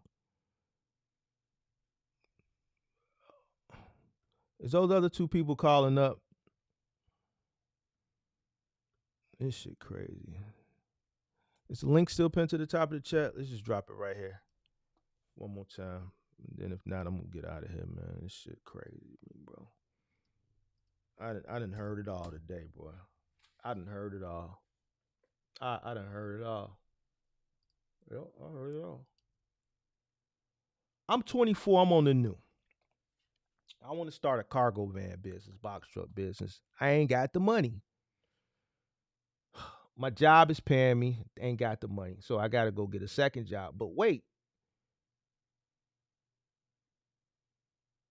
There's a shortage of employment at my job, so they're offering overtime. So instead of me going and getting a regular job as a second job, so I can put that money to the side, part-time job, about 20, 30 hours a week, I can get OT at my job at time and a half that will that will be more than me going somewhere else. I can stay where I'm at, get time and a half, and take that OT money, which is equaling out to an additional 30 hours at time and a half, and then that's more money to provide me with a more expedited route to starting my cargo van business, and that's an issue? Yeah, I don't think nobody else calling up either. I don't think they're gonna call up either. I'm gonna give it. What time is it? I'm gonna give it to 7:30, and then I'm out.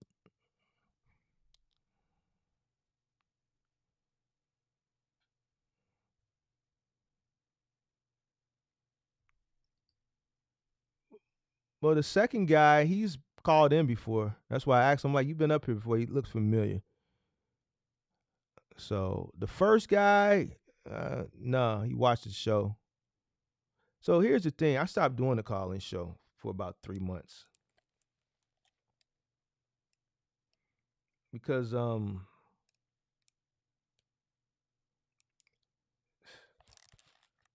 just, man, it's tough, man. You know, some people just, and notice I never played the age gap factor. I never said, man, I'm 20 years older than you. Listen, I never played that. I just hit them with facts. I don't have to use personal things. It's just facts. People want to debate on the call-in show, bro. I'm too good at debating, dude. Like, if you ain't got facts, challenging a person who is a strong debater who has the facts is not probably going to work in your best interest.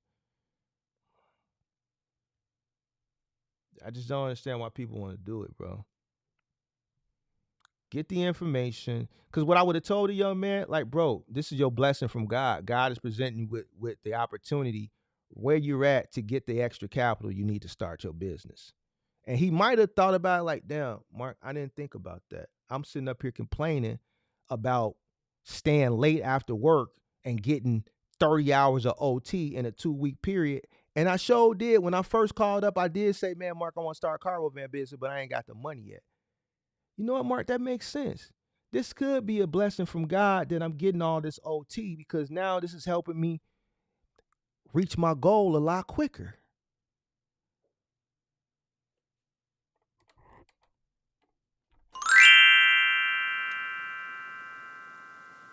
Things that make you go, Yes, Tony, go ahead and call in, man. You're gonna be the last caller. Cause I can't do it no more, bro. I can't, bro. I can't do it, bro. Can't do it. Go ahead, Stony. You can call in. I'm gonna take you and that's it. Oh, it's not Stony, it's Tony. Oh, it's Tony. Yeah, go ahead, Tony. Call in. Link pin to the top of the chat. I'll take your call. Cause I planned on doing 3 anyway. It was people that was called in the back, but they hung up.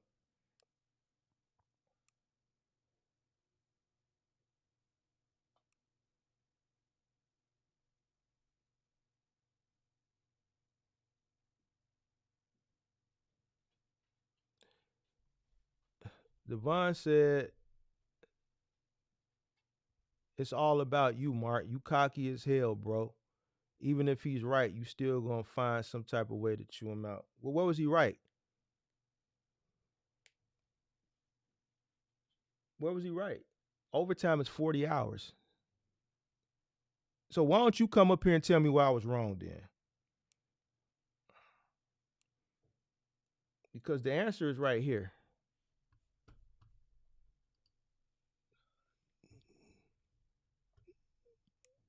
The answer is right here. So you come up here and you tell me where I was wrong, Devon. Since you got the answers and he should get paid time and a half after an 8-hour day,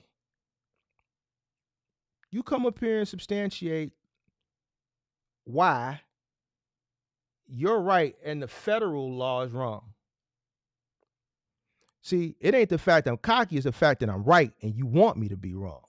And it's the fact that when I'm right, I stand on it and I do it with, I talk my shit, but this is the fucking internet.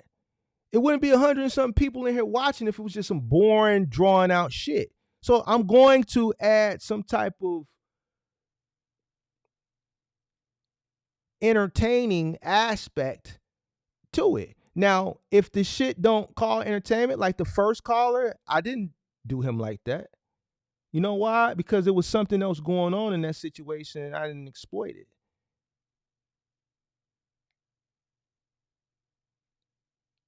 Second of all, I don't see nobody else doing this shit. I saw a motherfucker on they showed me yesterday saying, yo, you can make 40,000 a week in a box truck. So guess what? If I come up here and I take time out my fucking day to do this shit,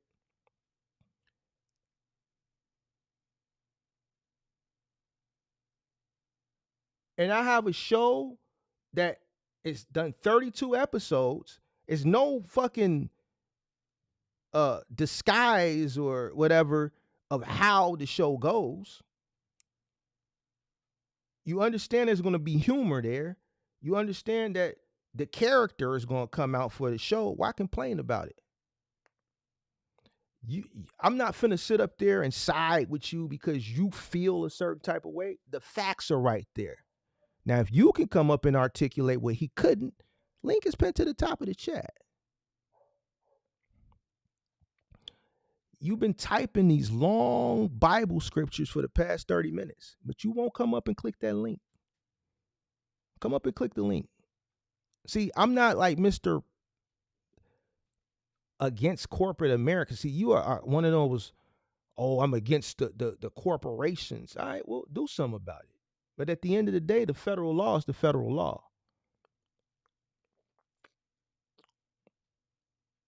So you can feel how you want to feel.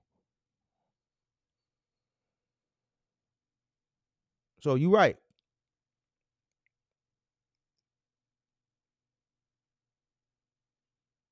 And I'm going to leave it up there so you can see it.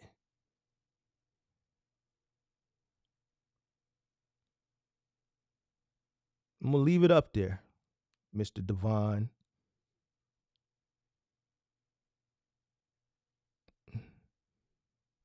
I'm going to leave that right there, Mr. Devon, so you can see it.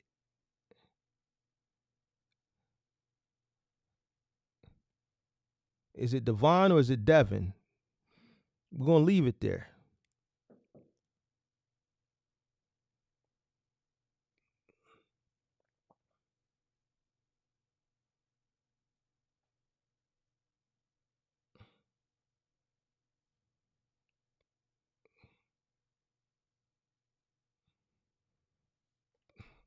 We waiting on, it's Tony. You calling in? All right, I'll call in. Give me a sec. Just got some questions. All right, cool. That's what this call-in show is for. It's for questions. Like, people call for questions, and then when I give them the answer that they don't agree with, like, Devon ain't calling in.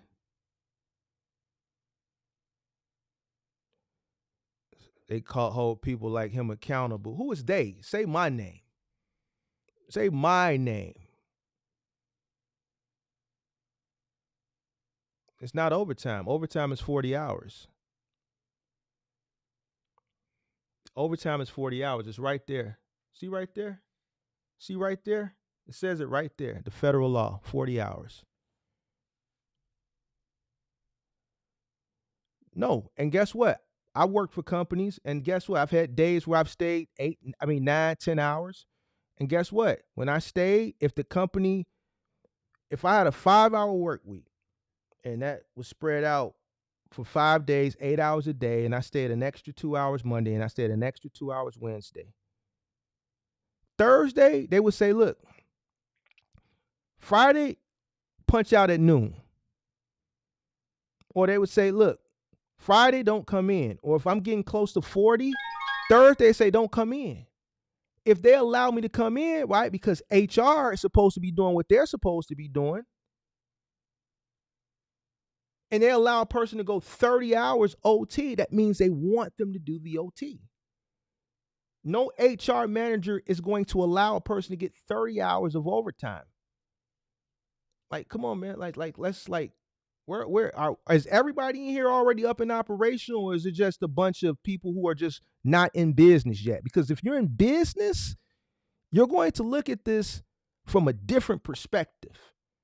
See, until you get in, and I don't know, I'm not speaking to Devon, I'm speaking in general to the people who feel like a person should get overtime less than 40 hours. I'm gonna bring everybody up because everybody keep dropping down. We're just gonna do this like this. What's up, Art? How you feeling, man? What's going on, brother? Not much. I'm gonna bring somebody else up too, and I don't do this often, but I'm just gonna get it all. Cole, what's going on? Oh, he muted himself. If he come back up, what's going on, man? How you feeling? Yeah, my question was like how much it would be like a good amount to start like a box truck, like going over OTR at first, working out of the low boards. Mm. You want to go OTR?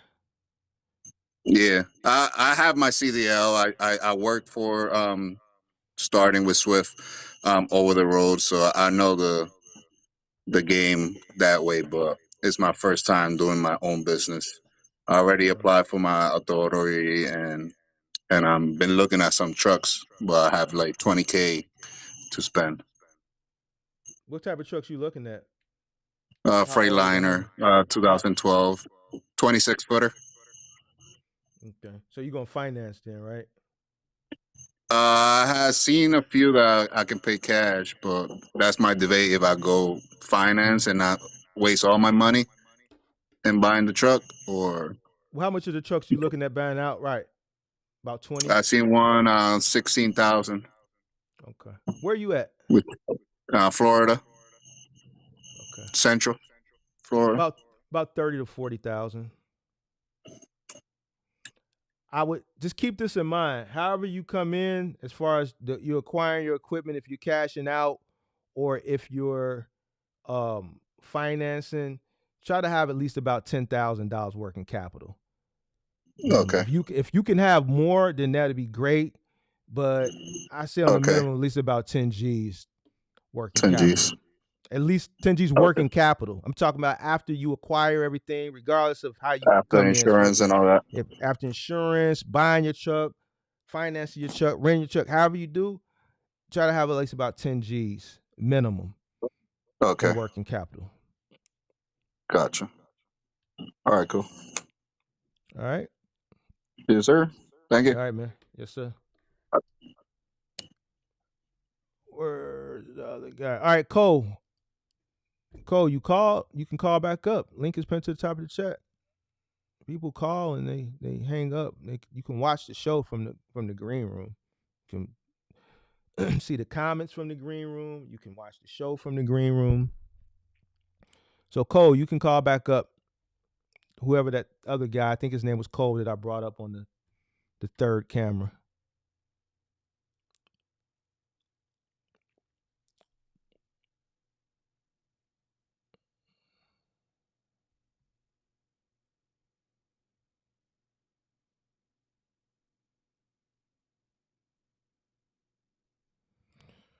Oh, Jesus Christ.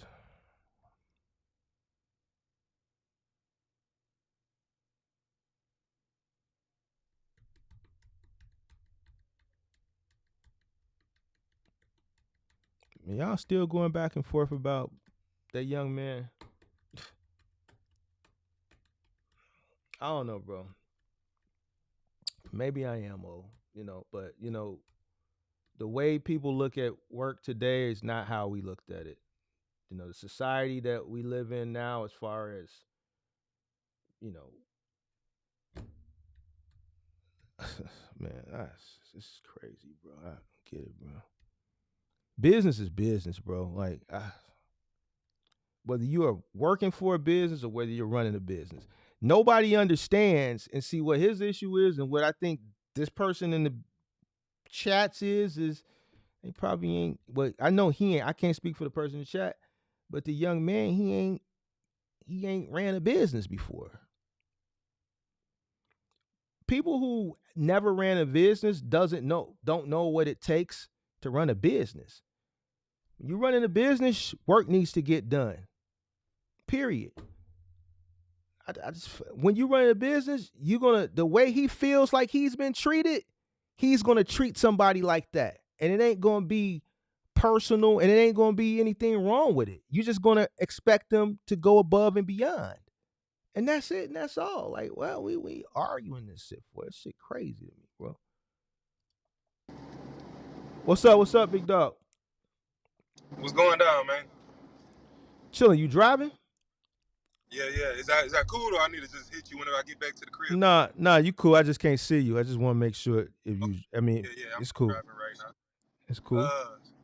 Shoot, yeah. So I'm trying to, jump in the field and get me a little box truck, 26 footer. I found some online, some used ones.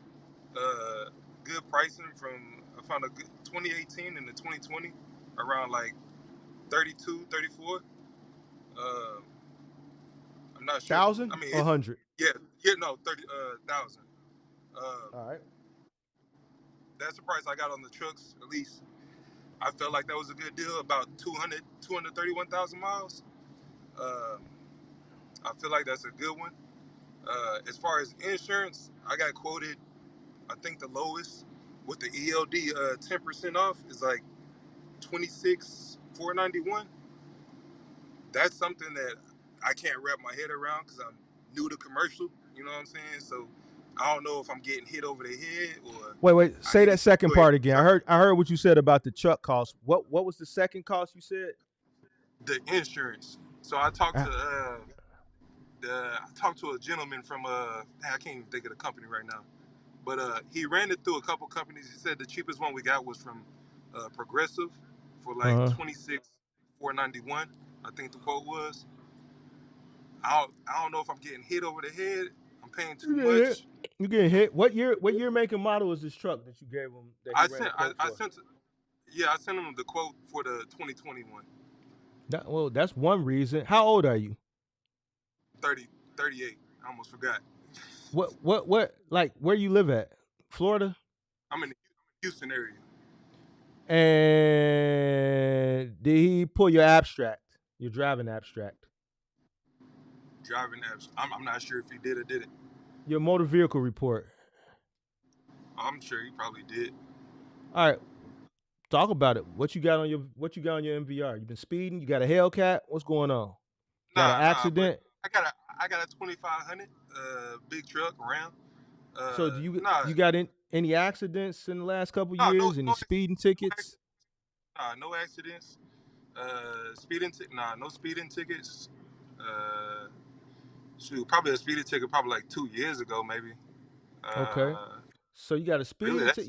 You sure that's the only one? now I'm thinking. Now you got me thinking. How far back do I need to think? Like 3?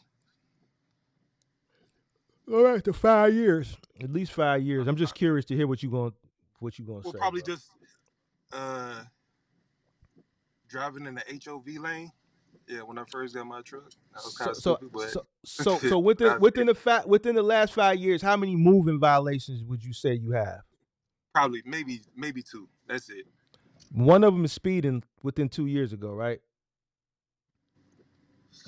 Nah, none of them speeding. I got that out of my blood What was the system in one you high said school. you got 2 years ago? What was the one you said you got 2 years ago? Moving, Not the moving, HO. moving, moving violation in For what? the HOV. It's just driving in the HOV lane with a, you know what I'm That was saying, without. Yeah, that's a ticket right there. no, but that was the Uh, second ticket. What was the first one you said, big dog? the first one. Shit, what was the first one I said? God damn. I can't even think. I know it's not a speeding ticket. My bad, dog. It's not a speeding. It's probably just another little moving violation Did 2 anybody years ago. remember in the chat? I forgot. All right, so here's the thing. You said something. So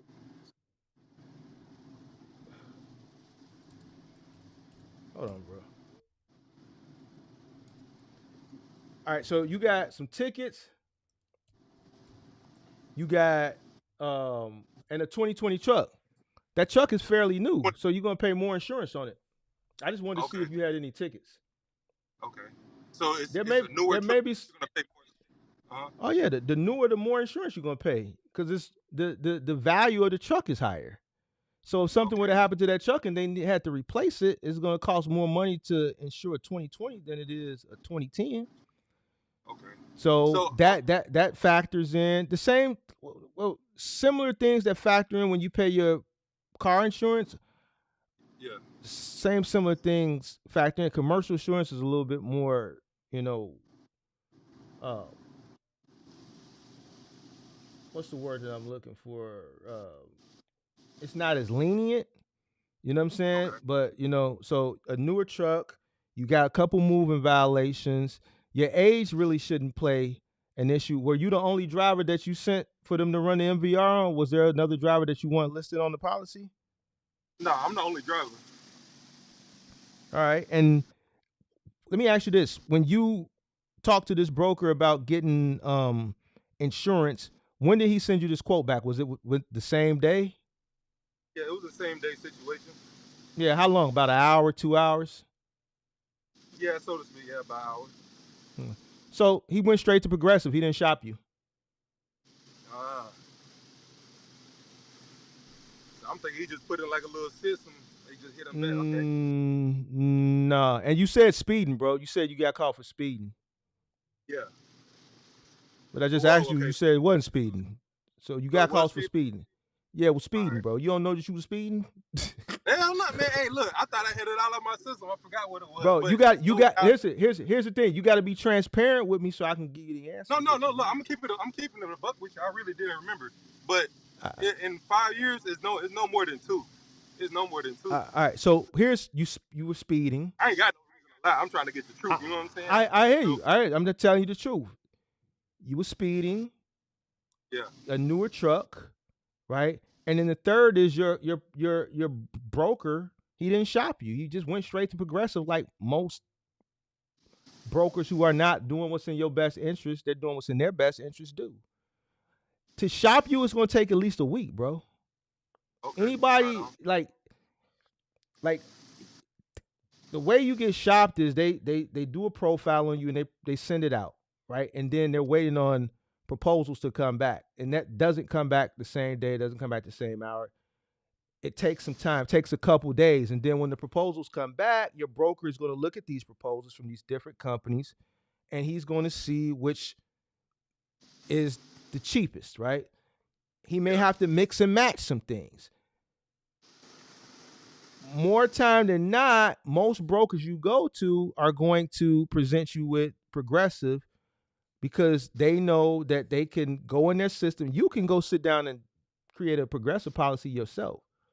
They can add a bunch of shit that you don't need because they're a broker. They're a middleman. They're getting a kickback off you paying your bill. So the higher your bill is, the higher whatever their percentage is. If it's a 4%, If I need to just do the research myself, find the insurance no, company for myself. no, you need a broker. You just have to find a Okay. broker that's going to work in your best interest, All right. right? So I just gave you the sauce. So Okay. any broker that comes back to you the same day, 9 times out of 10 they're gonna come back with a Progressive quote. All right. Bet. Because they just sat down and just drummed up something to present to you, and then they tell you, oh well, no one else is going to take you. But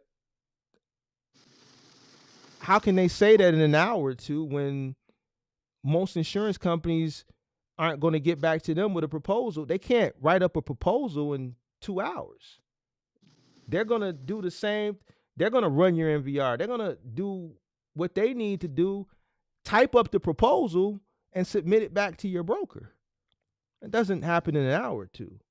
And your broker should submit your profile and shop you with a multitude of companies to give you the best deal. Yeah. Right. Okay. Got another question for you, boss. Yeah. Shit. Now, I don't know when this was. I gotta look back at it, but in California, because I plan on making trips to California. I don't know. Is it? Do they have a thing against older trucks, like 2016 or older? 'Cause I think I had Oh seen yeah, that on the yeah, news. yeah, yeah. California, but you're not in California, big dog. No, That's I'm saying I just plan on making trips. You know what I'm saying, back and forth. Or is that you. only You're like not. residential? You're not. You're not a local. You're not registered out of California. That's Okay, Gavin so that's Newsom and his okay. shit that he All got right. going on out there. Yeah. I'm cool with whatever vehicle I'm just driving out there in. Yeah. You're not. You're not. You're not registered out of there. Okay. Okay. Shit. You're Shoot, not man. licensed. Appreciate You're not licensed out of there. I should say. I'm sorry. it. Yeah. Shoot. Okay. Yeah. Shit. That's about it right now, man. I'm just still doing my research, so shit. I'm I'm trying to get it up in there. Appreciate that though. What else you got for me, big dog? I want some questions because then everybody wanted to debate, bro. I just want to answer some questions. I just came on here to answer questions, sir. I just want questions. I don't want to debate. I'm tired of winning the debates. See, this that cocky shit they never talk about. Well, come beat me then. Shit. Well, I'm back though. I'm sorry. I just had to get a little. No, it's all great. I had to get cocky a minute for Devon. So starting off, okay, yeah. So that's another one, man. So once I get the truck, I've been researching, some of these little apps. Obviously, I ain't get on early enough, so I'm kind of on the wait list for a good majority of them. I have load 123. I go on there, kind of like daily or every other day to see what loads are looking like. Amazon Flex, I thought I was gonna be able to do that, but I need 180 days in order to get approved up over there.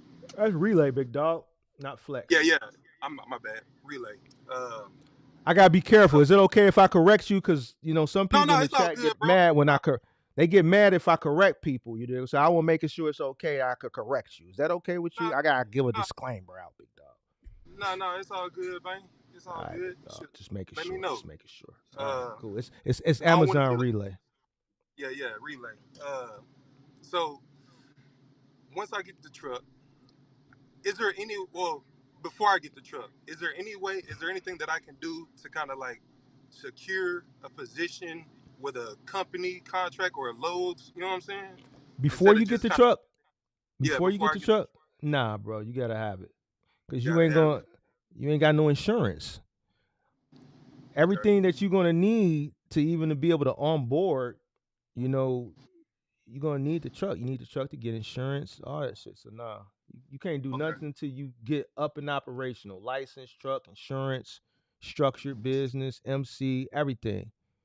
And then you gotta wait for your MC to go active, all that. Like no one's gonna onboard you until you're authorized, right? So okay. Shoot. All right. Well, shoot, that's about it for me, big dog, man. I appreciate that, boss. man, I appreciate you for asking questions. Yeah, for sure. I appreciate the knowledge you're dropping up on these videos, though. You know what I'm saying? They be helping me out. Man, I appreciate you, dog. Thank you, man. Thank you for sharing that with me. Yeah, keep that shit up, man. Fuck all them. Hey, you think I'm doing it? Huh? You said what? Say that again. I'm sorry, I cut you off. I said a lot of people be up over here on some bullshit, man. What you mean, big dog? What you talking about? I'm just saying, shit. A lot of people just be talking out the side of their neck. You talking about content creators? No, yeah, content creators. You talking about just people? People in general, because I be trying to talk to people about getting some info, and it's kind of you talking to people, they start bullshitting with you, and you just kind of like cut that shit off. Oh, you talking about like like people that's already up and operational in the industry? Yeah, just see me, trying to give me the runaround on some bullshit. But no, I appreciate the shit that you do, man. Appreciate you for watching, big dog. All right, man. You be easy, man. All right, man. Be safe.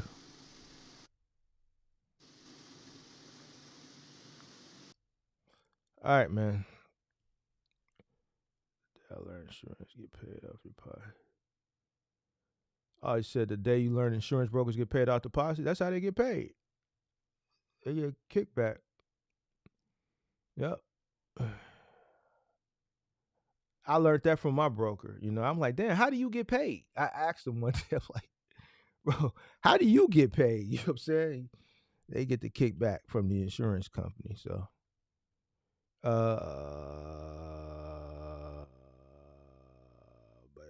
but all right. Dizzy want to do a smoke show. Should I do a smoke show after this? Man, I'm gonna take a break because my girl texted me and calling me. Let me see what she want to do tonight. Let me see what she want to do. I ain't got nothing to do. If she don't want to do nothing, I'll come back and do a smoke show. So Dizzy could call up.